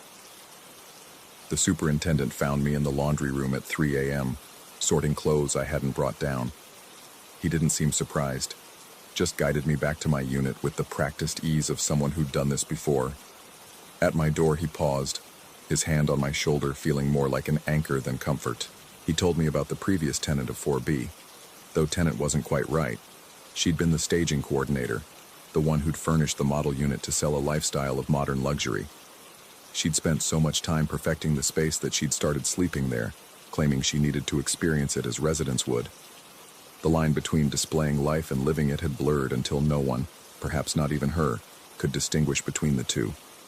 On October 15th, 2021, she'd been found at the base of the mezzanine stairs at 4:47 a.m., her body arranged as precisely as she'd once arranged furniture, each limb positioned to suggest movement while remaining perfectly still. The medical examiner found no cause for the stillness, no reason why someone would simply stop between one heartbeat and the next. The unit had been closed that day, the furniture removed, the space left to forget what it had witnessed. But spaces, like people, don't forget trauma. They incorporate it, weave it into their fundamental structure, until it becomes indistinguishable from their original architecture. I asked him why they'd rented it to me. Why break the 3-year seal? His laugh was bitter as black coffee. The owners needed the revenue, he said. The story had been long enough ago that they figured. He trailed off, but I understood. They figured the unit might have reset, like leaving a computer off long enough might clear its memory. That night, I didn't try to sleep. I sat on the couch with my notebook, waiting for 1:17. When the crack came from the 7th step, I spoke aloud to the empty room, suggesting that perhaps we were both stuck in our patterns, me in my documentation, it in its repetition. The silence that followed felt like consideration. At 2:41, when the light flickered, I flickered the floor lamp in response. A moment passed, then the overhead light flickered twice. I responded with 2. We continued this dialogue of illumination until 3:33, when the pressure shift felt less like being watched and more like being acknowledged. I've been here 6 weeks now. The patterns continue, but they've evolved into something almost conversational. The 7th step cracks in sequences that feel like questions. The light flickers in rhythms that suggest Morse code if Morse code had been invented by something that had never been quite human. The cold presence at the railing has started to feel less like observation and more like companionship, the kind that comes from sharing space with something that understands isolation as a physical law rather than an emotional state. My notebook has filled with theories, each more elaborate than the last. Maybe the staging coordinator never left, her need to perfect the space transcending the minor inconvenience of mortality. Maybe the unit itself developed consciousness through the sheer force of being observed, becoming what hundreds of potential residents had projected onto it. Maybe I'm experiencing carbon monoxide poisoning, my brain creating elaborate narratives to explain its own slow suffocation.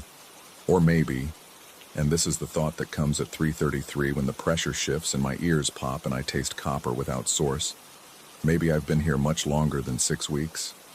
Maybe I've been walking these patterns for 3 years, and the rent-controlled price wasn't desperation, but compensation for serving as the new staging, the living display that proves the unit is safe for habitation. I found another parking ticket yesterday, tucked behind the refrigerator when I pulled it out to clean. Same date, October 15th, 2021. But the timestamp was different, 4:47 a.m., the exact time she was found. The ticket was in my handwriting. Tomorrow, I plan to move the couch again, this time to the exact spot where someone would land if they descended wrong from the mezzanine. I want to see if the crack in the 7th step follows me there, if the patterns will reveal their final shape. Part of me knows I'm chasing something that doesn't want to be caught, that perhaps shouldn't be caught. But the larger part, the part that keeps detailed notes and flickers lights in response to darkness, needs to know if I'm documenting something happening to me or something I'm causing to happen. The super mentioned that she, the coordinator, had kept notebooks too, had tried to optimize the living experience down to the minute. He said they found dozens of them, each documenting slightly different patterns, as if she'd been living multiple versions of the same day, trying to find the perfect configuration. I've started seeing other tenants in the hallway who avoid eye contact, who walk with the careful steps of people who've learned that certain floorboards must never be touched. When we pass, there's a moment of recognition, not of faces but of function. We're all displaying something, modeling behaviors for observers we can't quite see but always feel. The building has 52 units. I've counted 14 that show signs of extended vacancy. Darkened windows that never change, mail slots that overflow then mysteriously empty, parking spaces that accumulate dust in patterns that suggest cars that exist only sometimes. I wonder if we're all on different cycles, if what seems like vacancy is just another unit's resident operating on a timeline that doesn't align with conventional time. Tonight, as I write this final entry, it's 1:15 a.m. In 2 minutes, the 7th step will crack. In 86 minutes, the light will flicker. In 138 minutes, the pressure will shift, and I will document it all, as I always have, as I always will, because that's what model residents do. We demonstrate the act of living so convincingly that sometimes we forget we're performing. The parking ticket sits on my coffee table, the date flickering between 2021 and 2024 and sometimes years that haven't happened yet. The building's memory is failing, or perhaps succeeding too well, unable to distinguish between what was, what is, and what will be.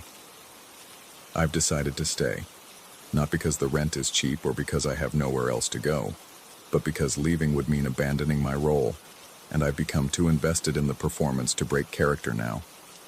Besides, someone needs to be here when the next resident arrives, someone who can guide them to the laundry room at 3 a.m., who can explain that the 7th step has always cracked, that the patterns are just the building breathing, someone who can assure them that the cold presence at the railing is nothing to fear, someone who can lie as convincingly as I've learned to live.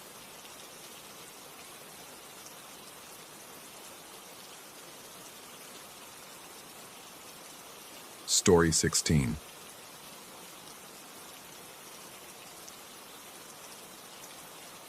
The studio never feels empty, even when it is. I learned this during my 3rd month at the creative agency in Raleigh, working the graveyard shift alongside 2 other designers.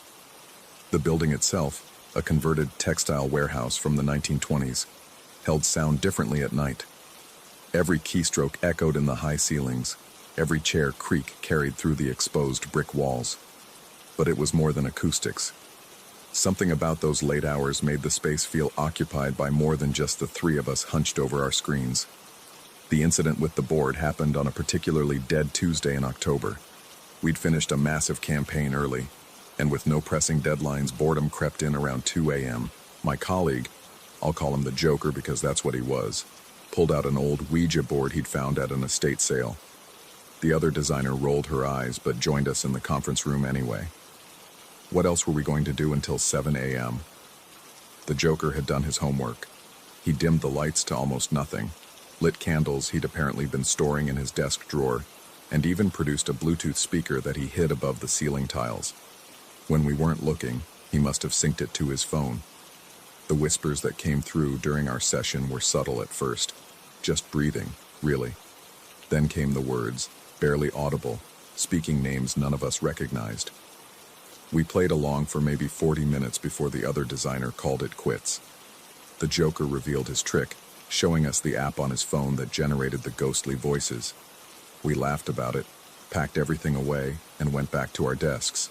By morning, the whole thing felt like a fever dream, born from too much coffee and too little sleep. For months, nothing happened. The Joker got transferred to the day shift. The other designer found a better job in Charlotte. New people came in to fill their spots, and the Ouija board incident became one of those stories that occasionally surface during training, a cautionary tale about what happens when you have too much downtime on the night shift. Then came that night in February. I was alone, finishing color corrections for a pharmaceutical campaign. The deadline was noon, and I'd volunteered to stay late rather than come in early. The building's HVAC system had been acting up all week, creating a white noise that masked most ambient sounds. Around 3 a.m. I got up to stretch, walking the familiar path to the kitchen for another energy drink. That's when I heard it, a whisper, identical to the ones from the Joker's app coming from the conference room ceiling. Not similar, identical. The same breath pattern, the same incomprehensible words. I stood frozen in the hallway, listening to a sound that shouldn't exist. The Bluetooth speaker was long gone, removed during a renovation in December. The Joker had moved to Portland. His phone, with that app, was presumably with him. 3:03 a.m. I checked my phone when the whispers stopped. It had lasted exactly 3 minutes and 3 seconds, just like that night in October. I told myself it was exhaustion. Audio hallucinations weren't uncommon when you'd been awake for 20 hours straight. I finished the project and left as soon as the morning shift arrived, not mentioning what I'd heard. But the next night, alone again, the whispers returned. 3:03 a.m., 3 minutes and 3 seconds. The same recording that couldn't be playing from speakers that didn't exist. By the third night, I'd brought a ladder. At 3:02, I climbed up and removed the ceiling tile where we'd hidden the speaker months ago. Nothing. Dust and old insulation. The faint smell of decades-old tobacco smoke that permeated the building's bones. At 3:03, the whispers started anyway, seeming to emanate from the empty space itself. I stayed on the ladder, my head in the ceiling, feeling the sound vibrate through the old wooden beams. That's when I noticed something else. The building's Wi-Fi router, mounted in the corner of the conference room, was blinking in a pattern I'd never seen before. Not the steady pulse of data transfer, but an erratic strobe that matched the cadence of the whispers. I climbed down and checked our network traffic on my laptop. Nothing unusual. No unknown devices connected. The router's admin panel showed everything normal, even as I watched it flash its impossible rhythm. The whispers weren't the only change. The building's smart systems began acting up in ways that IT couldn't explain. The projector in the main presentation room would power on by itself, always opening to the same non-existent directory. Darn clients, darn Mark. There was no Mark in our client list. There never had been. The folder path didn't exist on any of our servers, but every night around 4 a.m., the projector would hum to life, display that empty directory for exactly 13 seconds, then power down. I started documenting everything: screenshots, audio recordings, even infrared video, hoping to catch something, anything that would explain what was happening. The recordings never captured the whispers, just dead air where I could clearly hear voices. The screenshots showed normal desktop displays, even when I could see that impossible folder path projected on the wall. The videos revealed nothing but an empty office, the projector appearing to remain off, even as its light filled the room. My new colleagues on the night shift began noticing my behavior. They'd find me standing in hallways, staring at corners where shadows gathered differently. I'd developed a habit of checking my phone obsessively at 3:02, excusing myself from whatever we were doing to stand outside the conference room. They started avoiding me, taking their breaks when I was busy, finding reasons to work from home when they could. The isolation made everything worse. Or maybe it made everything clearer. Without the distraction of small talk and collaborative work, I could focus on the patterns emerging in the building's behavior. The whispers had evolved, no longer confined to the conference room. They traveled through the ventilation system, sometimes appearing in the bathroom, sometimes in the server closet. Always at 3:03, always for 3 minutes and 3 seconds. But now, I could almost understand words within them. Names, maybe, or warnings. The projector's phantom directory began appearing at other times, not just 4 a.m. I'd be presenting concepts to clients over video call, and suddenly, client's Mark would flash across the screen for a split second, too quick for anyone else to notice, but burned into my retinas like a camera flash. Once, during a particularly important pitch, it stayed up for a full minute while I continued talking, watching my clients' confused faces as they saw something completely different on their screens. I tried researching the building's history. The textile company that originally occupied it had closed in 1987 after a series of financial scandals. No deaths, no tragedies, just regular business failure. The creative agency had moved in 5 years ago after a complete renovation. Previous tenants included a call center, a storage facility, and briefly, in the early 2000s, a tech startup that folded before launching their product. I couldn't find any records of anyone named Mark connected to any of these businesses. One night in March, I decided to follow the path the whispers seemed to travel. Starting in the conference room at 3:03, I traced their movement through the building. They led me through the main workspace, past the kitchen, into the narrow hallway that connected to the old freight elevator we never used. The elevator had been disabled for safety reasons, its shaft now just empty space behind a locked metal gate. Standing at that gate, I heard something different. Not whispers, but typing. The distinct clatter of mechanical keyboard keys, the kind nobody used anymore. It was coming from inside the elevator shaft, from a floor that didn't exist. Our building only had 3 levels, but the sound came from somewhere between the second and third. I started staying later, past my shift, into the morning and sometimes through the entire next day. Sleep became optional, then impossible. The building revealed more of itself the longer I remained. Shadows of people who weren't there would cross my peripheral vision. The smell of cigarette smoke would drift through rooms where nobody had smoked in decades. Conversations in languages I didn't recognize would echo from empty offices. The IT department finally intervened when they noticed my access logs. 23 hours in the building, 36 hours, 48 hours straight, living on vending machine food and bathroom sink water. They sent me home with a mandatory rest period, threatening termination if I returned before the weekend. But being away was worse. My apartment felt wrong, like I was trespassing in someone else's space. Every sound made me check the time, waiting for 3:03. I found myself typing on an imaginary keyboard, my fingers moving in patterns that produced no words. When I finally slept, I dreamed of the folder. Clients, Mark. In the dream, it wasn't empty. It contained files with names I couldn't read, images that hurt to perceive, documents that rewrote themselves as I watched. I returned to work on Monday, promising HR I'd maintain regular hours, take proper breaks, seek help if needed. They believed me because they wanted to. The night shift was hard to staff, and I was good at my job when I managed to focus on it. But the building had marked me somehow. I could feel it the moment I badged in. A recognition, like returning home after a long trip. The whispers were waiting for me at 3:03, clearer than ever. This time I understood them. They were saying my name. Not my current name, but names I might have had, could have had, would have in places that weren't quite here. The projector showed clients, Mark, but now I could see subfolders appearing and disappearing too quickly to read. The building's systems weren't malfunctioning. They were showing me something that existed in the spaces between what we understood as real. My colleagues stopped working night shifts entirely, claiming scheduling conflicts or sudden illnesses. Management didn't push it. They could see something was wrong, even if they couldn't articulate what. I worked alone, which suited me fine. It was easier to pay attention without the distraction of other people's disbelief. The thing about doors is that they're not one way.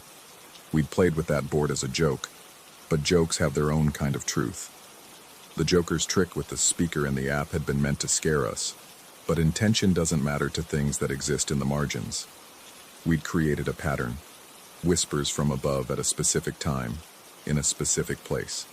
And patterns, once established, don't need their original creators to continue. I understand now why the building feels occupied when it's empty. It is occupied by the echo of every joke, every prank, every moment of boredom that led someone to reach for something they shouldn't. The creative studio, with its high ceilings and exposed brick, its history of failed businesses and abandoned projects, had become a repository for all the doors we'd carelessly opened. The Mark folder makes sense now, too. Mark isn't a client.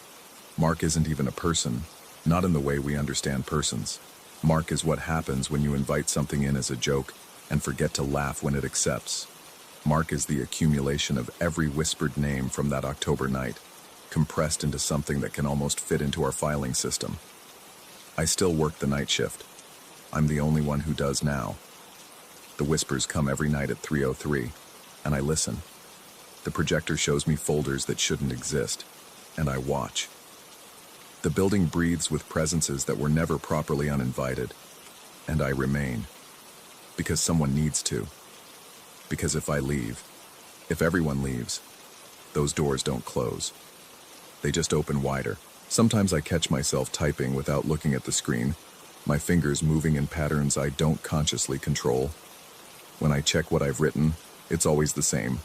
Pathway documentation for things that learned our systems better than we did. Instructions for navigating spaces that exist between the real and the unreal. Maps of a building that has more rooms than its blueprints suggest. The Joker was right about one thing. Tricks do enhance the experience. But he was wrong about who was playing the trick and who was being tricked. Every game leaves traces. Every invitation, even the insincere ones, gets recorded somewhere. And some guests, once they learn the way in, never really leave. They just wait at 303, in the spaces above the ceiling tiles, in folders that shouldn't exist, in the whispers that sound exactly like a recording that was only ever played once.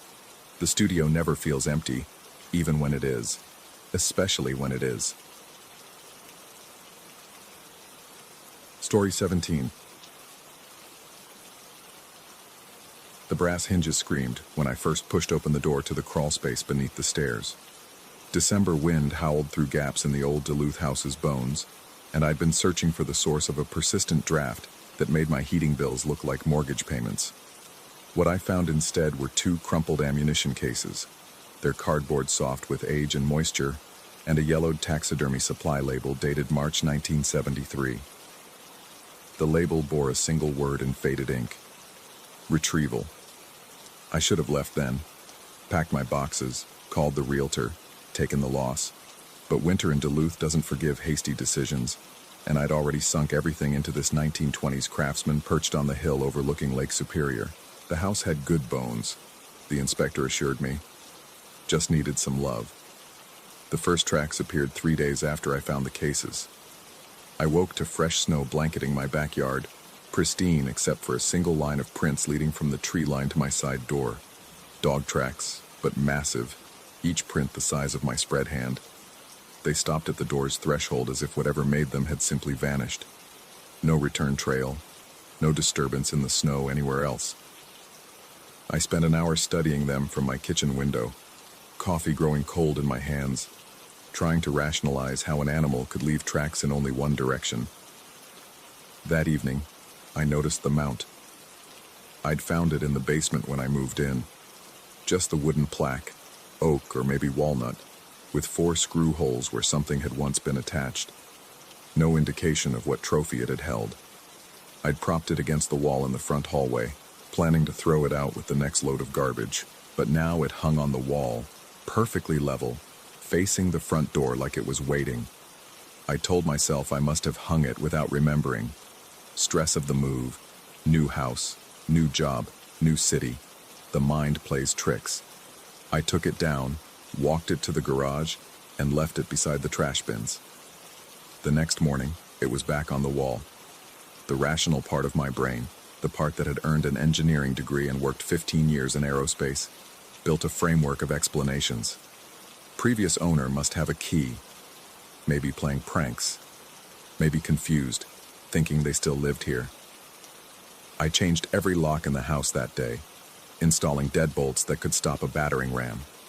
I even added a chain to the side door, though the tracks in the snow had unnerved me enough that I avoided looking at that threshold too closely. The mount stayed on the wall for 3 days.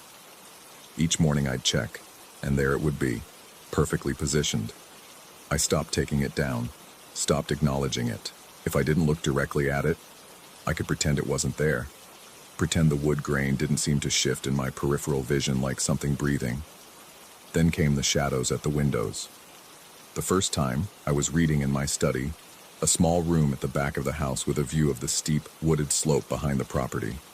Movement caught my eye, a black shape sliding past the window, too quick to properly see but too solid to be a trick of light. I lunged for the glass, peered out into the darkness. Nothing, just snow-covered pines and the distant shimmer of porch lights from houses below. It happened again the next night, and the next. Always at the edge of vision, always gone when I looked directly. A mass of darkness that moved with purpose, with intent. I installed motion sensor lights around the house's perimeter. They never triggered when the shadow passed. By the second week, I'd stopped sleeping properly. I'd doze in my chair, startling awake at every creak of the old house settling. The mount seemed to watch me, though it was just blank wood. Sometimes I'd catch myself staring at it, wondering what had once been displayed there. What trophy had commanded such prominence that even its absence left a presence? I researched the house's history at the library downtown. The microfiche record showed a string of short-term owners dating back to the 1970s. Never more than 2 years, often less. The librarian, an older woman with silver hair pulled back severely, noticed my interest. She told me the house had a reputation, though she was careful with her words. Strange incidents. Nothing criminal. Nothing that made the papers. Just unsettling enough that people moved on. When I pressed for details, she mentioned only that the owner in the early 70s had been a hunting enthusiast. Big game. Had trophy mounts throughout the house until one winter when neighbors reported not seeing him for weeks. When police finally checked, they found the house empty. Not just of the owner, empty of all the mounted animals. Every last one gone, leaving only the plaques. That night, the tracks returned. But this time they didn't stop at the door. I woke to the sound of breathing, deep, rhythmic, like something large drawing air through a massive chest. The sound filled my bedroom, seeming to come from everywhere and nowhere. I lay frozen, every muscle locked, as the breathing continued. In, out, in, out. When I finally found the courage to turn on the light, the room was empty.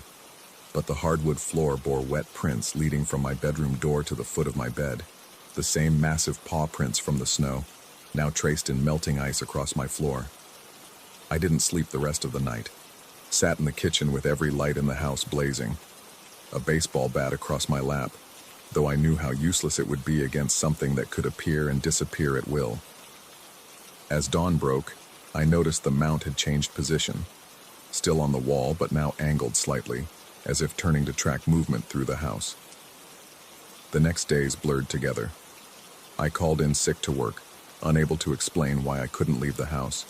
Couldn't stop watching the mount. Couldn't shake the feeling that something was circling, waiting.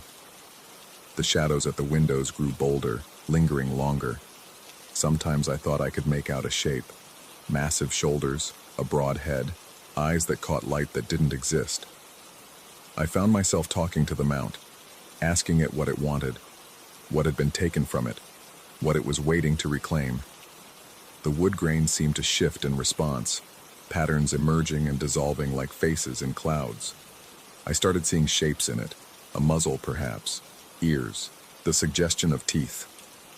One night, I dreamed I was the mount, hanging on the wall, incomplete, waiting. In the dream, I understood the terrible patience of abandoned things, the weight of absence that grows heavier with time.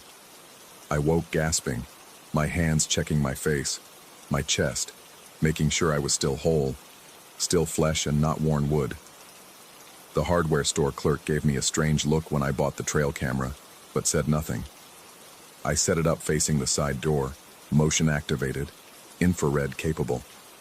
Whatever was leaving those tracks, I'd have proof. Either proof that something impossible was happening, or proof that I was losing my mind. Both options terrified me equally. The camera triggered that night. I heard the soft click of its activation from my bedroom, and every hair on my body stood on end. The breathing sound returned, closer now, as if something massive was pressed against my bedroom door. I waited until dawn to check the footage. The video showed the side door. Snow fell steadily. Then, between one frame and the next, the tracks appeared. No animal, no movement. Just suddenly there, as if they had always been. I watched the footage over and over, frame by frame, until my eyes burned and my hands shook. Nothing. Nothing. Then tracks. That's when I started researching taxidermy. Specifically, the label I'd found. Retrieval wasn't a standard taxidermy term, but I found references in old hunting journals to a practice some taxidermists offered in the 70s. If a hunter's trophy was damaged, by fire, flood, time, they claimed they could retrieve the essence of the mount. Not repair it, but somehow call back what had been lost. The practice had been condemned by legitimate taxidermists as charlatanism at best, something darker at worst. The mount began to fill in. I noticed it first as a shadow within the wood grain, a density that hadn't been there before. Each day, it grew more defined. The suggestion of fur, the curve of muscle beneath skin. I touched it once, and my fingers came away cold, with the lingering sensation of coarse hair, though the surface was still smooth wood. I stopped eating, stopped answering my phone. The outside world felt distant, unreal, compared to the terrible reality taking shape on my wall. I knew I should leave, but the thought of the mount completing itself in an empty house with no witness seemed worse than staying. At least if I was here, I could... What? Stop it? Control it? I no longer knew. Last night I saw it fully for the first time. Not the mount. The thing the mount was becoming. I woke to find my bedroom door open, though I'd locked it. Breath misted in the suddenly freezing air. At the foot of my bed stood something that might once have been a dog, or a wolf, or something older that those words approximate but don't capture. Its fur was the black of closed spaces, of depth without end. Its eyes held a patience so vast it had weight, had gravity. It didn't attack, didn't threaten. Just stood there, breathing that deep, rhythmic breath, watching me with eyes that had been watching far longer than I'd been alive.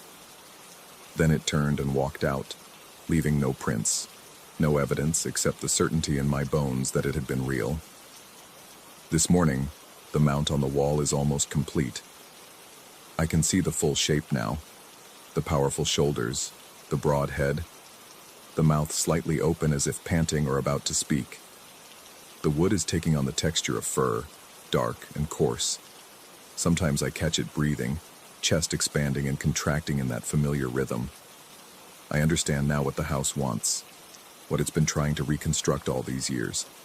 Every family that fled, every person who couldn't explain the wrongness they felt, they were just unsuccessful attempts. The house needed someone who would stay, someone who would witness, someone who would complete the circuit between what was lost and what desperately wanted to return. The ammunition cases under the stairs weren't remnants of hunting. They were evidence of a fight. Something was killed here, in this house, something that shouldn't have been able to die. And the hunter, in his arrogance or ignorance, tried to mount it like any other trophy. But some things refuse to stay mounted. Some things demand retrieval. Tonight I know it will be complete. The mount will fill entirely, and what has been circling, waiting, watching, will finally have its anchor, its doorway back. I should run. Every rational thought screams that I should get in my car and drive until the gas runs out, then keep running on foot. But I won't. Because the terrible truth I've come to understand is that I don't know if any of this is real. The mount might be changing, or I might be changing how I see it. The tracks might be appearing, or I might be making them in states I don't remember. The breathing might be something massive and patient and impossible. Or it might be my own, distorted by a mind coming apart in the isolation of a Duluth winter. And that's the worst part. Not the fear that something impossible is about to emerge fully into my world, but the fear that it won't. That tomorrow I'll wake to find the mount is just wood. The tracks are just wind-blown patterns in snow, and the only thing haunting this house is my own unraveling sanity. The sun is setting now. The shadows are growing longer, reaching across my floor like fingers. The mount breathes on the wall, nearly complete, waiting. I'm waiting too, because whether it's real or whether it's madness, tonight something will be retrieved, and I need to know, God help me, I need to know, which one of us it is.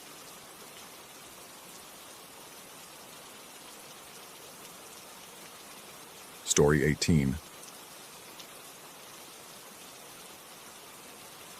The first time I noticed something wrong, I blamed the wine. I'd found her at the Roots Market in Lancaster, tucked between a tarnished tea service and a stack of yellowed postcards. The vendor, an elderly woman with clouded eyes, had practically pushed the porcelain figure into my hands when I paused to examine her. A parlor doll, maybe 14 inches tall, wearing a faded blue dress with a once-white apron. Her painted face bore the perpetual half-smile common to dolls of her era, 1890s, I guessed, and she clutched a tiny tin spoon in one porcelain hand, the implement secured with a twist of copper wire around her wrist. The base read simply, Mary. $20 seemed fair for such a well-preserved piece, though the vendor's relief when I paid felt disproportionate. She wrapped Mary in newspaper without meeting my eyes, muttering something I couldn't quite catch over the market noise. Back in my apartment, I placed Mary on the sideboard in my dining room, where afternoon light would catch the glaze of her porcelain skin. She looked right there, among my collection of antique bottles and inherited china. A conversation piece, I thought, for the dinner parties I never actually hosted. That first incident happened 3 days later. I'd eaten alone in the kitchen as usual, reheated shepherd's pie from a deli container, nothing special. But I'd used one of my good plates, the spode china I'd inherited from my grandmother, and left it on the counter while I watched the news. When I returned to clean up, the plate sat on the sideboard next to Mary. I stood there, dish towel in hand, trying to remember carrying it into the dining room. The wine, I decided. I'd had most of a bottle with dinner, but what made my skin prickle were the marks in the congealed gravy. Tiny furrows, as if someone had dragged something through it. The pattern led to the plate's edge, where a small trail of mashed potato traced down to the wood, stopping just short of Mary's base. The doll's tin spoon caught the overhead light. Had it always angled that way? I cleaned the mess, moved Mary to the mantel, and went to bed early. The next morning she faced the kitchen. Not dramatically, not obviously. Just a subtle quarter turn from where I'd positioned her, her painted eyes now directed toward the doorway. The kind of thing that might happen from vibrations when the upstairs neighbors walked around. Except the couple upstairs had been in Florida all week. I turned her back toward the window and left for work, but concentration proved impossible. Numbers blurred on my computer screen. Coffee tasted like copper. During a meeting, I found myself sketching tiny spirals in my notebook margins, only realizing later they matched the pattern I'd seen in the gravy. That evening, I conducted an experiment. After dinner, a simple salad eaten standing at the kitchen counter, I deliberately placed my plate on the sideboard. Not near Mary, who still perched on the mantel, but in the exact spot where I'd found the previous plate. I photographed it with my phone. 7:47 p.m., plate with remnants of vinaigrette and cherry tomatoes. Then I sat in my living room with a book, positioned where I could see both the sideboard and the mantel through the doorway. Every few minutes, I glanced up. Nothing moved. Mary maintained her frozen smile, her spoon glinting dully in the lamplight. At 9:15, I got up to check. The plate remained untouched, but Mary had shifted.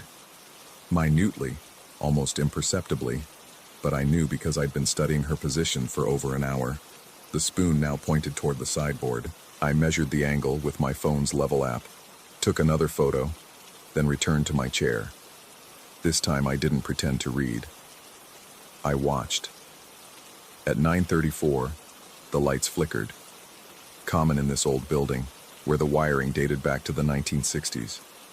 But in that split second of darkness, I heard it, a sound like fingernails on china. When the light steadied, a single cherry tomato had rolled to the plate's opposite edge. My logical mind offered explanations. The building settling, a minor earthquake, a draft from the heating vent. But my body knew better. Sweat gathered between my shoulder blades. My heartbeat echoed in my ears like footsteps on old floorboards. I stood slowly, approached the sideboard. The tomato hadn't just rolled. It showed a tiny puncture, as if pierced by something sharp and narrow, like a miniature spoon. That's when I noticed the smell. Not unpleasant exactly, but wrong, like porcelain dust mixed with old milk, sweet and mineral at once. It seemed to emanate from Mary herself, though when I leaned close to her, the scent disappeared. I grabbed the plate, dumped its contents in the garbage disposal, and ran water until the sink overflowed. The sound of the drain gurgling made me think of someone clearing their throat. Someone very small. That night I wrapped Mary in a towel and shut her in the hall closet. The scratching started at 3 a.m., not loud, not insistent. Just a rhythmic scritch, scritch, scritch like someone trying to write with a worn pencil. It came from inside the closet door, exactly at the height where I'd placed Mary on the shelf. I lay rigid in bed, telling myself it was mice. The building had mice. Everyone knew that. Except mice didn't scratch in perfect intervals. Mice didn't pause for exactly 10 seconds between each set of sounds. By dawn, the scratching had stopped, but I found tiny indentations in the closet door's interior paint. They formed a rough circle about the size of a dinner plate. I called in sick to work and drove Mary back to Lancaster. The Roots Market only operated on Tuesdays and Saturdays. This was Thursday. But I remembered the vendor mentioning her antique shop on Queen Street, so I spent the morning driving up and down, peering into dusty windows until I found her. The shop was narrow and dim, crammed with furniture and curiosities that seemed to lean inward like conspiring witnesses.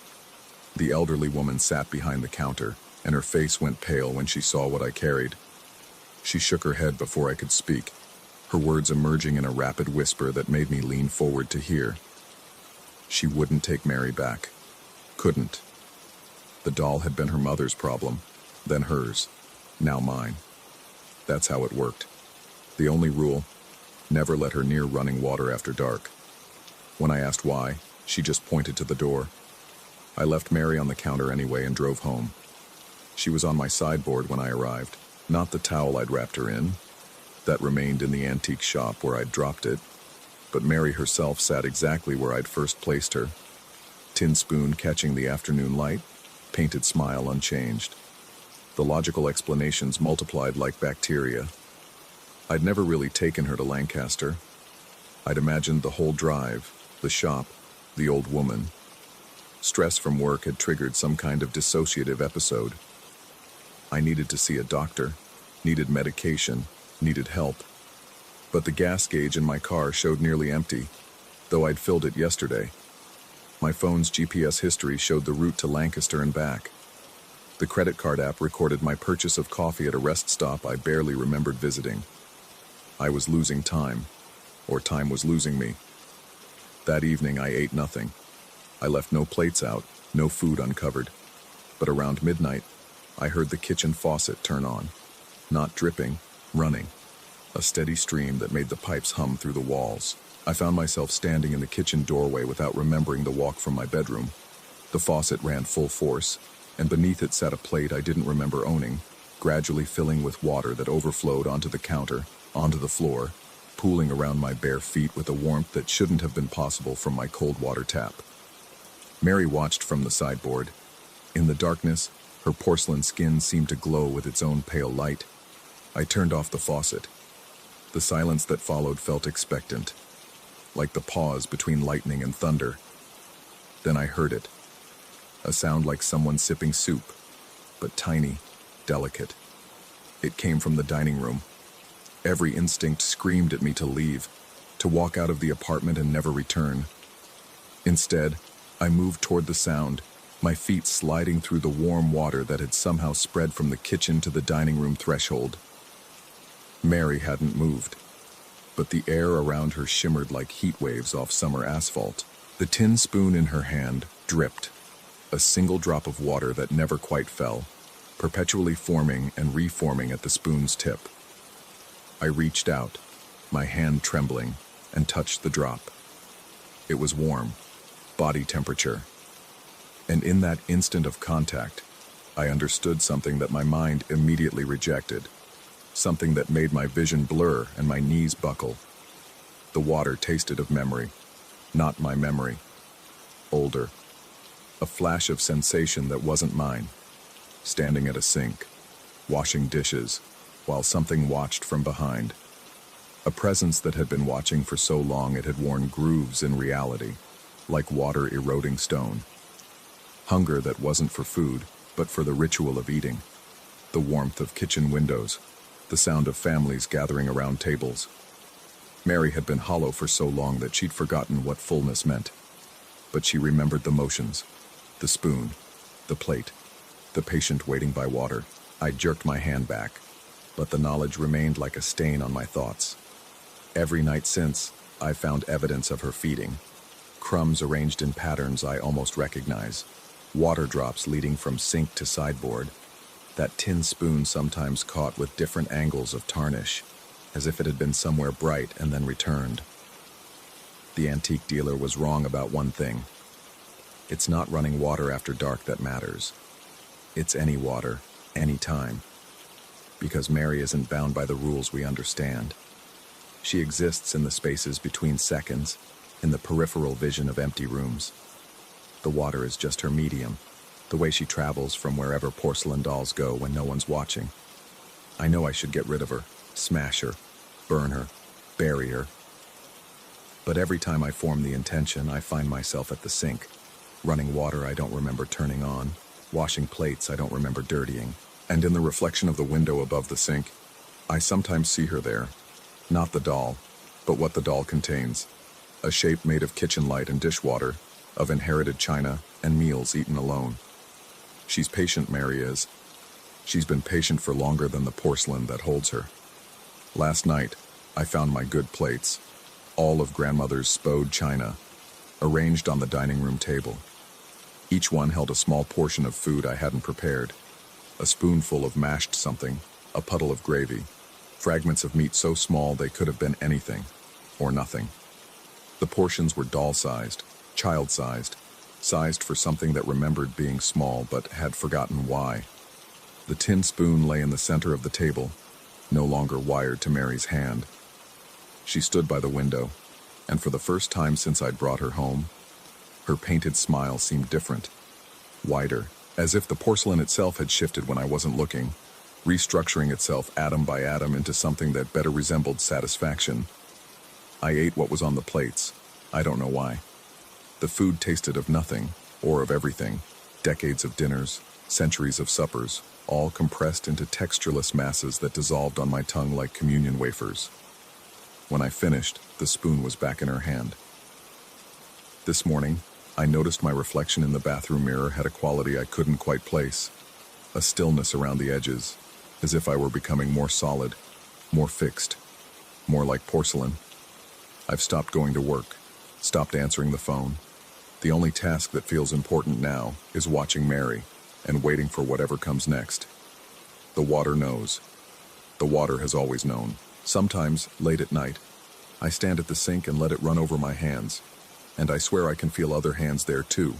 All the hands that have stood at sinks, washing dishes, bound by the endless ritual of preparing and cleaning, serving and clearing. Mary collects us, I think. Not our bodies, but our patterns. The repetitive motions that make up a life lived in kitchens and dining rooms.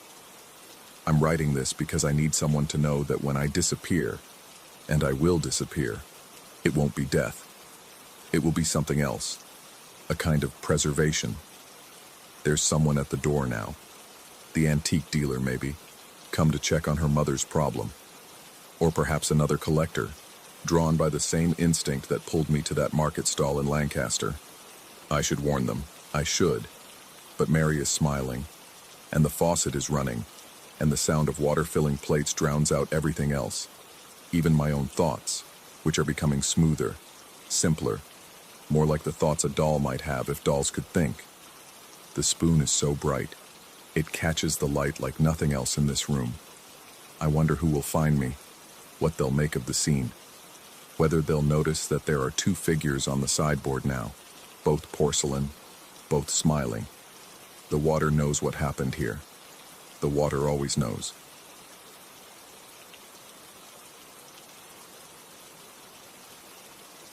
Story 19.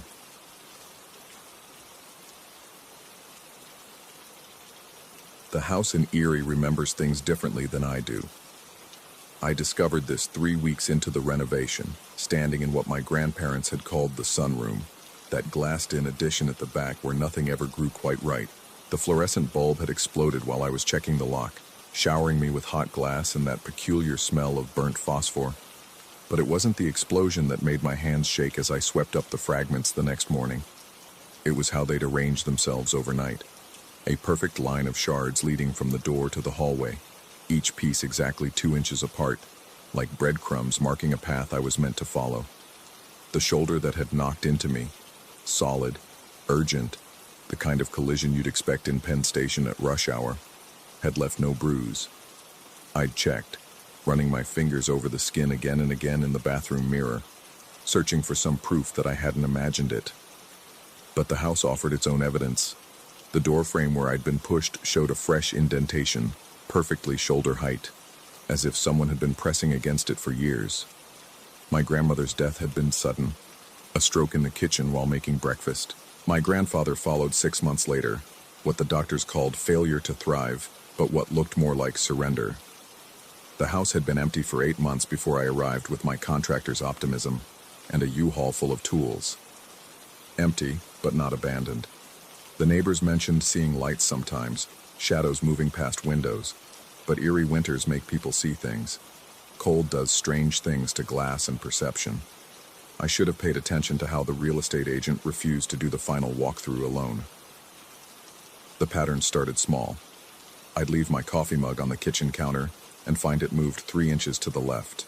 Always 3 inches, always left. Aligned perfectly with the edge of the backsplash tile. My measuring tape confirmed it wasn't my imagination. 3 inches exactly, every time.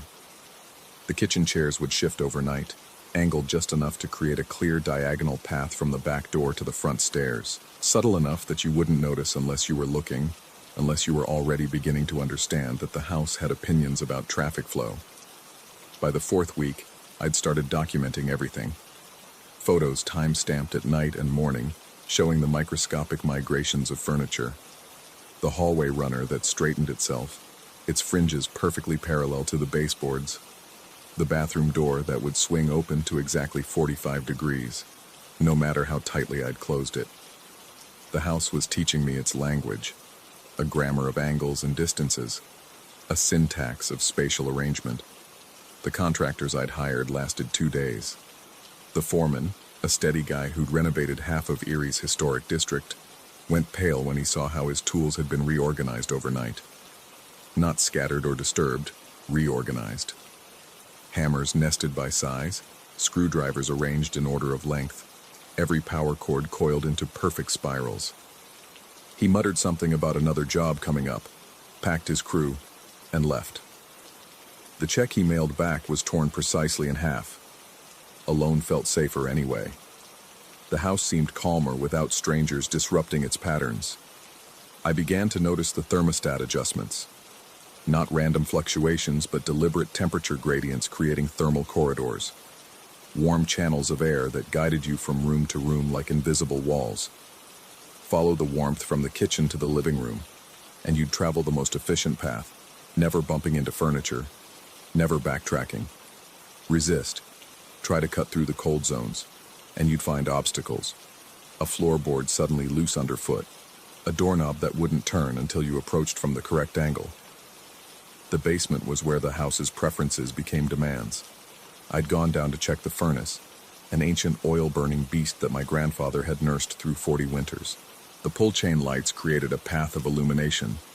First bulb, third bulb, sixth bulb, leaving pools of darkness between.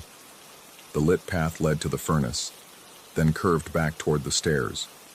The dark zones between held the things I wasn't meant to see yet, or wasn't meant to see at all. Curiosity made me bring a flashlight the next time.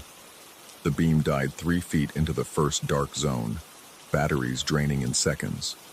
I tried candles, lanterns, even a generator-powered work light.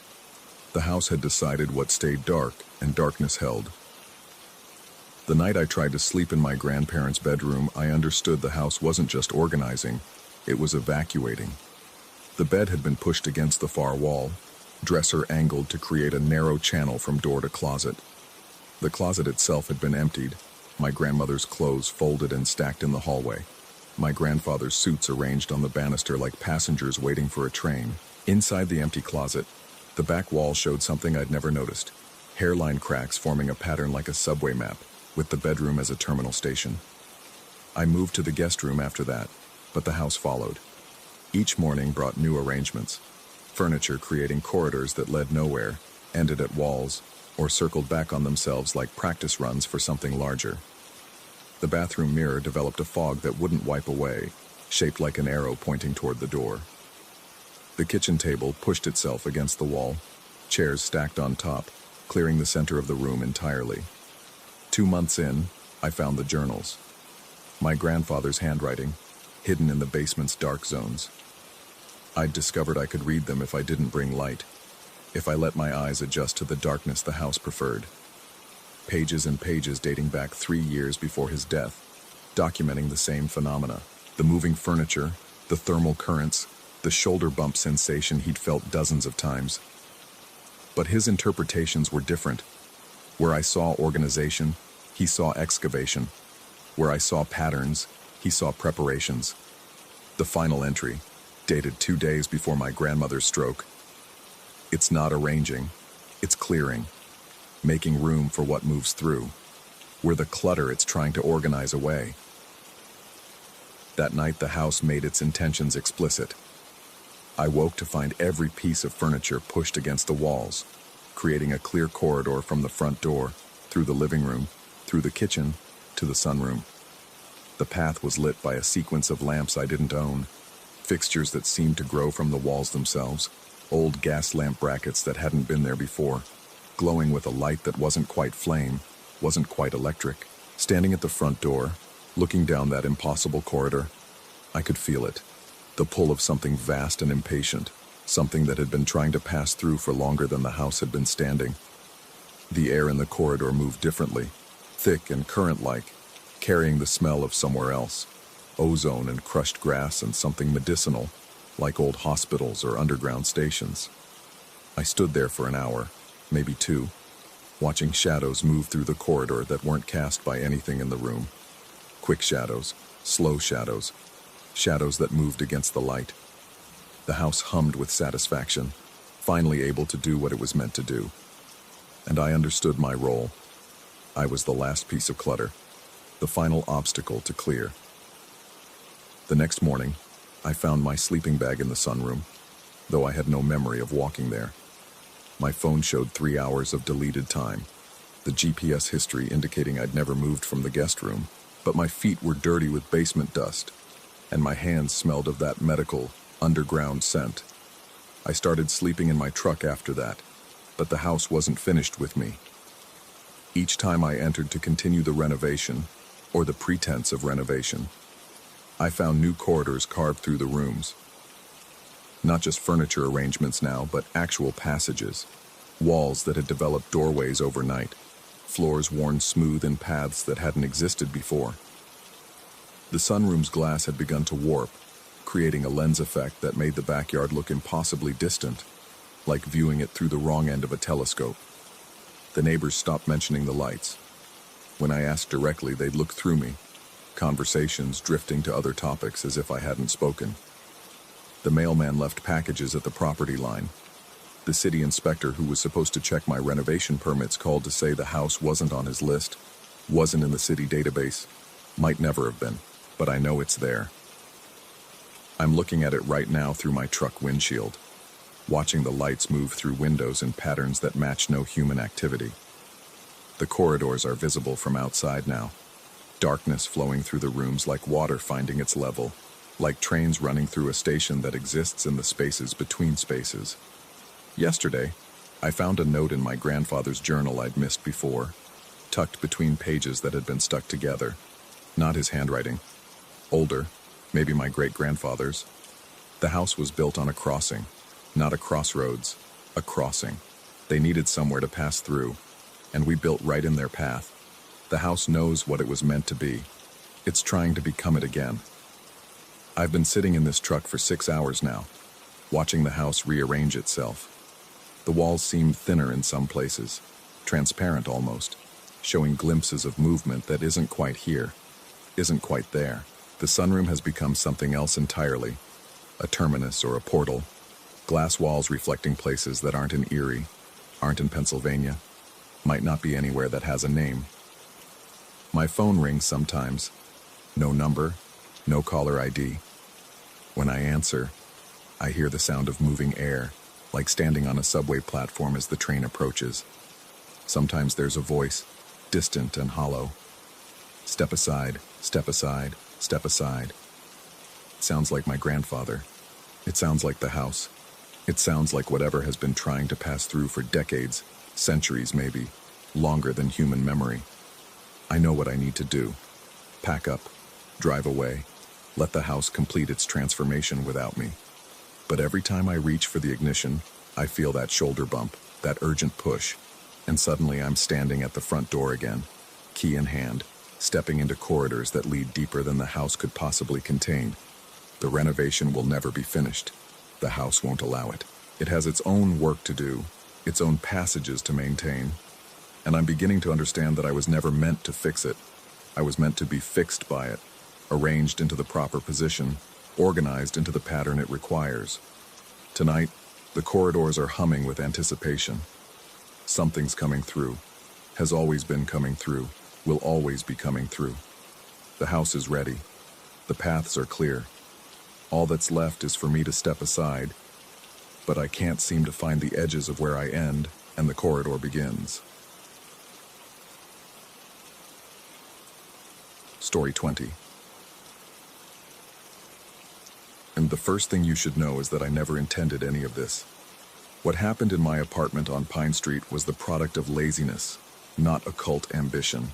I'm a graduate student in comparative literature, not some midnight practitioner of forbidden arts.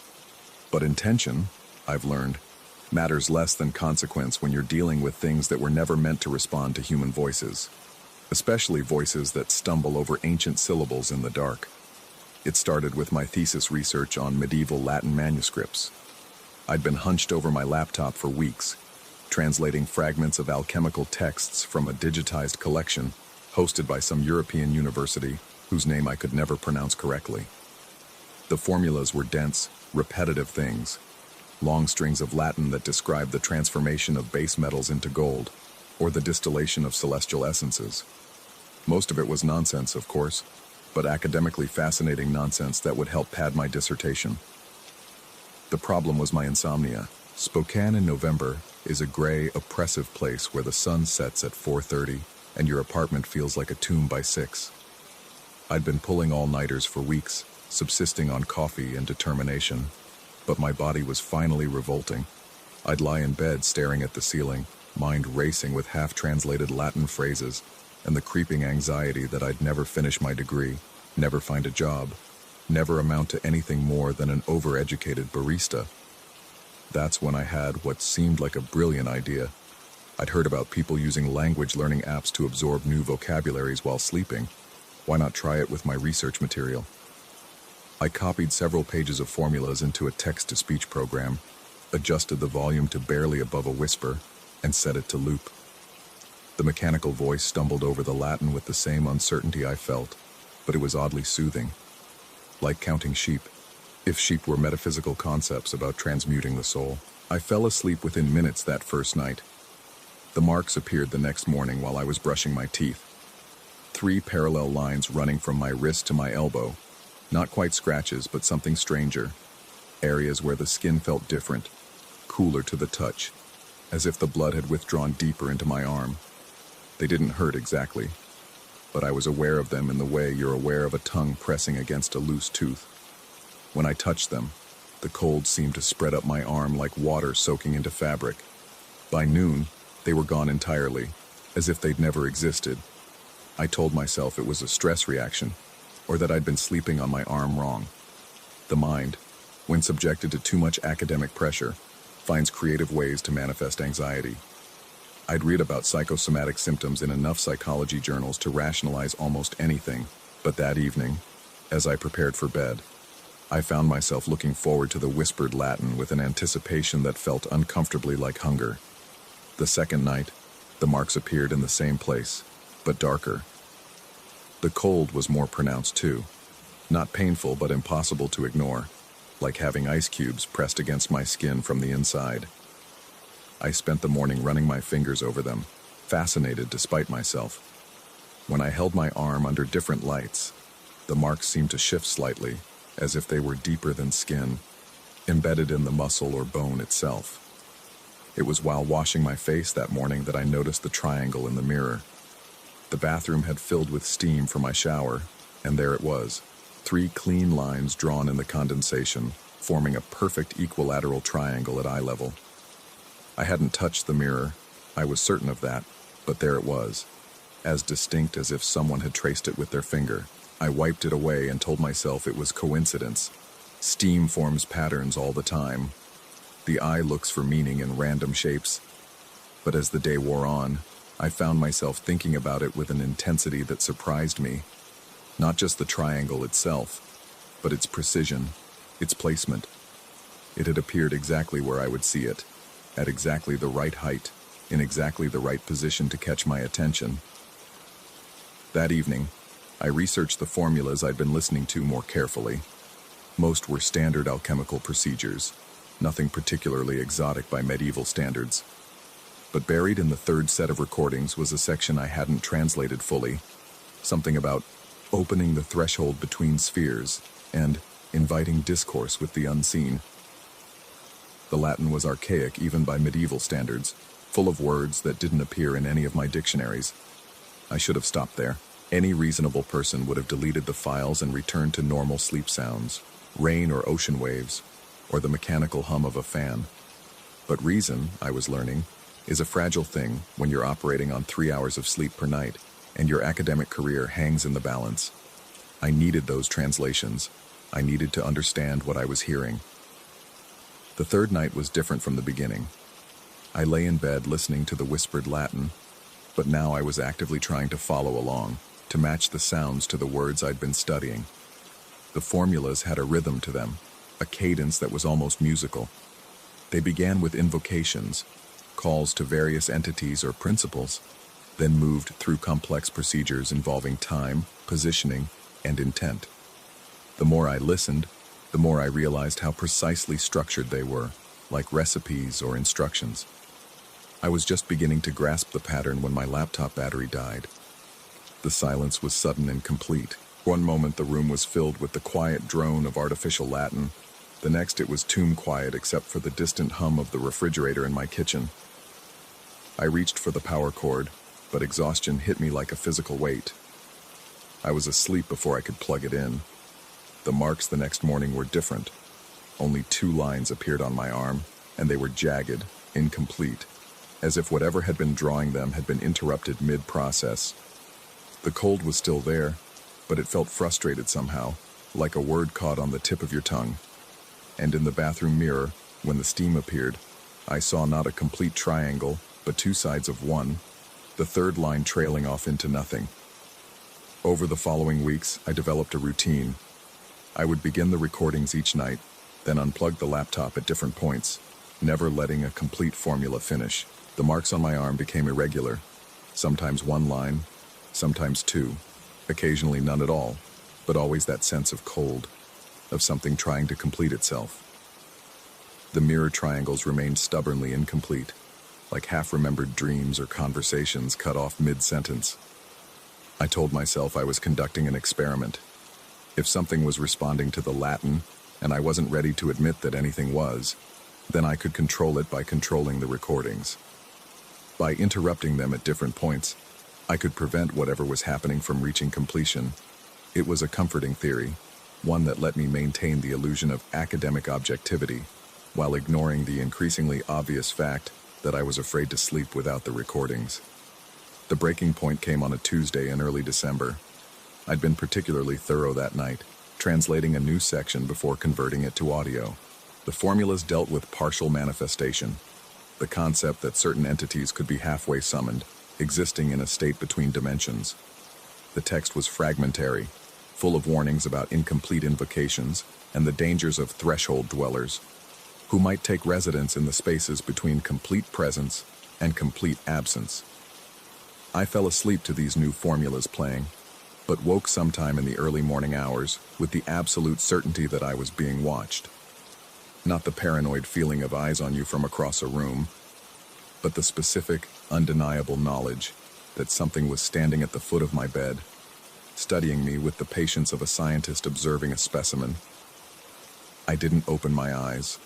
I lay perfectly still, listening to my own heartbeat and the barely audible whisper of Latin still emanating from my laptop. The presence didn't move, didn't breathe or shift or make any sound at all, but I could feel its attention like heat from a lamp. It was waiting for something, I realized. Waiting for me to complete what I'd started. When I finally opened my eyes, there was nothing there, but the feeling lingered, and it hasn't entirely left me since. I stopped using the recordings that morning, switching to white noise generators and keeping my window cracked open for fresh air. The marks on my arm faded within days, and the mirror triangles stopped appearing entirely. But sometimes, in that space between sleep and waking, I can still feel something waiting just out of sight. Not malevolent, exactly, but persistent. Like a half-remembered name, or a song you can only recall fragments of. The worst part is the certainty that I could complete it if I wanted to. That the recordings are still there on my laptop, waiting to be played in full. That whatever I invited into that threshold space between sleeping and waking is still there too. Patient as stone, ready to finish what we started together in those whispered hours of interrupted incantation. I've thrown myself into finishing my dissertation, working with a focus I never had before. But late at night, when the words blur together on my screen and my eyes burn from staring at medieval manuscripts, I sometimes catch myself wondering what would have happened if I'd let just one formula play to completion. What would have drawn those third lines on my arm? What would have finished those triangles in the steam? The rational part of my mind insists it was all psychosomatic, stress manifesting as physical symptoms, pareidolia, making patterns from random condensation. But rationality, I've learned, is a luxury afforded only to people who haven't spent weeks listening to whispered Latin in the dark and watching their skin bear witness to something they can't explain. Sometimes on particularly quiet nights when the white noise isn't enough to fill the silence, I can still hear it. The faint echo of that mechanical voice stumbling over ancient words, trying to complete formulas that were never meant to be left half-finished. And in those moments, I understand with perfect clarity that whatever I invited into my small apartment on Pine Street is still there, still waiting, still trying to complete itself one interrupted syllable at a time. The triangle in my bathroom mirror hasn't appeared in weeks, but every morning when I wipe away the steam, I can see exactly where that third line would go if I let it. And every morning, I'm a little more tempted to stop wiping, to let the condensation form whatever patterns it wants to form, to see what happens when you stop interrupting things that are trying to be born. But not today. Today I keep the window open, play my mundane white noise, and pretend I don't notice how the steam hesitates in that familiar pattern before dispersing into randomness.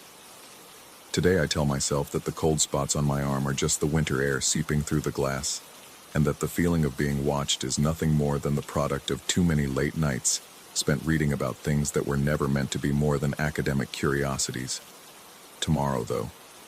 Tomorrow I might be tired enough, curious enough, lonely enough to let something finish what we started together in those whispered hours between sleep and waking.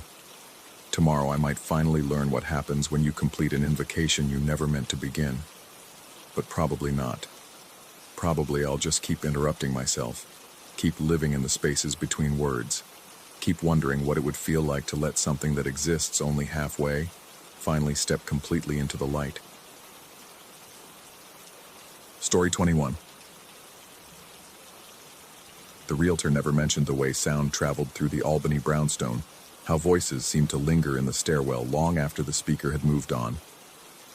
I discovered this peculiarity during my first week, when I called out a greeting to what I assumed was a neighbor, only to hear my own words drift back to me seconds later, distorted and hollow, as if the house itself were learning to speak.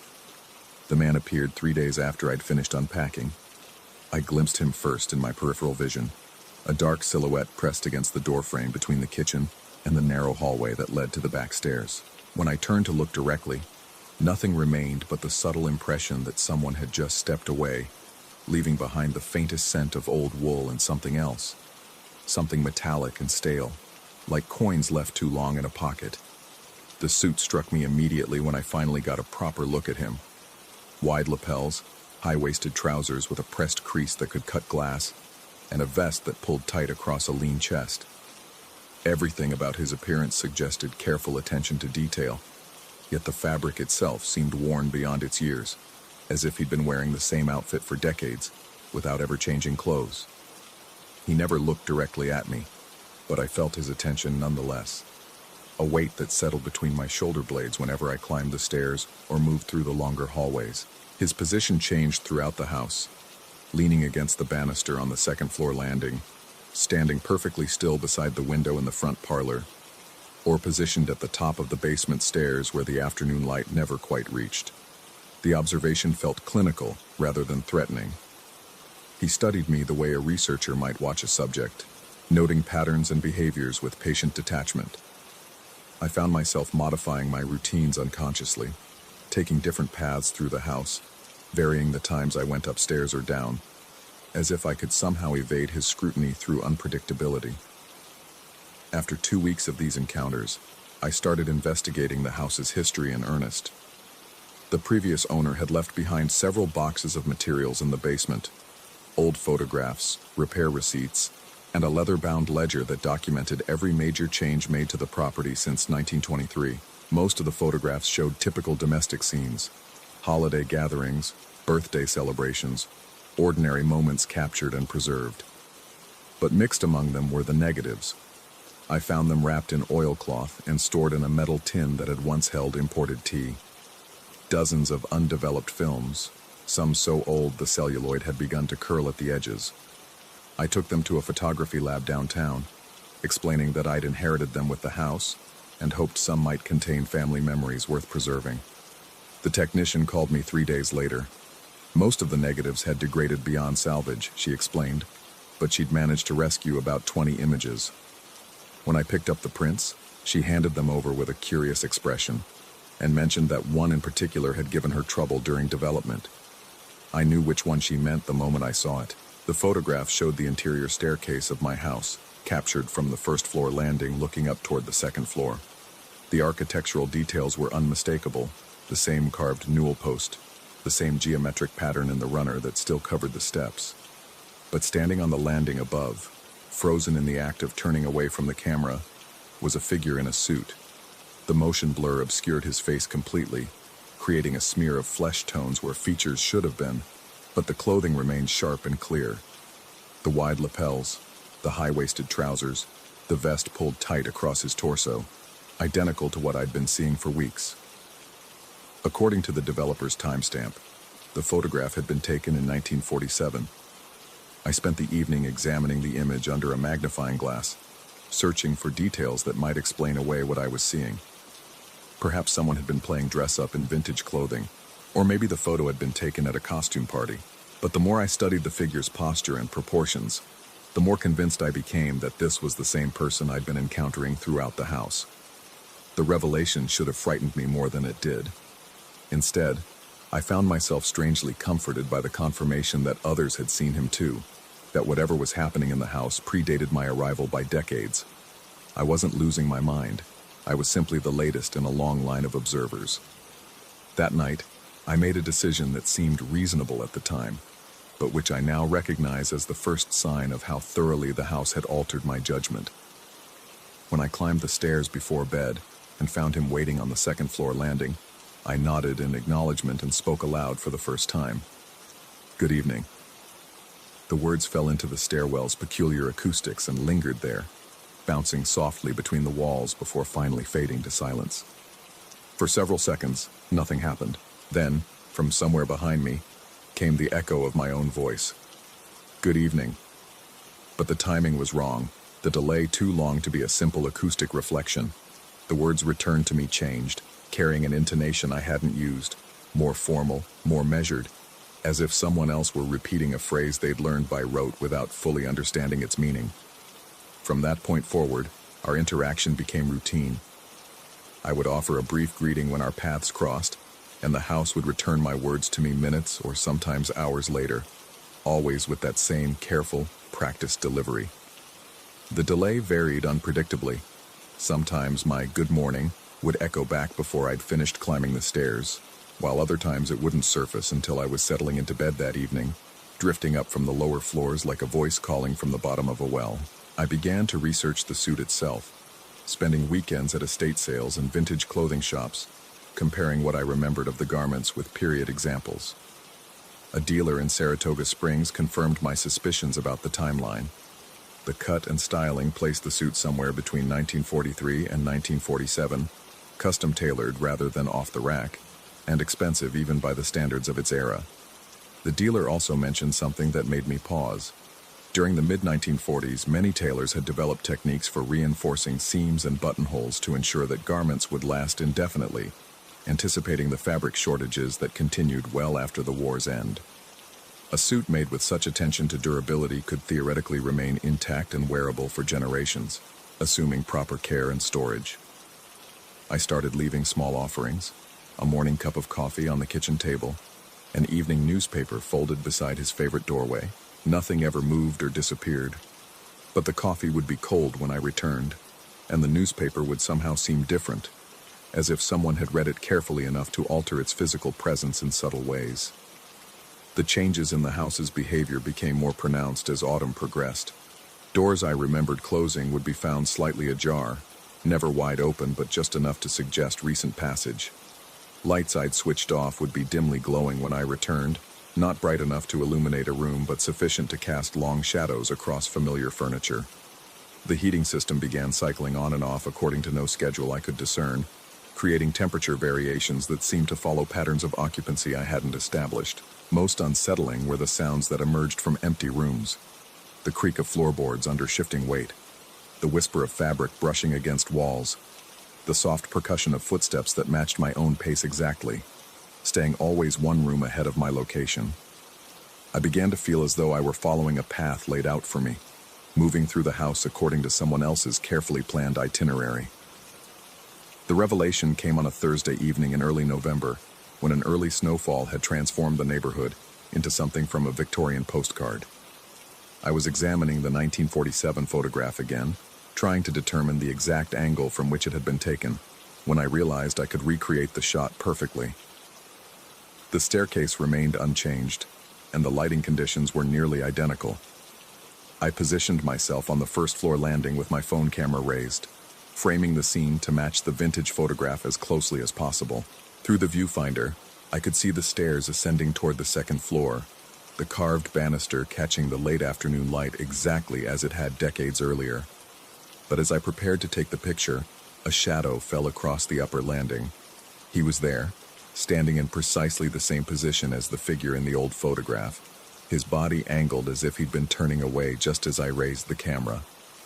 For the first time since I'd begun seeing him, he seemed aware of my attention, responding to my actions rather than simply existing in parallel to them. I lowered the phone without taking the picture, and we regarded each other across the span of the staircase. He didn't move or speak, but something in his posture suggested expectation, as if he'd been waiting for this moment of direct acknowledgement. When I raised the camera again, he began to turn away, recreating the exact motion captured in the 1947 image. The photograph I took that day shows an empty staircase, but when I examined the image later that evening, magnifying it on my laptop screen and adjusting the contrast to bring out subtle details, I could see something that hadn't been visible to my naked eye. The faint outline of a shadow on the upper landing, shaped like a person but containing no substance, as if someone had been standing there moments before the shutter clicked, leaving behind only the memory of their presence.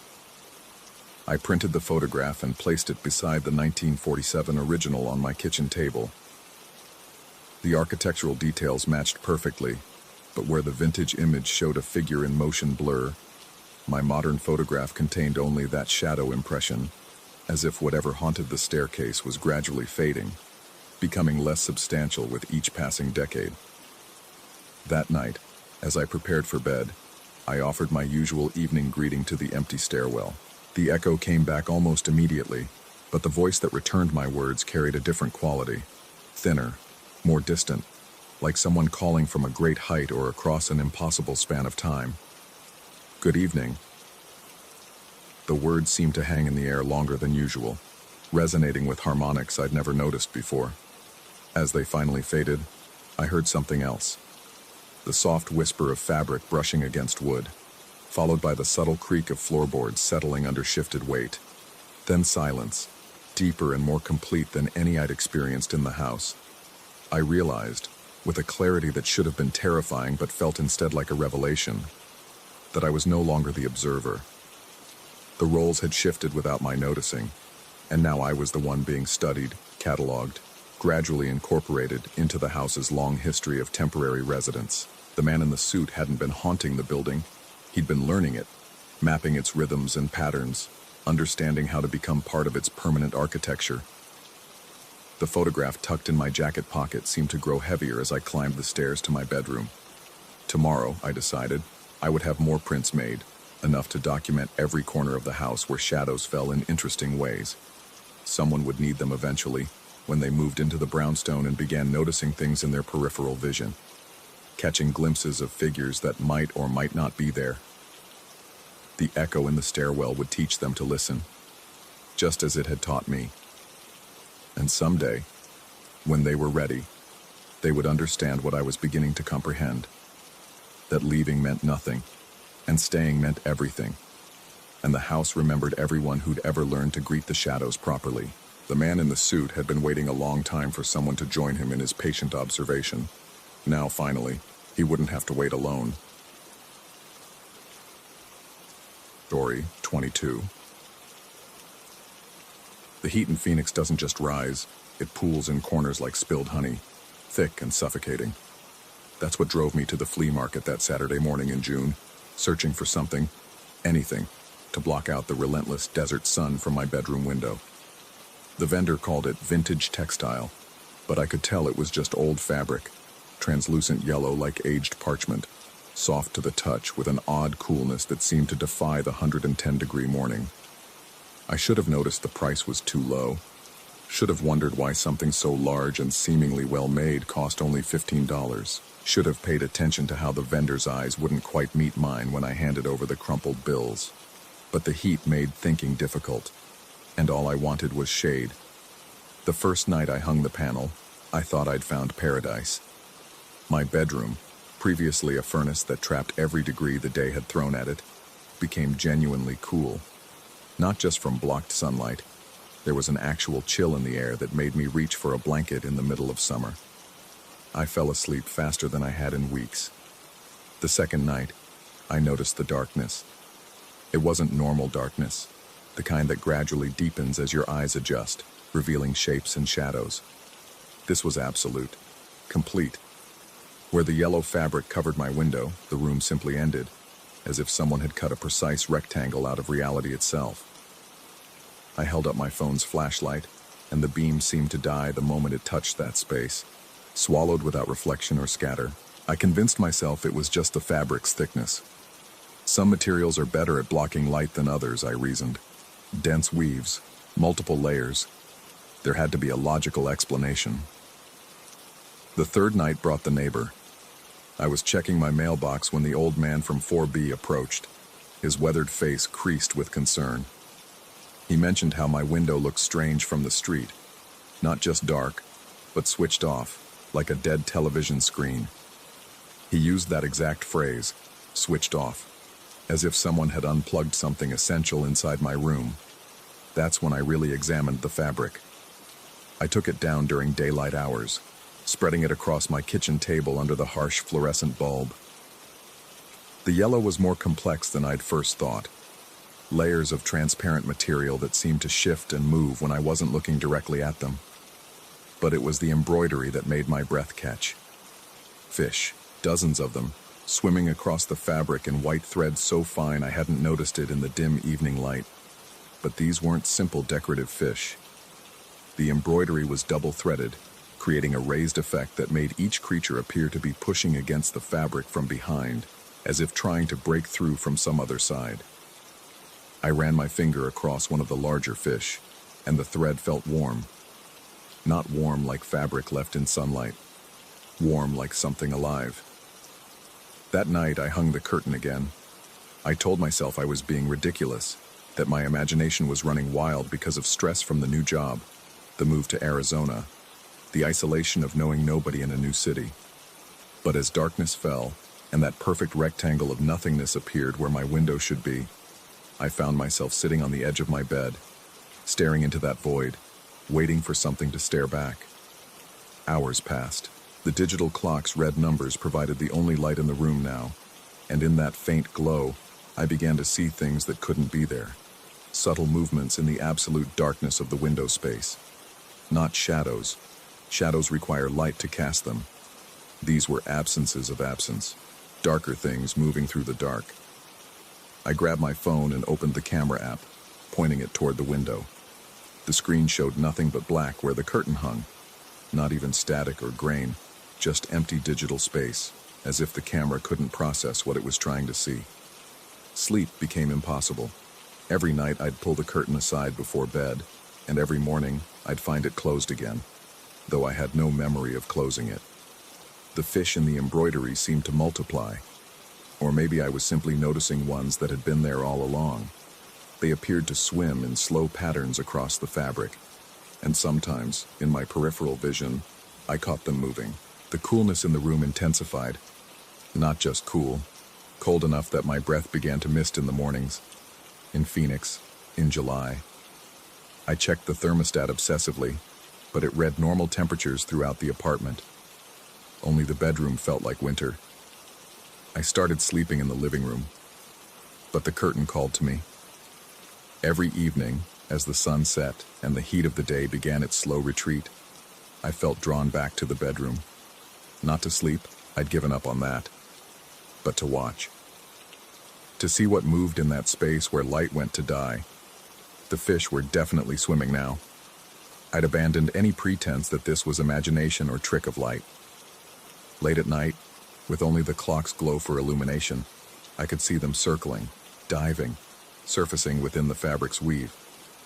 Sometimes they pressed against the material with enough force that I could see their shapes bulging outward, as if the fabric were the surface of water and they were trying to break through. I researched obsessively during the day. Optical illusions, sleep deprivation, heat stroke, stress-induced hallucinations. Every article I found offered explanations that felt simultaneously reasonable and completely inadequate. Yes, extreme heat could cause perceptual distortions. Yes, isolation and stress could trigger episodes that felt supernatural. Yes, certain fabric weaves could create unusual light interactions, but knowledge didn't make the fish stop swimming. 2 weeks after hanging the curtain, I woke up on the living room couch to find wet footprints leading from the bedroom to where I lay sleeping. Small, precise prints that could have been made by bare feet, if feet left marks that looked more like fin prints than human impressions. The prints were dry by the time I'd fully awakened, leaving only faint salt residue on the hardwood floor. I followed the trail backward into the bedroom, where the curtain hung motionless in the still air. The fish were there, embroidered into the fabric as they'd always been, but now I could see tiny water droplets caught in the yellow mesh, defying gravity and evaporation in the desert climate. The rational part of my mind, the part that had earned an engineering degree and held down jobs and maintained relationships, kept insisting there had to be an explanation. Condensation from the air conditioning, a leak somewhere in the building, a prank by someone with access to my apartment. But the irrational part, the part that had been growing stronger each night I spent watching that impossible darkness, knew better. I started leaving the curtain open during the day and closed at night, hoping to establish some kind of routine that might contain whatever was happening. But the pattern seemed to have its own logic. Some mornings I'd find it open when I'd left it closed. Some evenings it would be closed when I was certain I'd left it open. The apartment began to feel less like my home and more like a place I was sharing with something that didn't follow human rules about permission or boundaries. The water incidents increased.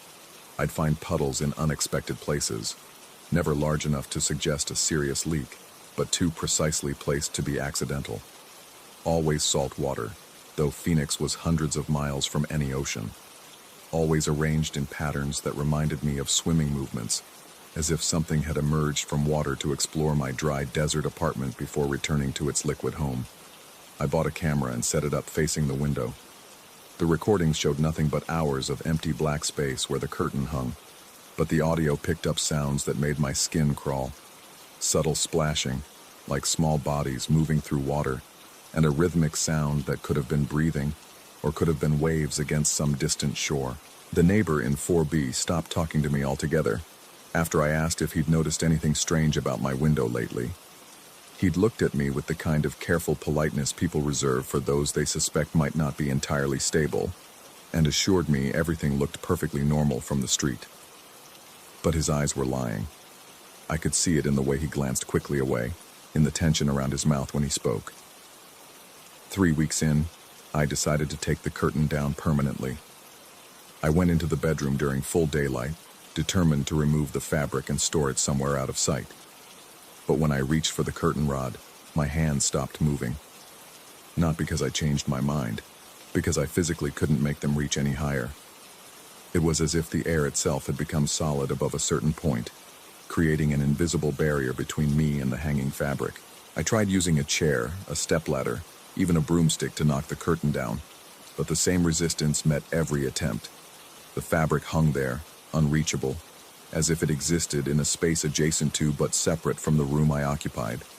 That night, for the first time, I saw them clearly. Not just movements in the darkness, not just impressions of swimming shapes, but actual fish emerging from the black space where my window should be. Translucent, ghostly creatures the size of goldfish, but with too many fins and eyes that reflected light that wasn't there. They swam through the air of my bedroom as if it were water, diving and surfacing in patterns that created their own current. I tried to move, to run, to call out, but found myself frozen in fascination rather than fear. They were beautiful in the way that deep-sea creatures are beautiful, alien and perfect and completely impossible.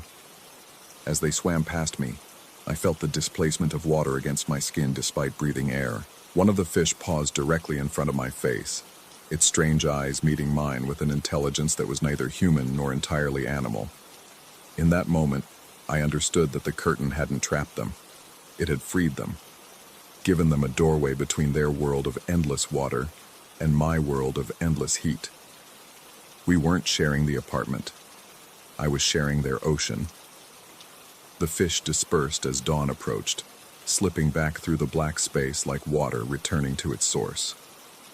The bedroom resumed its normal dimensions, though the salt smell lingered and would never entirely fade. I stopped trying to remove the curtain after that night. What would be the point? Whatever door had been opened couldn't be closed by something as simple as taking down fabric. The fish were part of the apartment now, part of my life. Part of the strange new reality I'd purchased for $15 at a Phoenix flea market. Sometimes during the day, I catch myself looking at the embroidery and wondering which fish I met in person the night before.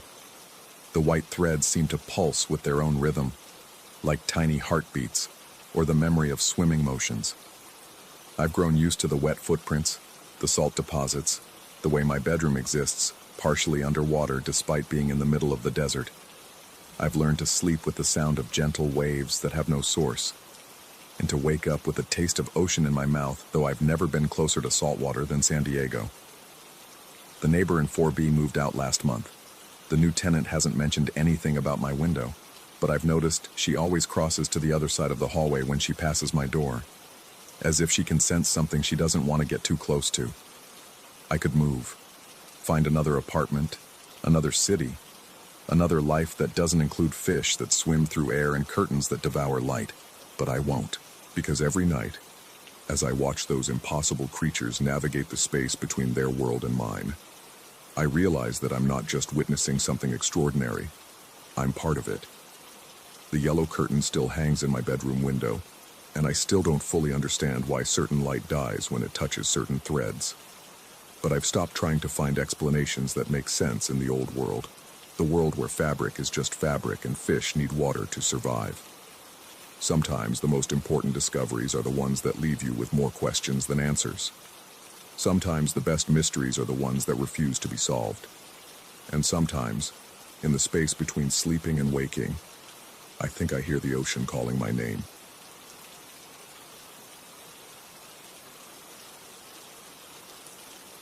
Story 23.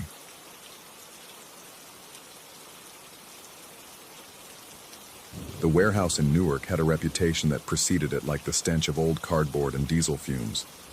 Kids running around in there, the day shift supervisor had mentioned during my orientation, his weathered hands gesturing vaguely toward the cavernous interior. Just so you know, old building, weird acoustics, don't let it get to you. I should have asked what he meant by that, should have pressed him for details, but minimum wage doesn't buy you the luxury of being picky about supernatural folklore, and I needed the job more than I needed peace of mind. The building stretched 4 city blocks, a concrete monument to industrial efficiency, built sometime in the 1940s. Fluorescent lights hung like dying suns from a ceiling so high it disappeared into shadows, casting everything in a sickly yellow pallor that made even the brightest safety vests look jaundiced. During the day, the place buzzed with activity, forklifts rumbling, workers calling to each other, the constant rhythm of commerce. But at 11 p.m., when my shift began, the warehouse transformed into something else entirely. The silence was the first thing that hit you. Not complete silence. Buildings like this are never truly quiet. There was always the hum of ventilation systems, the distant groaning of metal settling, the occasional creak of shelving units adjusting to temperature changes. But underneath it all lurked something deeper, a quality of quiet that seemed to absorb sound, rather than simply represent its absence. I learned the layout quickly enough.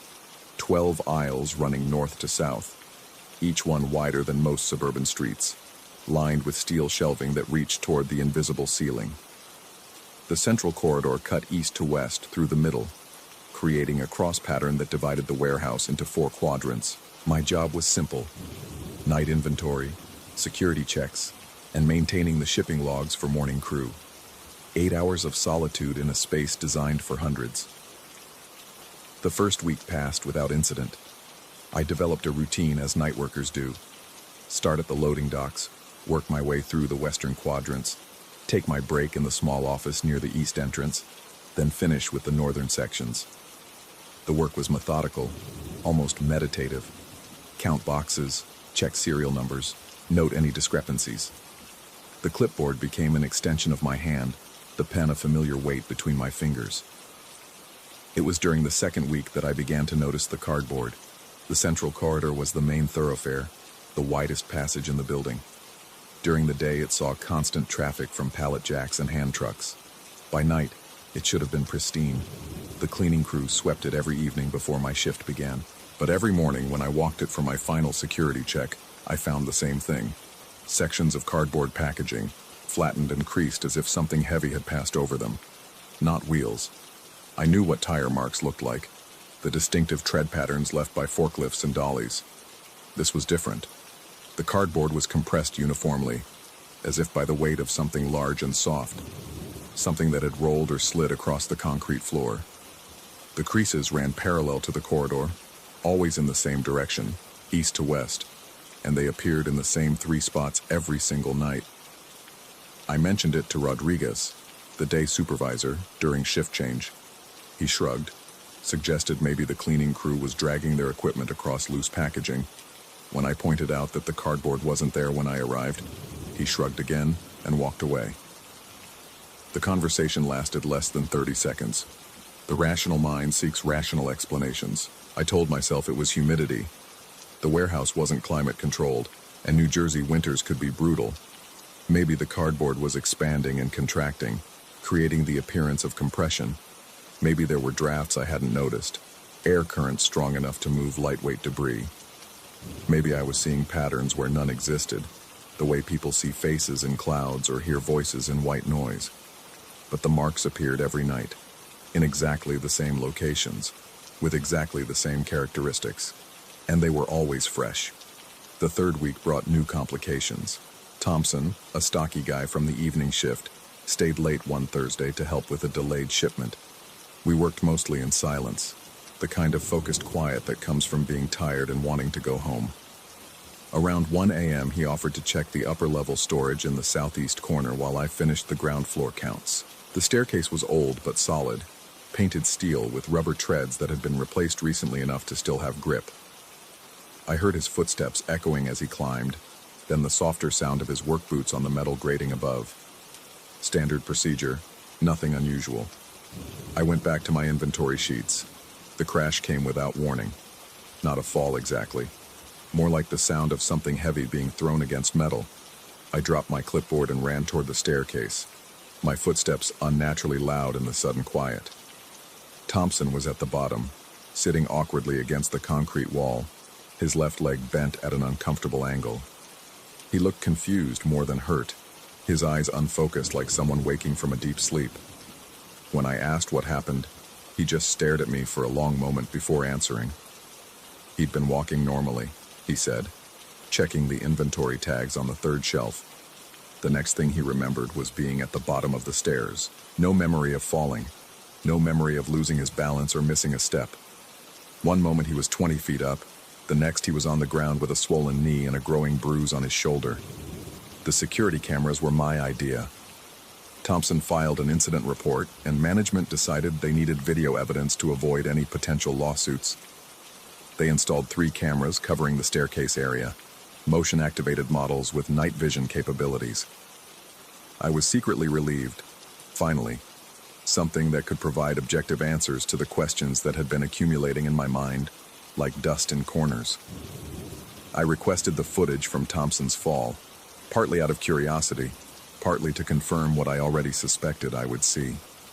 The video was clear enough, black and white but detailed. Thompson appeared at the top of the frame, walking normally along the upper level. His movements were steady, unremarkable. Then, between one frame and the next, he was moving forward much faster than any human should move, his body horizontal as if he'd been launched rather than fallen. No hands pushing him, no rope or wire visible in the frame. Just a middle-aged man suddenly accelerating beyond the limits of gravity and momentum, tumbling through space with the unnatural speed of something thrown by an invisible force. I watched the footage 17 times before returning it to management. Each viewing raised new questions while answering none of the old ones. Thompson never saw it. He was out for 2 weeks on workers' compensation, and when he returned, he was transferred to day shift. That left me alone again with the warehouse and its peculiarities. The pattern began to reveal itself gradually, the way a photograph develops in chemical baths. Between 2 a.m. and 3 a.m., things moved. Not randomly, not chaotically, but with a purposeful consistency that suggested intelligence behind the motion. 3 boxes, always 3, would relocate themselves from their assigned positions to new aisles. Never the same boxes twice, never the same destinations, but always exactly 3 items displaced in that single hour. I started keeping detailed records, box dimensions, weights, original locations, final positions. I mapped the movements on graph paper, looking for patterns in the chaos. What I found was more disturbing than random supernatural activity. The relocations followed a logic I couldn't decipher but could no longer ignore. Heavy boxes moved to positions that would optimize weight distribution across the shelving units. Items with similar inventory codes were grouped together despite being originally scattered throughout the warehouse. Products with approaching expiration dates were moved closer to the shipping area. Someone, or something, was reorganizing the inventory with an efficiency that surpassed human capability. I should have been grateful. The reorganization made my job easier, improved workflow, reduced the risk of warehouse accidents. But gratitude was impossible when I couldn't identify the source of the help. Every morning I would find my work improved by an intelligence I couldn't see, couldn't communicate with, couldn't understand. The worst part was the growing certainty that it was aware of my presence. I began to feel watched during those crucial hours between 2 and 3 a.m. Not the vague paranoia that comes from working alone in a large space, but the specific sensation of focused attention. Eyes tracking my movements, studying my routines, learning my patterns. When I turned suddenly, checking over my shoulder, I would catch glimpses of motion in the peripheral darkness, shadows shifting where no shadows should shift, the sense of something large withdrawing just beyond the reach of the fluorescent lights. My sleep during the day became fractured, interrupted by dreams of the warehouse. In these dreams, the building was full of activity, not the human activity of the day shift, but something else entirely. Shapes moving through the aisles with purposeful efficiency, reorganizing and optimizing with inhuman precision. I would wake with the taste of cardboard dust in my mouth and the sound of invisible footsteps echoing in my ears. The rational explanation was obvious. Stress-induced hallucinations, sleep deprivation, the psychological effects of prolonged isolation.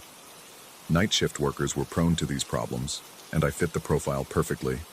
Single, no family, minimal social connections outside of work. The human mind, deprived of regular human contact, begins to populate emptiness with phantoms. But phantoms don't leave physical evidence. Phantoms don't reorganize inventory with mathematical precision.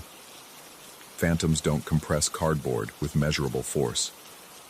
I started carrying a camera, a small digital model that could record video in low-light conditions. If something was happening in the warehouse, I would document it. If I was hallucinating, the camera would show empty spaces where I saw movement. Either way, I would have proof of something. The first few nights yielded nothing unusual. The camera captured exactly what I expected, a solitary figure moving through industrial spaces, checking inventory and making notes. In the recorded footage, I looked small and isolated, a single point of human warmth in a vast concrete landscape. The warehouse seemed even larger on screen, even more imposing in its emptiness. On Thursday of my 6th week, the camera captured something else. I was reviewing the footage the following morning, fast-forwarding through the routine portions, when I noticed movement in the background of one frame. It was subtle, barely visible even when I slowed the playback to quarter speed. In aisle 7, approximately 40 feet from my position, something was moving boxes. Not lifting them, moving them. The boxes slid along the shelves with smooth, controlled precision, repositioning themselves without any visible means of propulsion. No hands, no mechanical devices, no wires or pulleys. Just packages sliding through space as if the air itself was rearranging the inventory. I replayed the sequence hundreds of times, zooming in until the pixels became individual squares of light and shadow. The movement was undeniable, documented with digital precision. But the cause remained invisible, as if the boxes were being moved by something the camera couldn't detect. The discovery should have provided relief, physical proof that the phenomena were real, not manifestations of a deteriorating mind. Instead, it intensified the questions while eliminating the comfort of potential mental illness. A broken mind could be treated, medicated, repaired. But how do you fix reality when reality itself seems to be malfunctioning? I started avoiding certain areas of the warehouse during the critical hours, aisles where I'd seen movement, sections where the reorganization seemed most active. I modified my routine, creating a path that kept me in the peripheral areas while the invisible presence worked in the core of the building. Coexistence rather than confrontation, professional courtesy extended to an entity I couldn't name. It worked for 3 weeks. I did my job, documented inventory discrepancies that weren't really discrepancies, and maintained the careful fiction that everything was normal. The day shift never questioned why certain products were better organized than they should be, why the warehouse ran with increased efficiency despite minimal overnight activity. Supernatural optimization was apparently acceptable as long as it remained unacknowledged. But avoidance has limits, and the warehouse was beginning to feel smaller despite its vast dimensions. Last Tuesday, I made a mistake. Distracted by a complex shipping manifest, I lost track of time and found myself in aisle 9 at 2:47 a.m. The realization hit me as I checked my watch. I was in the middle of the active zone during peak activity hours. The rational response would have been to leave immediately, to retreat to a safe area until the hour passed. Instead, I stood perfectly still and listened. The sound was almost inaudible at first, barely distinguishable from the ambient noise of the building. But as I focused, it became clearer. The whisper of cardboard against metal, the soft scrape of boxes sliding across shelves, the nearly subliminal rhythm of systematic reorganization. All around me, invisible to my eyes but unmistakably present to my ears, the warehouse was transforming itself. I raised the camera and began recording, panning slowly across the visible space while the audio captured what the lens could not reveal. The sounds were clearer through the camera's microphone, amplified and isolated from the background noise. For the first time, I could hear the full scope of the activity. Not just 3 boxes, but dozens, maybe hundreds, all moving simultaneously with coordinated precision. Then the sound stopped. Not gradually, not with the natural fade of activity winding down. They ceased instantly, completely, as if someone had thrown a switch.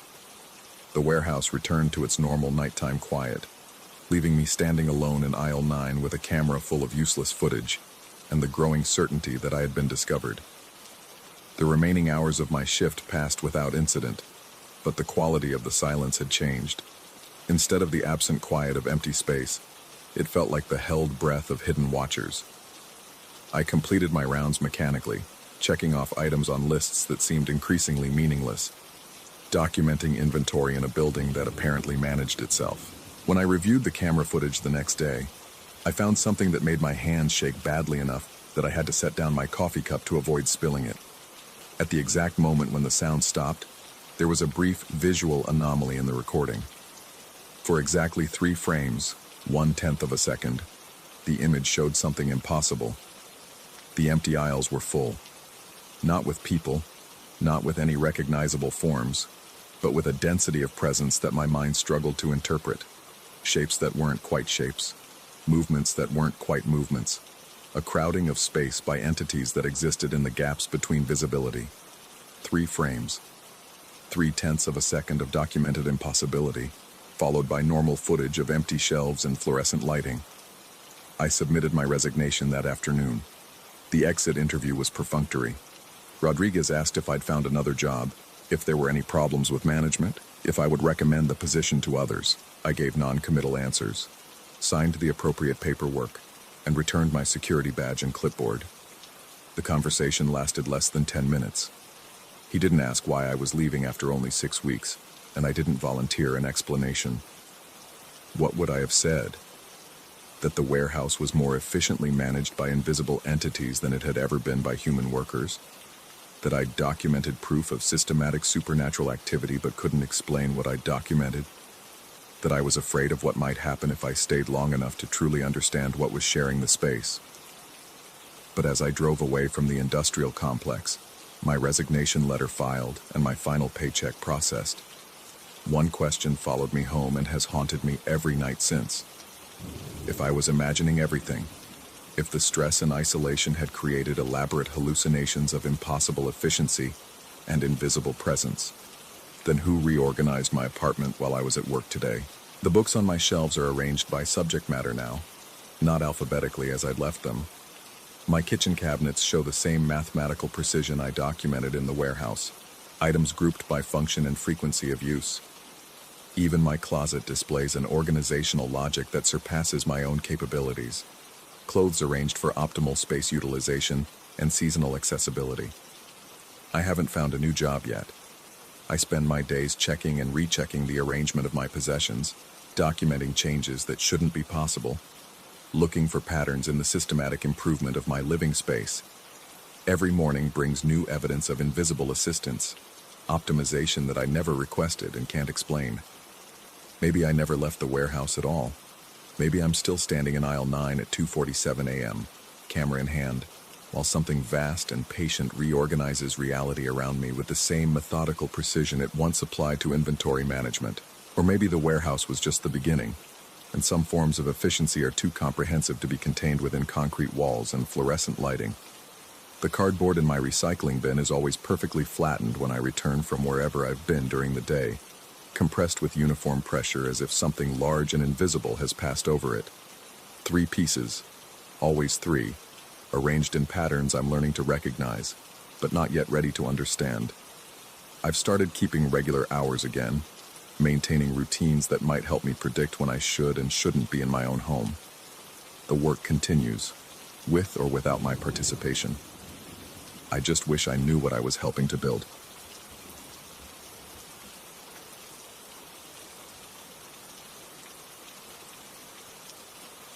Story 24.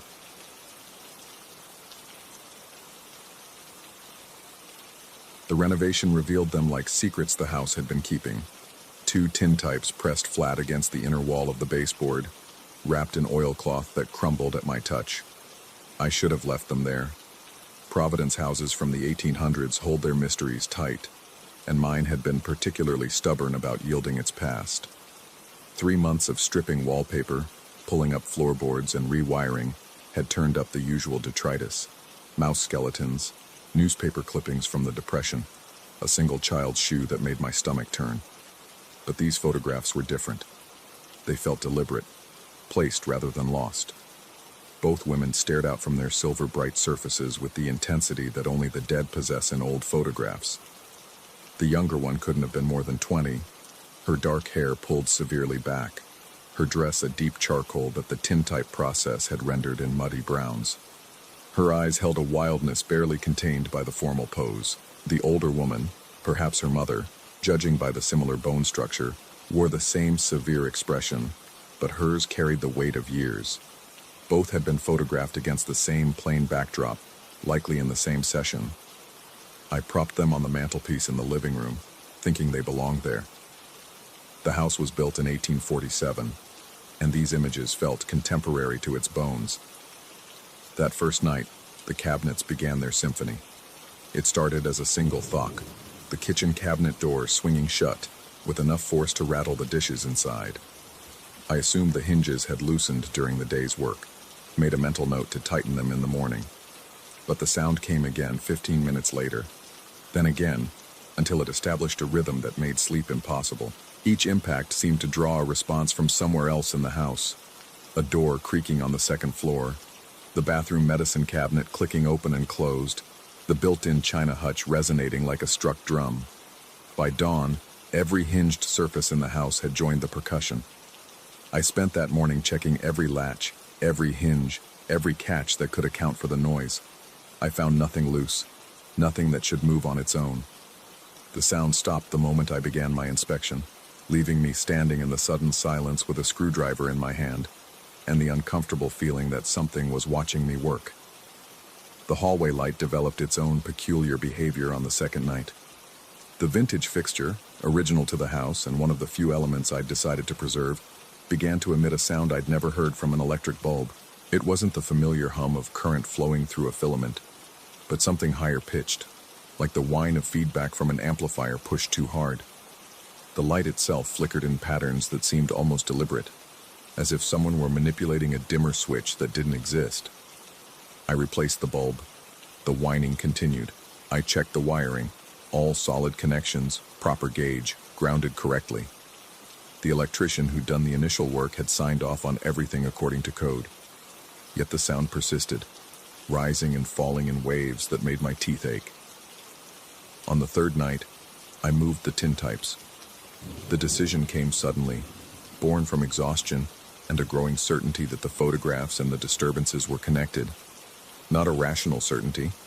I'm not a superstitious man by nature, but the kind of bone-deep knowledge that comes from living alone in an old house where every sound has meaning. I carried both images to my studio in the converted carriage house behind the main building, a space I'd claimed as my workshop when I bought the property. The relief was immediate. The kitchen cabinets stopped their nightly performance. The hallway light settled into its normal, steady glow. For the first time in 3 days, the house felt genuinely quiet, the way old houses should feel at night, not silent, but settled, breathing softly through its century-old bones. The studio, however, began its own conversation. I'd converted the carriage house into my workspace over the previous summer, installing new windows, insulation, and a small heating system. It had never been wired for electricity originally, so the space ran off an extension from the main house, a single circuit that powered my tools and the overhead fluorescents. Simple, straightforward, and completely inadequate to explain what happened next. The first sign was the smell, not unpleasant exactly, but wrong for the space. The scent of old fabric, mothballs, and something floral that reminded me of funeral arrangements. It clung to the air near where I'd placed the tintypes on my workbench, as if the photographs themselves were emitting it. I opened windows, ran a fan, even sprayed air freshener, but the smell persisted, growing stronger each time I entered the studio. Then came the temperature fluctuations. The space would grow suddenly cold, not the gradual chill of evening, but an abrupt drop that raised goosebumps along my arms and made my breath visible in small puffs. These cold spots seemed to move through the room, and I found myself tracking their progress by the sensation on my skin. They always seemed to settle near the workbench where the photographs sat. I installed the digital recorder on a whim, more out of curiosity than any real belief it would capture anything meaningful. The device was a decent model I'd used for work interviews, sensitive enough to pick up conversations across a room, with good background noise cancellation. I set it to record overnight and left it running beside the tintypes. The playback the next morning revealed only silence for the first 3 hours. Then, around 2:30 a.m., the humming began. It wasn't a human voice, wasn't anything organic at all. The sound was purely electronic, a steady drone that rose and fell like a radio signal searching for a clear frequency. But there was nothing in the studio that could produce such a sound. No radios, no motors, no electrical equipment beyond the basic lighting. The nearest cell tower was miles away, and I'd specifically chosen this property for its isolation from electronic interference. I listened to the entire 8-hour recording. The humming continued until just before dawn, sometimes varying in pitch and intensity, occasionally seeming to layer upon itself as if multiple sources were joining the chorus. Near the end, just before the sound cut off entirely, I thought I could hear something else underneath. Not voices, but patterns in the static that suggested meaning, like distant conversations heard through water. Each night, the recording captured the same phenomenon. Each morning, I found myself playing back the audio, searching for explanations that didn't exist. The sound was always there, always beginning around the same time, always stopping with the sunrise. I began to think of it as the studio's version of breathing, a respiratory rhythm that had nothing to do with life as I understood it. The photographs never moved from where I'd placed them, but I began to notice other changes in their vicinity. Tools that I'd left in specific positions would be found slightly rearranged. Nothing dramatic. A wrench turned a few degrees, a screwdriver shifted an inch to the left, but enough to make me question my memory. I started taking pictures of my workbench before leaving each evening, comparing them to what I found the next morning. The differences were always subtle but always present. More disturbing were the moments when I felt observed.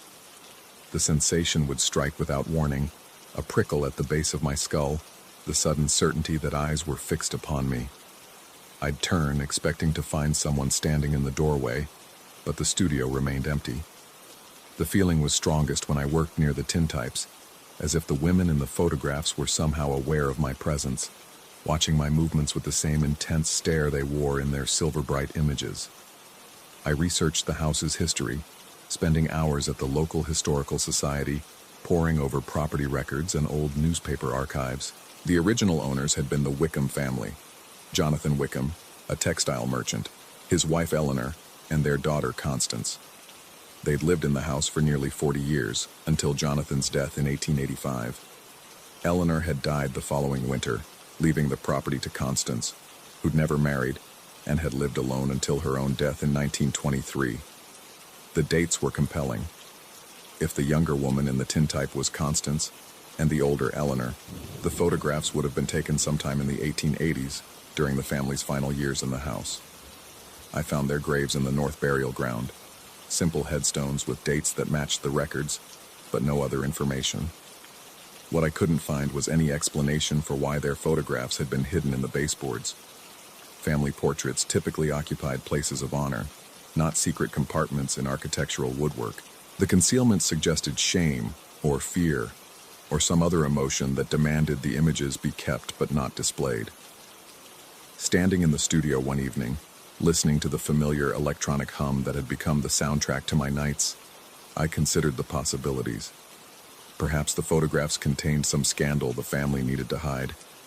Perhaps they were connected to tragedies I couldn't discover in the incomplete historical record.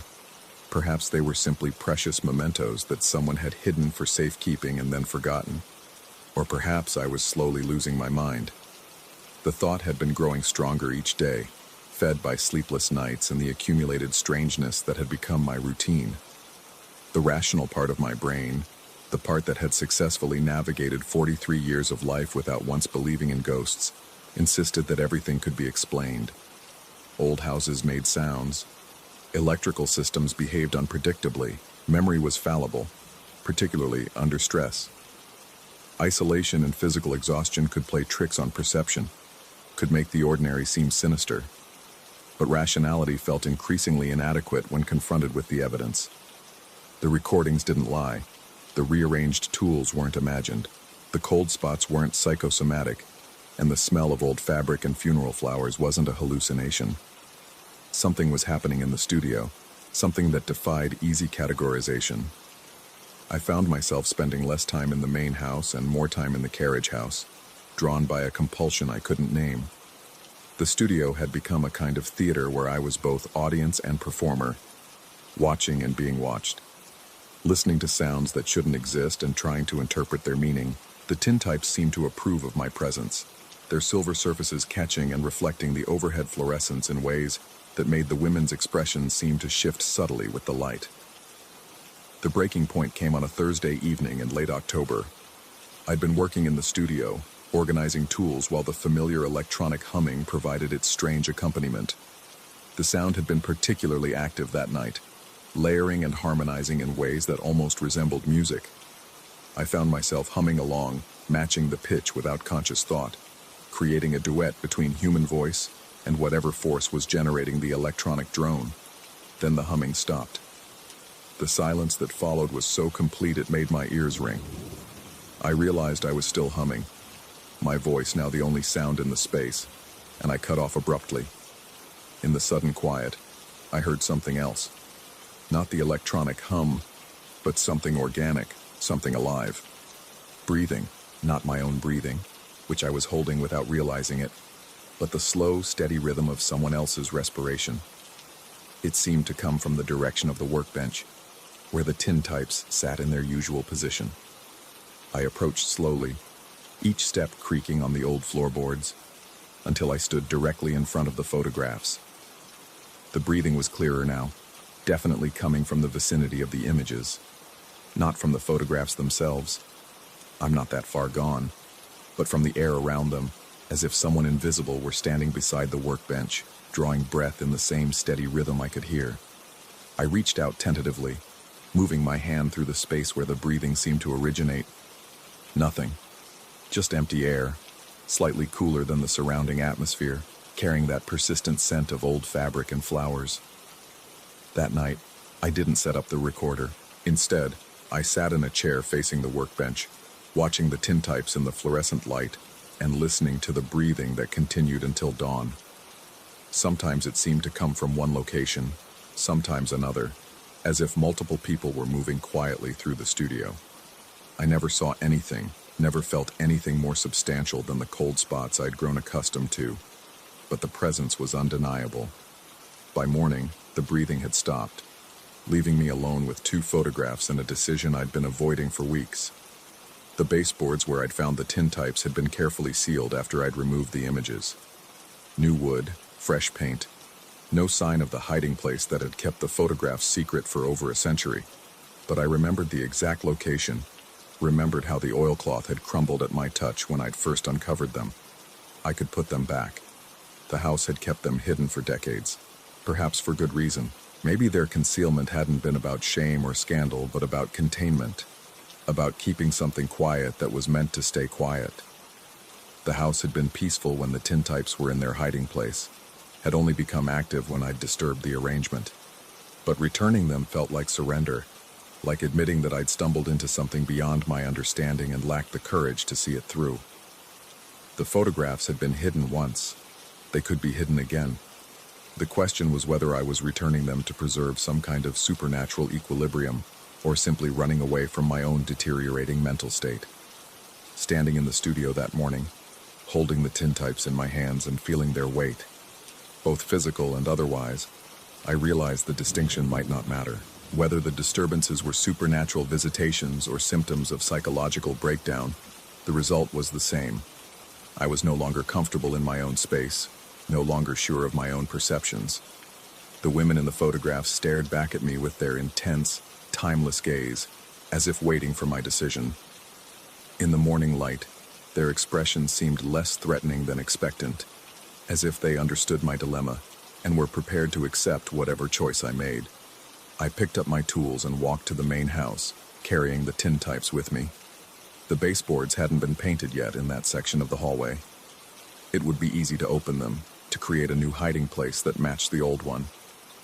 The house waited, silent and patient, as I knelt on the floor and began to work. Whether what happened next was supernatural intervention or the final collapse of my rationality, I'll never be certain. But as I prepared to seal the photographs away again, I heard it one last time. Not the electronic humming or the invisible breathing, but something else entirely. A sound so quiet I might have imagined it, so human it made my hands shake. It was weeping. Soft, heartbroken weeping, coming from everywhere and nowhere, filling the house with a grief so profound it seemed to seep through the walls themselves. I sat back on my heels, the tintypes still in my hands, and listened to the sound of century-old sorrow finally finding its voice. In that moment, I understood that hiding the photographs again wouldn't solve anything. The grief was part of the house now, woven into its structure as surely as the original timber and stone. Whether I sealed the images away or left them visible, whether I stayed or fled, the weeping would continue. Some secrets, once uncovered, can never be reburied. The tintypes remain on the mantelpiece in the living room. The cabinets still close themselves at night, but gently now, like doors being shut by careful hands.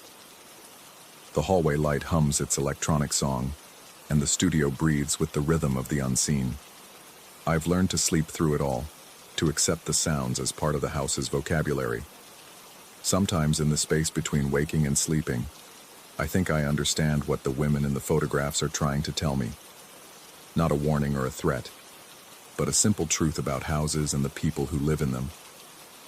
We never really leave the places that shelter us. We become part of their history, part of their story, whether we choose to or not. I'm no longer certain whether the disturbances will stop if I move away, or whether I've become so entwined with the house's strange rhythms that leaving would solve nothing. The photographs watch from their place on the mantelpiece, patient and knowing, as if they're waiting to see what kind of ghost I'll make when my time comes to join them in whatever space exists between the walls and the silence. Until then, I work during the day and listen during the night, no longer fighting the presence but learning to live alongside it. The house keeps its secrets, and I keep mine, and together we continue the long conversation that began the moment I first disturbed the tintypes from their hiding place. Some renovations change more than the architecture. Some repairs reveal breaks that were never meant to be fixed, only acknowledged. In a house that old, in a city that remembers, the living and the dead share the same space, separated only by the thickness of time and the persistence of memory. The weeping has stopped, but the watching continues, and I've grown comfortable with being seen by eyes that exist only in silver and shadow. There are worse fates than becoming part of a house's history, worse destinies than joining the chorus of voices that whisper through old walls when the living world grows quiet. After all, every house needs its ghosts, and every ghost needs its house. The arrangement suits us all perfectly well.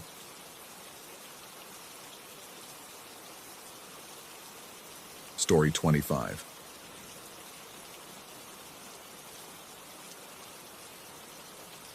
The ad said the cabin had character.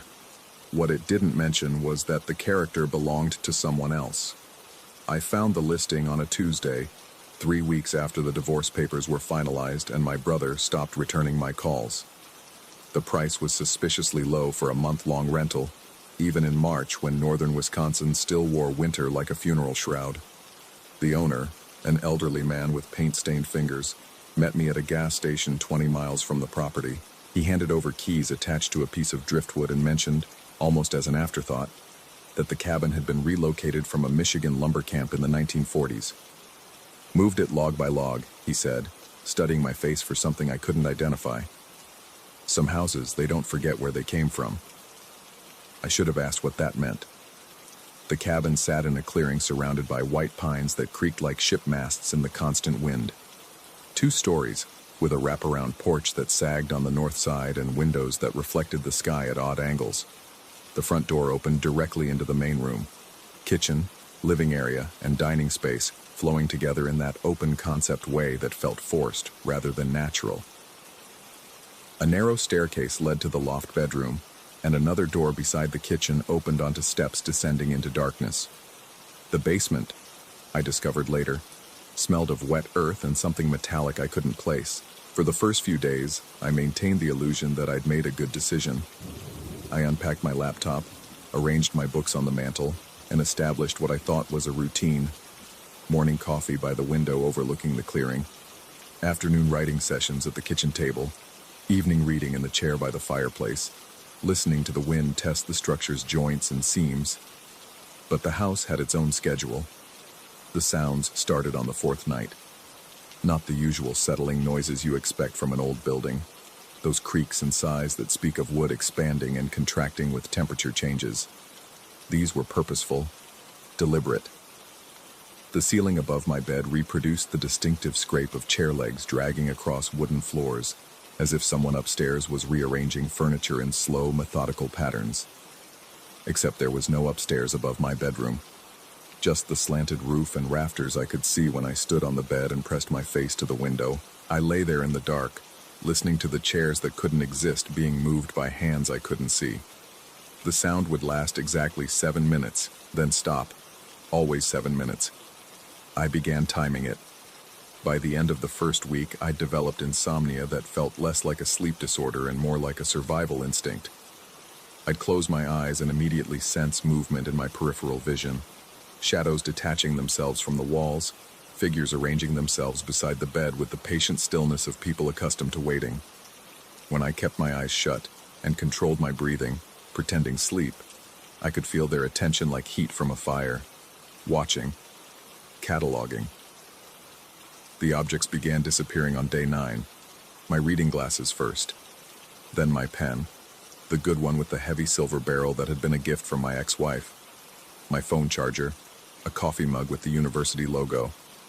Items I used daily, things I was certain I'd placed in specific locations. I'd searched the cabin methodically, every drawer, every shelf, every corner, but they were simply gone, as if they'd never existed.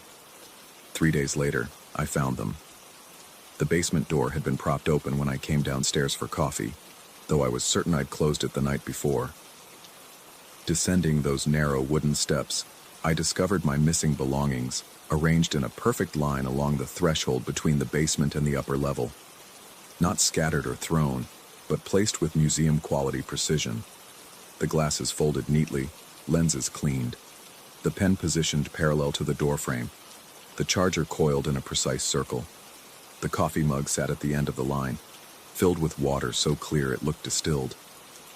I stared at this display for 10 minutes, my mind cycling through explanations that all felt inadequate. A break-in where nothing was stolen, only borrowed and returned. Sleepwalking episodes I couldn't remember, some elaborate practical joke orchestrated by the owner, but the arrangement felt too deliberate, too careful, like someone was trying to communicate in a language I hadn't learned yet. That night, I tried negotiation. I'd read about these things, unexplained phenomena in old houses, the theories about residual energy and unfinished business. If something was trying to tell me something, maybe I could establish a dialogue. I placed a line of coarse salt across the bottom step leading to the basement, an offering and a boundary.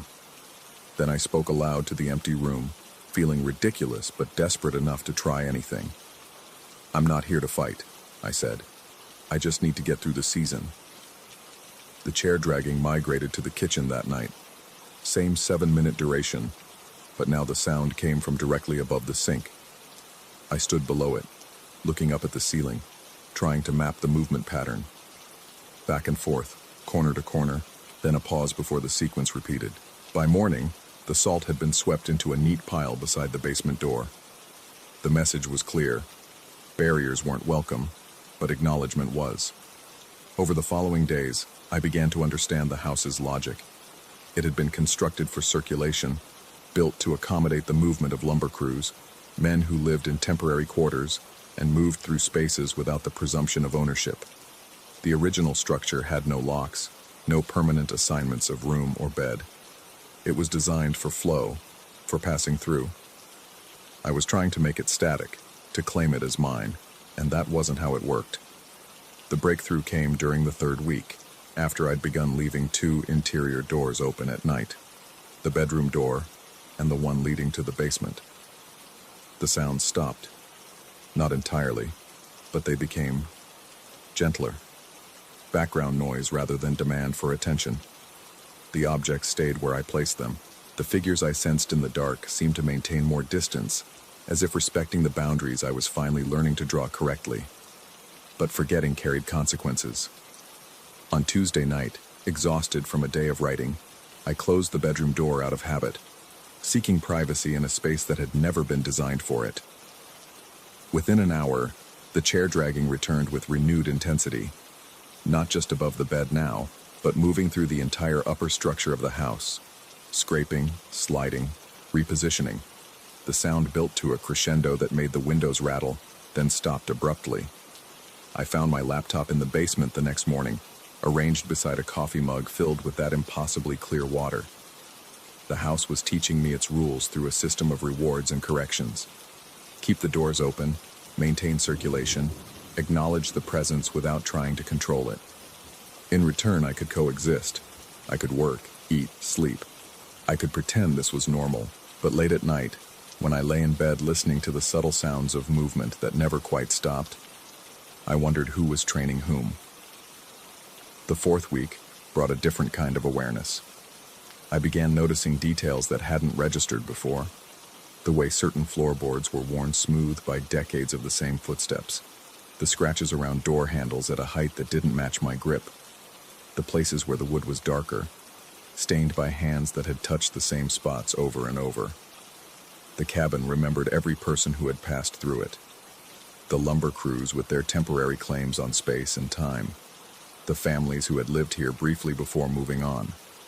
The previous renters who had stayed a night, a week, a month before giving up and leaving. I was just the latest in a long line of temporary residents. The realization should have been disturbing, but instead it brought an odd comfort. I wasn't being haunted. I was being incorporated, added to the catalog of people who had negotiated with whatever intelligence resided in these walls. My habits, my movements, my needs were being noted and accommodated within the larger system of circulation. The house was alive, but not in any supernatural sense. It was alive the way an ecosystem is alive, a complex network of relationships and dependencies that had evolved over decades. I was learning to be part of that system, rather than fighting it. On the final morning, packing my belongings into boxes that would go back to my empty apartment in the city, I found a note tucked between the pages of one of my books, written in pencil on paper that felt old and soft, the handwriting precise and unfamiliar. Thank you for keeping the doors open. The circulation continues. I left the cabin keys on the kitchen counter beside a mug filled with clear water, maintaining the ritual even though I didn't fully understand it. As I loaded my car, I could feel the house watching through its windows, patient and benevolent now that it was about to return to its natural state of waiting. Driving away, I glanced in the rearview mirror and saw the cabin settling back into itself, becoming once again a place designed for temporary residence and eternal circulation. In a few weeks, someone else would arrive, desperate for isolation and peace. They would make the same mistakes I had made, learn the same lessons, and eventually understand that some houses aren't meant to be possessed. They're meant to be shared. Back in the city, I kept 2 doors in my apartment open at all times. Old habits, I told myself, though sometimes in the early hours before dawn, I heard the familiar scrape of chairs being rearranged in rooms that had no furniture to move. The circulation, it seemed, wasn't limited to one location, and I was no longer certain whether I had left the cabin or it had finally decided to come with me.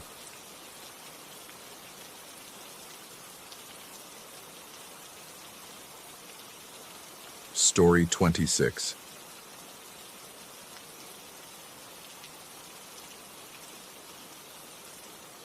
The first time I heard it, I thought it was the neighbor's dog. San Pedro's coastal wind carries all kinds of sounds, foghorns bleating their warnings, the distant hum of cargo ships sliding along the horizon, seagulls shrieking over discarded fish scraps. But this was different. Sharp. Deliberate. A single whistle that cut through the evening air at exactly 7:43 every night, with the precision of a Swiss timepiece. My rental house sat 3 blocks from the water, wedged between a vacant lot thick with ice plant and a duplex where an elderly woman lived alone. The whistle always came from somewhere outside, though I could never pinpoint its direction. It lasted maybe 2 seconds, a quick ascending note that reminded me of the way you'd call a dog back from wandering too far. Then silence, as if the sound had never existed at all. For weeks I dismissed it. Los Angeles was full of urban oddities, and San Pedro felt like the city's forgotten stepchild. a working-class pocket where oil refineries butted against fishing boats and the air always carried a faint chemical tang. Strange sounds were part of the territory, but the whistle's clockwork regularity began to gnaw at me. I started timing it, checking my phone as 7:43 approached. Never 7:42, never 7:44. Always that exact moment when the second hand swept past the 12, and there it was, that piercing call threading through whatever ambient noise filled the evening. My landlord had mentioned the previous tenant left suddenly, abandoning most of his furniture. The place came furnished with a sagging couch, a coffee table scarred by water rings, and a bed that creaked whenever I shifted position. The hardwood floors showed decades of wear, their finish worn to bare wood in high-traffic areas. At night, when the house settled, those floors would groan and pop with temperature changes, old wood talking to itself. 3 months into my lease, I started noticing scratches. They appeared gradually, like details emerging in a developing photograph. Thin gouges in the floorboards near the front window, running parallel in sets of 4. The wood around them looked fresh, pale where something sharp had carved away the darker surface. I assumed my dog had gotten restless during one of my longer work days. He was a rescue, part German Shepherd with anxiety issues and a tendency to pace when left alone. But the scratches were too systematic, too deliberate. My dog's claws left random scrapes when he slipped on the smooth floor. These marks followed straight lines, precise as if someone had measured them with a ruler. I found myself studying them during commercial breaks, running my fingers along the grooves while my dog slept peacefully on his bed across the room. The scratches felt deep, gouged with considerable force. More concerning was their placement, directly beneath the large front window that faced the street, as if something had been standing there, working at the floor with mechanical persistence. The whistle continued its nightly appearance, and I began to associate it with those mysterious marks. Some nights, lying in bed with my phone's clock display showing 7:42, I would hold my breath and listen. The sound always came right on schedule, but now I noticed something else accompanying it. A rapid tapping against the hardwood, like fingernails drumming against a tabletop. Quick staccato bursts that lasted only seconds before fading into the house's natural creaks and sighs. My dog never reacted. He would be sprawled on the couch or curled in his bed, completely oblivious to the sounds that had begun dominating my evenings. When I called his name during the tapping episodes, he would lift his head with the patient expression of a creature interrupted from important sleep. No alert ears, no protective instincts, just mild annoyance at my restlessness. I started asking neighbors about the whistle. The elderly woman next door squinted at me through thick glasses when I brought it up. She had lived in the duplex for 30 years and claimed to sleep soundly through the night. Her hearing wasn't what it used to be, she admitted, but she would have noticed something as regular as I described. The family across the street shook their heads when I asked about unusual sounds. They had 3 young kids who went to bed early, and their evenings were consumed with homework supervision and bath time negotiations. A whistle at 7:43? They would have remembered that. Nobody else heard it. Nobody else noticed. The realization settled over me like a cold draft. Either I was experiencing something genuinely unusual, or my mind was manufacturing phantom sounds with clockwork precision.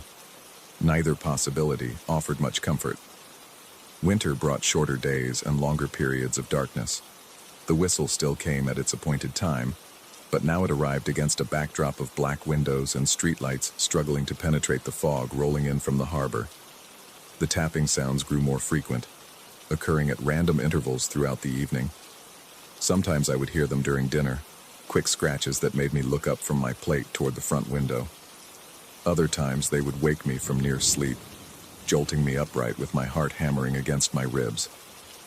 My dog remained serenely unaware of these disturbances. If anything, he seemed more relaxed as the weeks passed, spending longer hours in deep sleep and showing none of the anxiety that typically plagued him during winter months. One evening in December, while washing dishes after a particularly long day at the office, I felt eyes on me. The sensation crept up my spine like cold water, raising the hair on my arms and neck. I turned toward the front window, half expecting to see someone standing on the sidewalk. but the glass reflected only my kitchen's warm light against the darkness outside. Yet the feeling persisted, a weight of attention that made my skin crawl. I dried my hands and walked to the window, cupping them against the glass to peer into the night. The street appeared empty except for parked cars and the dim glow of porch lights scattered along the block. But something felt different about the space directly in front of my house. The shadows seemed thicker there, more concentrated, as if the darkness had pooled against my property line. As I stood at the window, checking my phone's clock and waiting for 7:43, I noticed a new detail. The glass directly at eye level showed the faintest smudge, a oval mark that could have been left by someone pressing their forehead against the window. But the mark was on the outside of the glass, and it sat too high to be from a child or anyone of average height. The whistle came right on schedule, but this time it sounded closer, much closer, as if the source had moved from somewhere across the street to just beyond my front door. I spent the rest of that evening moving from room to room, unable to settle into any activity. Every creak of the house made me pause and listen. Every shadow seemed to shift when I wasn't looking directly at it. My dog watched me pace with the tolerant expression of a creature accustomed to human neuroses. But his calm presence did little to ease the growing certainty that I was not alone. The next morning, I found new scratches in the hardwood. These were different, deeper and more aggressive, clustered near the baseboard as if something had been digging at the floor with increasing frustration. The wood shavings had been scattered in a rough pattern that reminded me of letters, though I couldn't make out any coherent message. That night, I decided to take control of the situation. I positioned myself at the front window well before 7:43, standing directly in front of the glass with the lights turned on. If something was watching my house, if someone was responsible for the sounds and the scratches, I wanted to see them clearly. No hiding behind curtains or peering through gaps. Direct confrontation seemed like the only way to resolve whatever was happening. 7:42 came and went. I stood motionless at the window, my reflection staring back at me from the dark glass. Behind me, my dog had settled onto his bed with a contented sigh. 7:43 arrived without the familiar whistle. Instead, I felt warmth against my left ear. Not the gentle warmth of sunlight or heated air from a vent, but the specific heat that comes from another person's breath, close enough that I could sense moisture in the exhalation. A word whispered directly into my ear, clear as if someone had leaned in from behind me and spoken with their lips almost touching my skin. The word was so specific, so impossible to misunderstand, that my entire body went rigid with shock. It was a name I had never told anyone in this neighborhood, a name connected to something I had tried to forget, buried so deeply in my past that even thinking about it made my hands tremble. I spun around, expecting to find someone standing behind me, but the room was empty except for my dog, who remained curled on his bed with his eyes closed. The warmth against my ear faded, leaving behind only the metallic taste of fear and the echo of that whispered word bouncing around my skull. I grabbed my keys and drove to a motel near the freeway. 2 weeks I stayed away, checking into increasingly distant locations as paranoia convinced me that whatever had spoken in my ear might follow.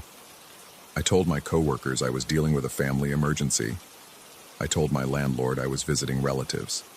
I told myself I was being rational, taking time to think clearly about what had happened.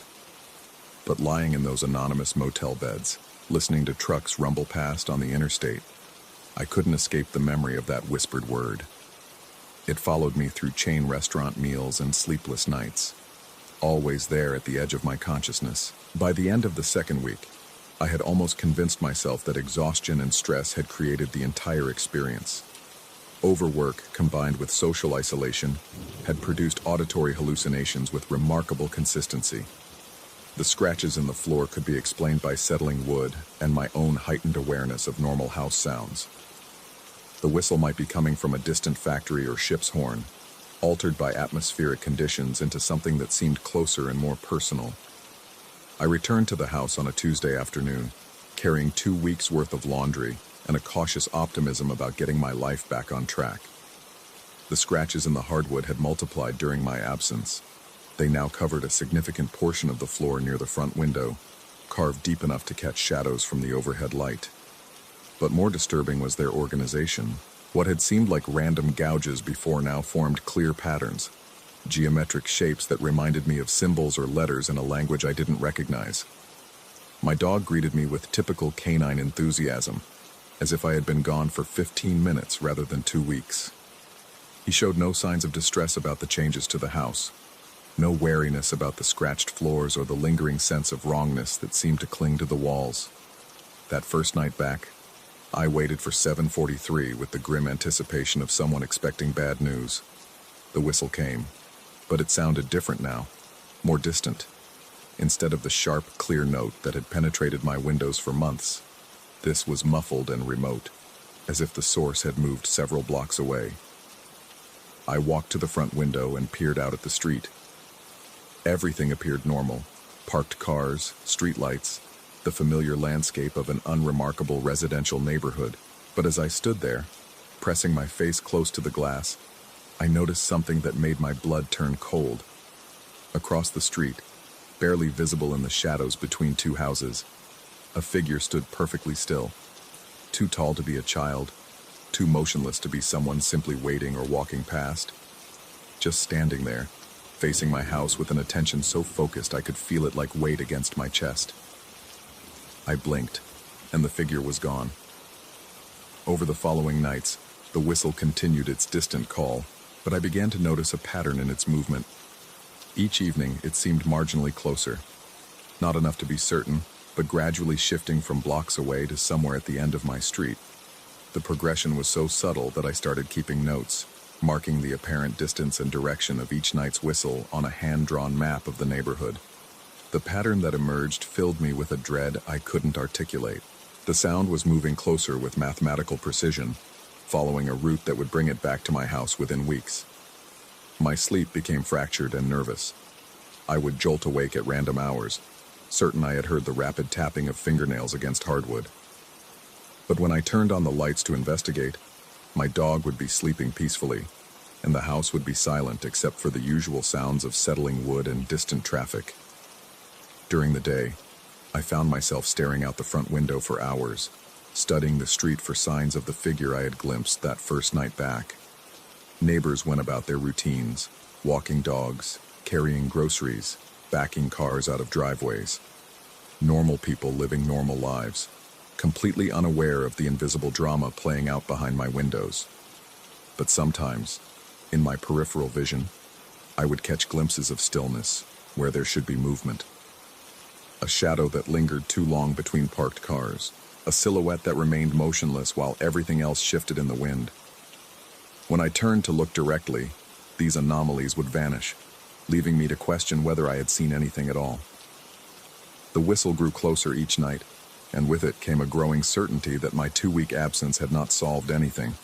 If anything, it had established a pattern of retreat and return that felt disturbingly familiar. How many times had this cycle repeated? How many previous tenants had heard that precise whistle at 7:43, had found mysterious scratches in their floors, had fled to motels only to return and discover the process starting again? My landlord had mentioned the previous tenant's sudden departure. Left most of his furniture behind, he had said, as if something had driven him away with urgent haste. Had that man heard the whistle? Had he felt breath against his ear and heard his own buried secrets whispered in the darkness? The scratches in my floor seemed to writhe in my peripheral vision, forming new patterns when I wasn't looking directly at them. Sometimes I would swear they spelled out words, messages carved by invisible hands during the hours when I slept or worked. But when I knelt to examine them closely, they reverted to random gouges without apparent meaning. 3 weeks after returning from the motel, the whistle had moved to the corner of my street, 2 blocks away, but closing the distance with relentless patience. I could feel time running out, though I couldn't say what would happen when the sound returned to its original position outside my window. That night, as I stood in my kitchen washing the dinner dishes, I felt the familiar sensation of being watched. But this time, when I turned toward the front window, I saw something that made the plates slip from my suddenly nerveless hands. A face pressed against the glass from the outside, pale and elongated, with features that seemed to shift and blur when I tried to focus on them. But the eyes were clear and steady, fixed on me with an intelligence that was utterly inhuman, yet disturbingly personal. The face remained there for perhaps 3 seconds before dissolving back into the darkness, leaving only the faint oval smudge that had been there for weeks. My dog had not moved from his bed, had not even lifted his head during the entire encounter. I backed away from the window on unsteady legs, my heart hammering so hard I could feel it in my throat. The clock on the microwave showed 7:41. In 2 minutes, the whistle would come from its current position at the corner. Tomorrow night, it would be a block closer, and the night after that, closer still. I understood now that this was not about sound or scratches or faces at windows. This was about recognition, about something that had been waiting patiently for me to understand that I had never been alone in this house, had never been alone anywhere. The whistle at 7:43 was not a call for a dog to return home. It was a signal that something had already arrived, and tomorrow night it would be closer still.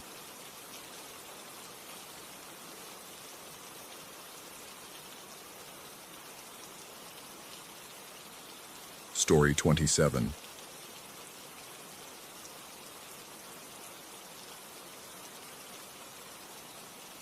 The first thing you notice about the bust isn't its craftsmanship. Though the porcelain work is exquisite, each curl of the subject's hair carved with Victorian precision. It isn't even the way the amber light from my desk lamp catches the subtle pink flush painted across the cheekbones, giving the impression of life beneath the glazed surface. No, what strikes you first is the weight, not the physical weight. Though at nearly 15 pounds, it's substantial enough, but the way it seems to press against the room itself, as if the air around it has grown denser. My father-in-law handed it to me with the same casual gesture he'd use for a newspaper, wrapped in yesterday's Patriot news like any other trinket from his antique shop on 2nd Street. "For your office," he'd said, his weathered fingers already reaching for another item on his cluttered workbench. Luck of the house, you know. The way he said it, flat, matter-of-fact, should have been my first warning. Nothing about the old man was ever matter-of-fact.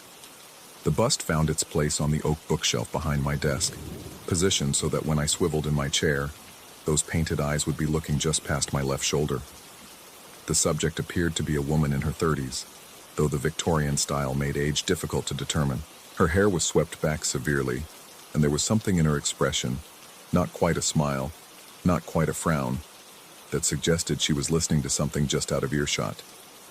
That first night, I worked later than usual, finalizing quarterly reports for the firm. The October wind rattled the windows of our Harrisburg home, and I'd grown accustomed to the house's evening orchestra, the settling of 2-century-old timbers, the whisper of air through heating ducts, the distant hum of the refrigerator cycling on. These sounds had become as familiar as my own heartbeat over the 3 years we'd lived here, which is why the 3 knocks were so distinctly foreign. They came from the hallway just outside my office door, not the sharp rap of knuckles against wood, but something softer, more deliberate, like someone tapping gently with the pad of their finger, asking permission rather than demanding attention. I paused, fingers hovering over the keyboard, and waited for the sound to repeat. It didn't. My wife had gone to bed hours earlier, and the knocks were too measured, too adult, to be explained by the house's usual complaints. I called out softly, asking if she needed anything, but received only silence in return. When I checked the hallway, I found nothing but shadows and the faint scent of something floral, not her perfume, which ran toward vanilla and cedar, but something older, dustier, like flowers pressed between the pages of a book. I returned to my desk, and that's when the lamp began its gentle oscillation. Not a flicker exactly, but a subtle dimming and brightening, as if someone were slowly turning a rheostat up and down. The voltage stabilizer beneath my desk displayed its steady green light, indicating normal power flow. I tested other devices, the computer monitor, the phone charger, even the small clock radio on the bookshelf, but they remained unaffected. Only the desk lamp continued its strange rhythmic breathing of light. The sensation of being watched crept over me like a cold draft. I spun in my chair to face the bust, and for a moment, just a moment, I could have sworn the painted lips had shifted slightly upward, as if sharing a private joke. but porcelain doesn't move, and the wan smile remained exactly as it had been when I'd first unwrapped it. Sleep came fitfully that night. I drifted in and out of consciousness, aware of my wife's breathing beside me, but feeling oddly disconnected from the familiar rhythm. In those gray hours between deep sleep and waking, I began to hear my own voice, speaking words I couldn't remember choosing. Not the mumblings typical of sleep talking, but clear conversational sentences delivered in my own cadence and tone.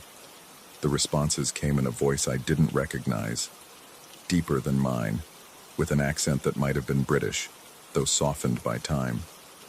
The conversations were brief, cordial even, though I could never quite grasp the content.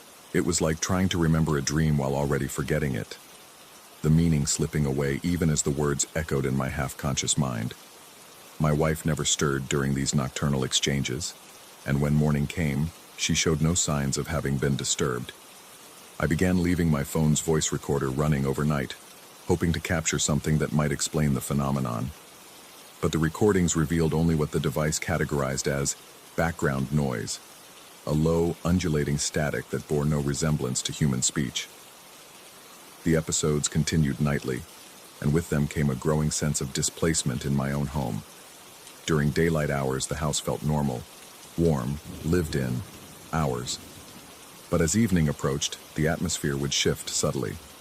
Corners seemed deeper, shadows lingered longer, and that floral scent would appear without warning, usually in the moments just before I'd hear footsteps in rooms I knew to be empty. The bust watched from its perch with what I increasingly perceived as amusement. I found myself avoiding my office in the evenings, working instead at the kitchen table or on the living room couch. But even from a distance, I could feel its presence, a gravitational pull that made the back of my neck prickle with awareness. My sleep-talking intensified, evolving from brief exchanges to what seemed like lengthy discussions. I would wake exhausted, my throat dry as if I'd been speaking for hours. My wife began mentioning my restlessness, how I would toss and turn, and occasionally laugh softly in my sleep. When she described the laughter, something cold settled in my stomach. It wasn't my laugh she described, not the sharp bark I was known for, but something gentler, more melodious. The breaking point came on a Thursday evening in early November. I'd been working late again, trying to ignore the way the desk lamp had begun its nightly dimming ritual, when I heard what could only be described as a conversation taking place in the hallway. Not my voice this time. I was fully awake and aware of my surroundings, but two distinct speakers engaged in animated discussion. I crept to the door and pressed my ear against the wood, but the moment I made contact, the voices ceased. When I opened the door, the hallway was empty, though the floral scent was so strong it made my eyes water. I stood there for perhaps 10 minutes, listening to the silence and feeling increasingly foolish, when I heard the sound that sent me fleeing upstairs to wake my wife.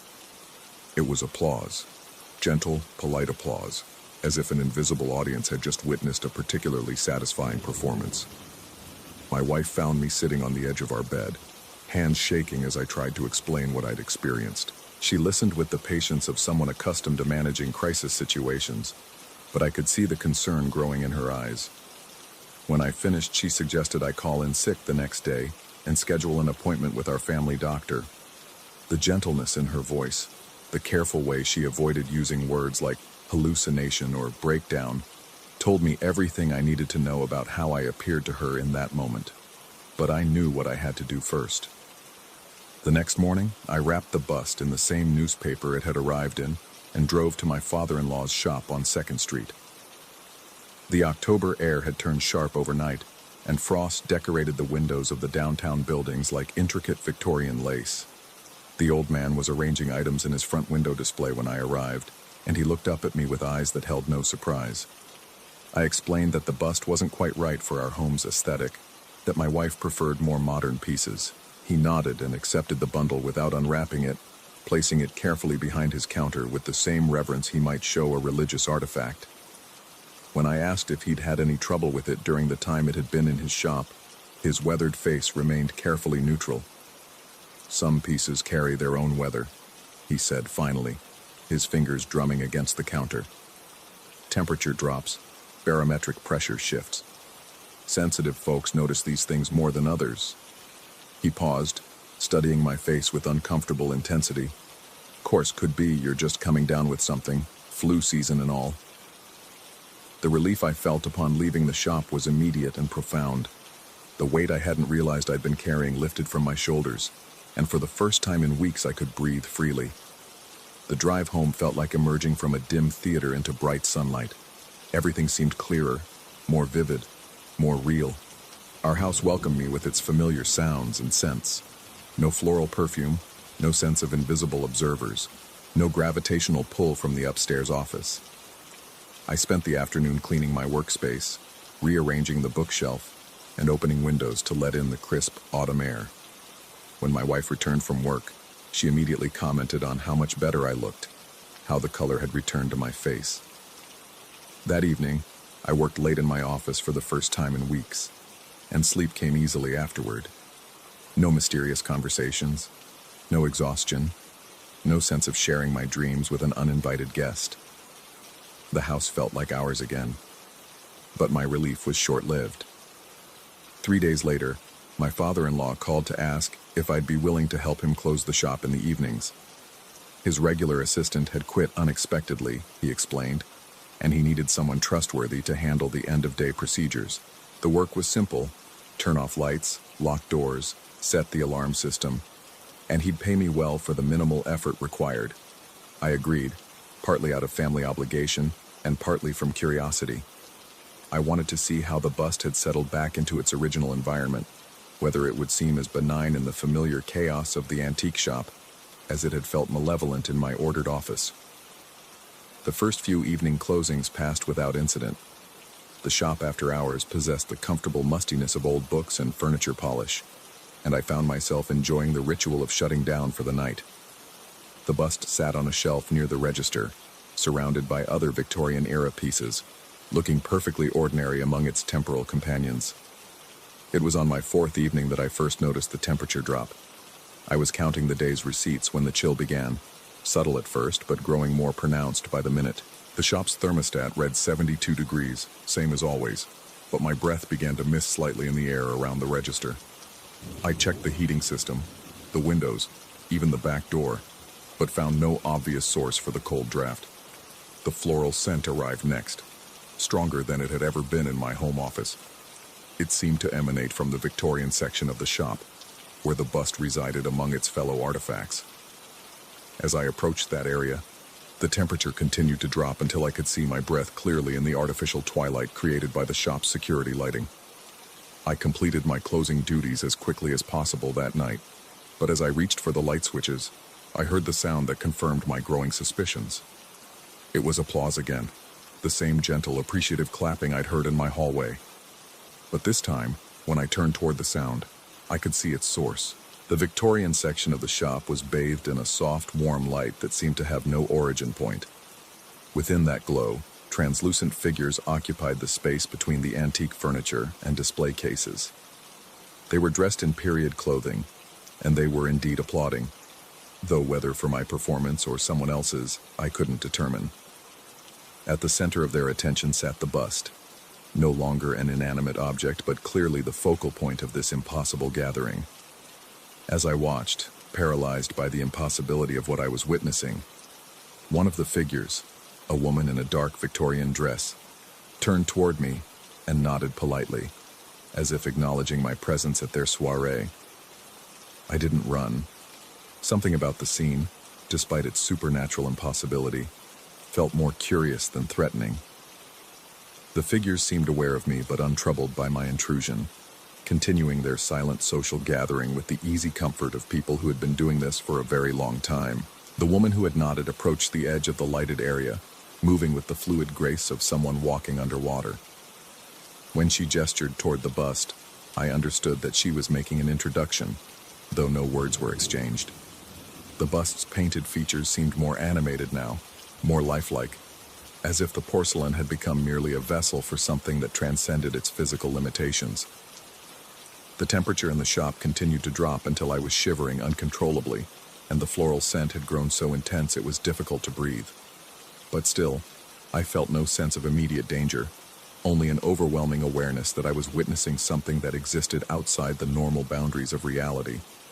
The gathering dissolved as gradually as it had appeared, the figures fading like morning mist until only the bust remained on its shelf, once again appearing perfectly ordinary in the dim security lighting. The temperature returned to normal, and the floral scent dissipated, leaving only the familiar mustiness of old fabric and wood polish. I finished my closing duties in mechanical silence, locked the shop, and drove home through the empty streets of Harrisburg. My wife was already asleep when I arrived, and I sat in our kitchen for hours, trying to process what I'd experienced. The following evening, I called my father-in-law to tell him I couldn't continue helping with the shop closings. I invented an excuse about increased workload at the firm, but his knowing grunt told me he understood the real reason.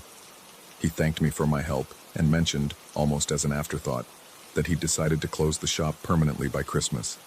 "Time to retire," he said. "Time to let someone else handle the collection." I asked what would happen to the inventory, and he paused for so long I thought the connection had been lost. Finally, he told me that most pieces would be sold at auction, but some items, the more particular ones, would find their way to new homes through other means. People who understood their nature, he explained. People who could provide proper hospitality. That was 6 months ago. The shop has been sold, converted into a coffee house that does decent business during the day but closes promptly at 8 in the evening. My father-in-law moved to Florida, taking only his most personal possessions and leaving no forwarding address. My wife and I rarely discuss the period when the bust lived in our home, though she sometimes asks if I've been sleeping better lately. I have been mostly, but occasionally, in that gray space between waking and sleep, I find myself listening for voices that no longer come, and sometimes when I pass antique shops or estate sales, I catch a whiff of something floral and dusty, and I remember the weight of invisible observers and the gentle sound of appreciative applause. The rational part of my mind has constructed reasonable explanations: stress-induced hallucinations, carbon monoxide exposure, the power of suggestion combined with an overactive imagination. These explanations are comfortable, logical, and completely insufficient for the totality of what I experienced. Because here's what I can't explain away. Last week, while organizing old files in my office, I found a business card tucked behind where the bust used to sit.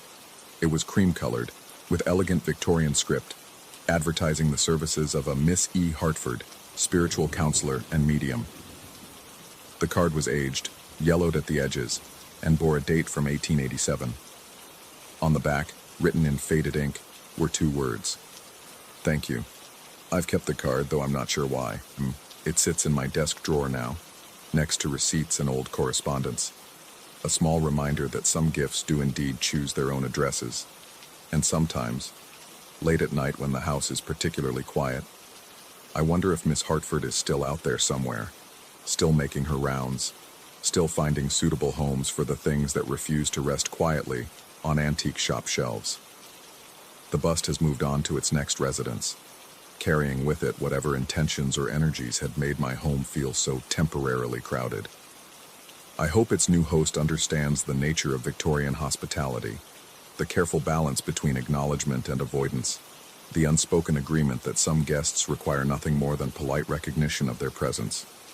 After all, we're all just temporary caretakers of the things we think we own, and sometimes, if we're very quiet and very respectful, we might catch a glimpse of the true owners making their rounds, checking on their possessions, ensuring their stories continue to unfold in new settings with new players.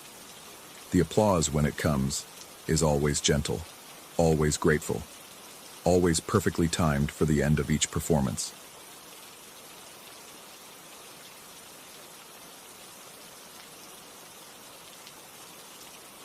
Story 28.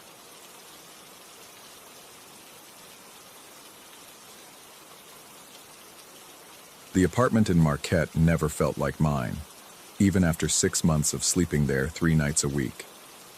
It belonged to her, to the woman who brewed coffee at 5:30 each morning and folded my shirts with mechanical precision, who had lived in that cramped space above the bakery for 3 years before I entered her life.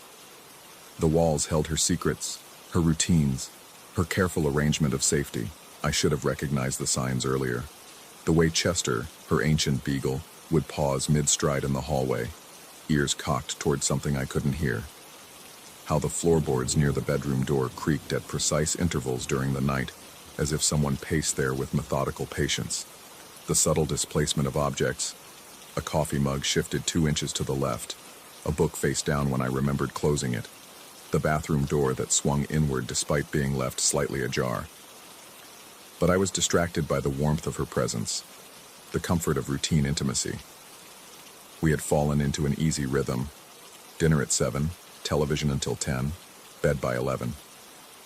She would read while I scrolled through my phone, and eventually we'd settle into sleep with Chester curled between us, his breathing a steady metronome in the darkness. The first incident shattered this illusion of domestic peace. I woke to absolute silence, that peculiar weighted quiet that precedes storms. Even Chester had gone still, his usual snoring absent. Then it came. A voice from the doorframe, impossibly close and devastatingly clear. The word itself escaped me. Consonants and vowels that seemed to bypass my ears and embed themselves directly into my consciousness. But the authority was unmistakable. The tone of someone accustomed to being obeyed without question. It wasn't a shout, though it filled the room completely, seeming to originate from every surface at once. Chester lifted his head with a lazy interest, as if his master had called his name. No bark, no defensive posture, just acknowledgement. My girlfriend remained deeply asleep, her breathing unchanged. I lay frozen, every muscle tensed, waiting for something. Footsteps, another voice, the sound of the door opening. Nothing came. After what felt like hours, I forced myself to move. The apartment was exactly as we'd left it. Front door locked, chain engaged, window sealed against the October chill. No signs of intrusion, no evidence that anything had disturbed the careful order she maintained. Yet the voice lingered in my memory with photographic clarity, its cadence foreign but somehow familiar. I returned to bed, but sleep remained elusive. As I finally began to drift, I felt it, a depression in the mattress beside me, as if someone had settled there with careful deliberation. The impression lasted only seconds, but when I reached across to touch the spot, the sheets held residual warmth. Morning brought the opened closet door. She stood before it, hands on her hips, frowning at the chaos within. Clothes shifted, hangers askew, her neat piles of sweaters toppled.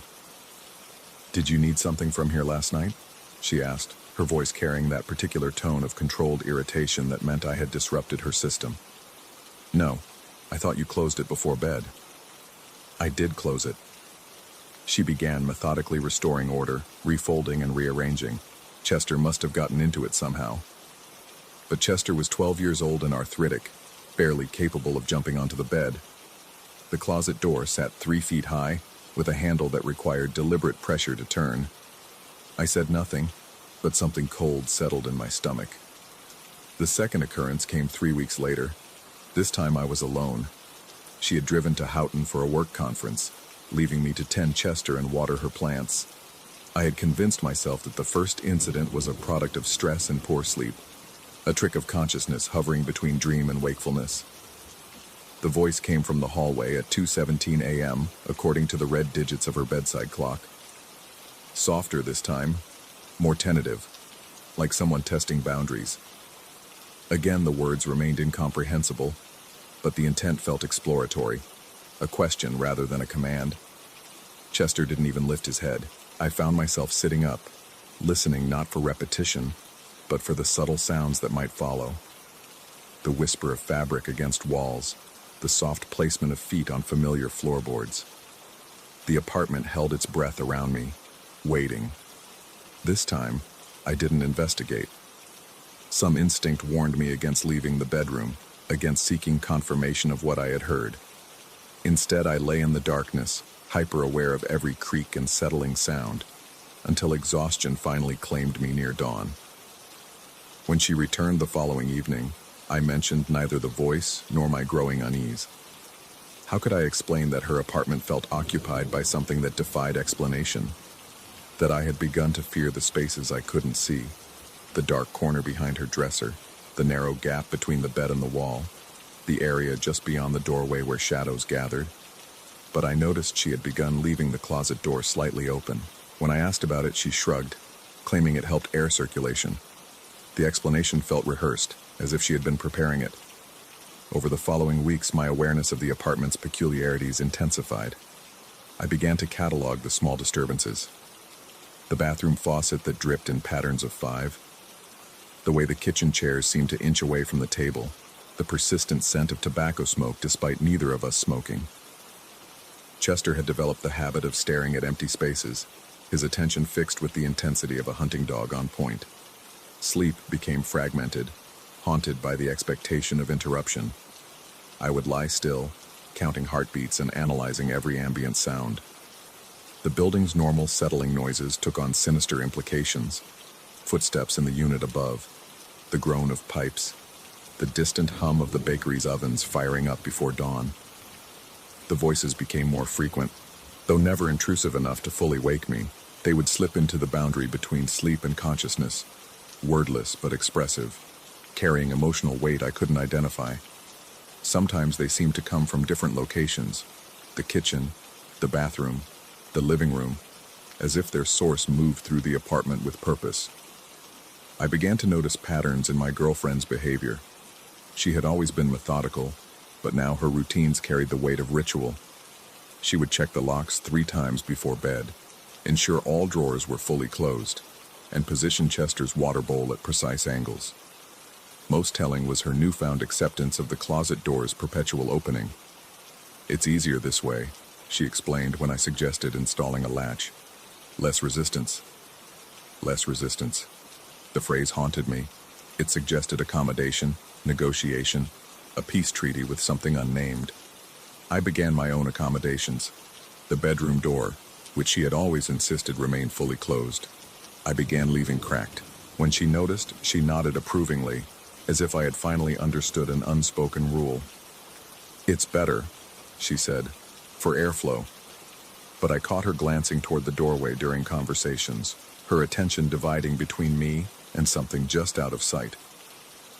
Chester had begun sleeping at the foot of the bed, positioned to observe both the closet and the door simultaneously. The realization came gradually. We were not alone in the apartment, and we had never been alone. The presence, whatever it was, had established residence long before my arrival. Our careful protocols, our strategic openings and accommodations, were not preventing intrusion but facilitating coexistence. The understanding should have terrified me. Instead, it brought a strange relief. The constant vigilance could end, the hyper-awareness could relax. Whatever shared our space operated according to rules I was finally beginning to understand. It wanted passage, not confrontation. Acknowledgement, not fear. The voices continued, but I no longer startled awake. They had become part of the apartment's natural rhythm, like the gurgle of pipes or the settling of old wood. Chester would lift his head in greeting, then settle back to sleep. My girlfriend would smile in her dreams, as if hearing something pleasant. I learned to leave the bathroom door ajar, to keep dresser drawers slightly open, to position shoes with toes pointing toward the hallway. These small gestures seemed to maintain the delicate balance we had achieved. The apartment breathed more easily, its tensions dissolved, but questions remained, multiplying in the quiet hours before dawn. Had I adapted to something real, or constructed an elaborate framework to manage my own deteriorating mental state? Were the voices evidence of supernatural cohabitation, or the progressive symptoms of a mind under stress?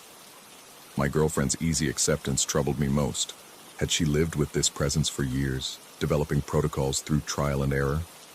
Or were we both participating in a shared delusion, reinforcing each other's disconnection from reality? I found myself studying Chester for clues. His responses seemed genuine, the recognition, the lack of alarm, the comfortable coexistence. Dogs, I reasoned, possessed senses beyond human perception. If something truly occupied our space, he would know. But doubt crept in during daylight hours. Chester was old, possibly experiencing canine dementia. His behaviors could indicate confusion rather than supernatural awareness. The voices might be auditory hallucinations brought on by stress, sleep deprivation, or some underlying neurological condition. Yet the protocols worked. The apartment remained peaceful, our nights undisturbed by the aggressive manifestations that had initially awakened me. Whether through supernatural appeasement or psychological management, we had achieved a functioning equilibrium. I stopped trying to distinguish between reality and delusion. The difference had become irrelevant. What mattered was the preservation of peace, the maintenance of carefully negotiated boundaries. If the house wanted passage, I would provide the passages I chose to give. The closet door remained slightly open, the bedroom door stayed cracked, and in the space between waking and sleep, the voices continued their incomprehensible conversations, no longer seeking to command but simply to exist alongside us in the cramped apartment above the bakery. Some nights, lying in the darkness with my girlfriend's breathing steady beside me and Chester's weight warm against our legs, I almost convinced myself that this was normal, that every home harbored such presences, that everyone learned to accommodate what they couldn't understand or eliminate. But when I caught myself adjusting a drawer's position or angling a chair just so, I wondered whether I had found peace or merely convinced myself that surrender was a choice.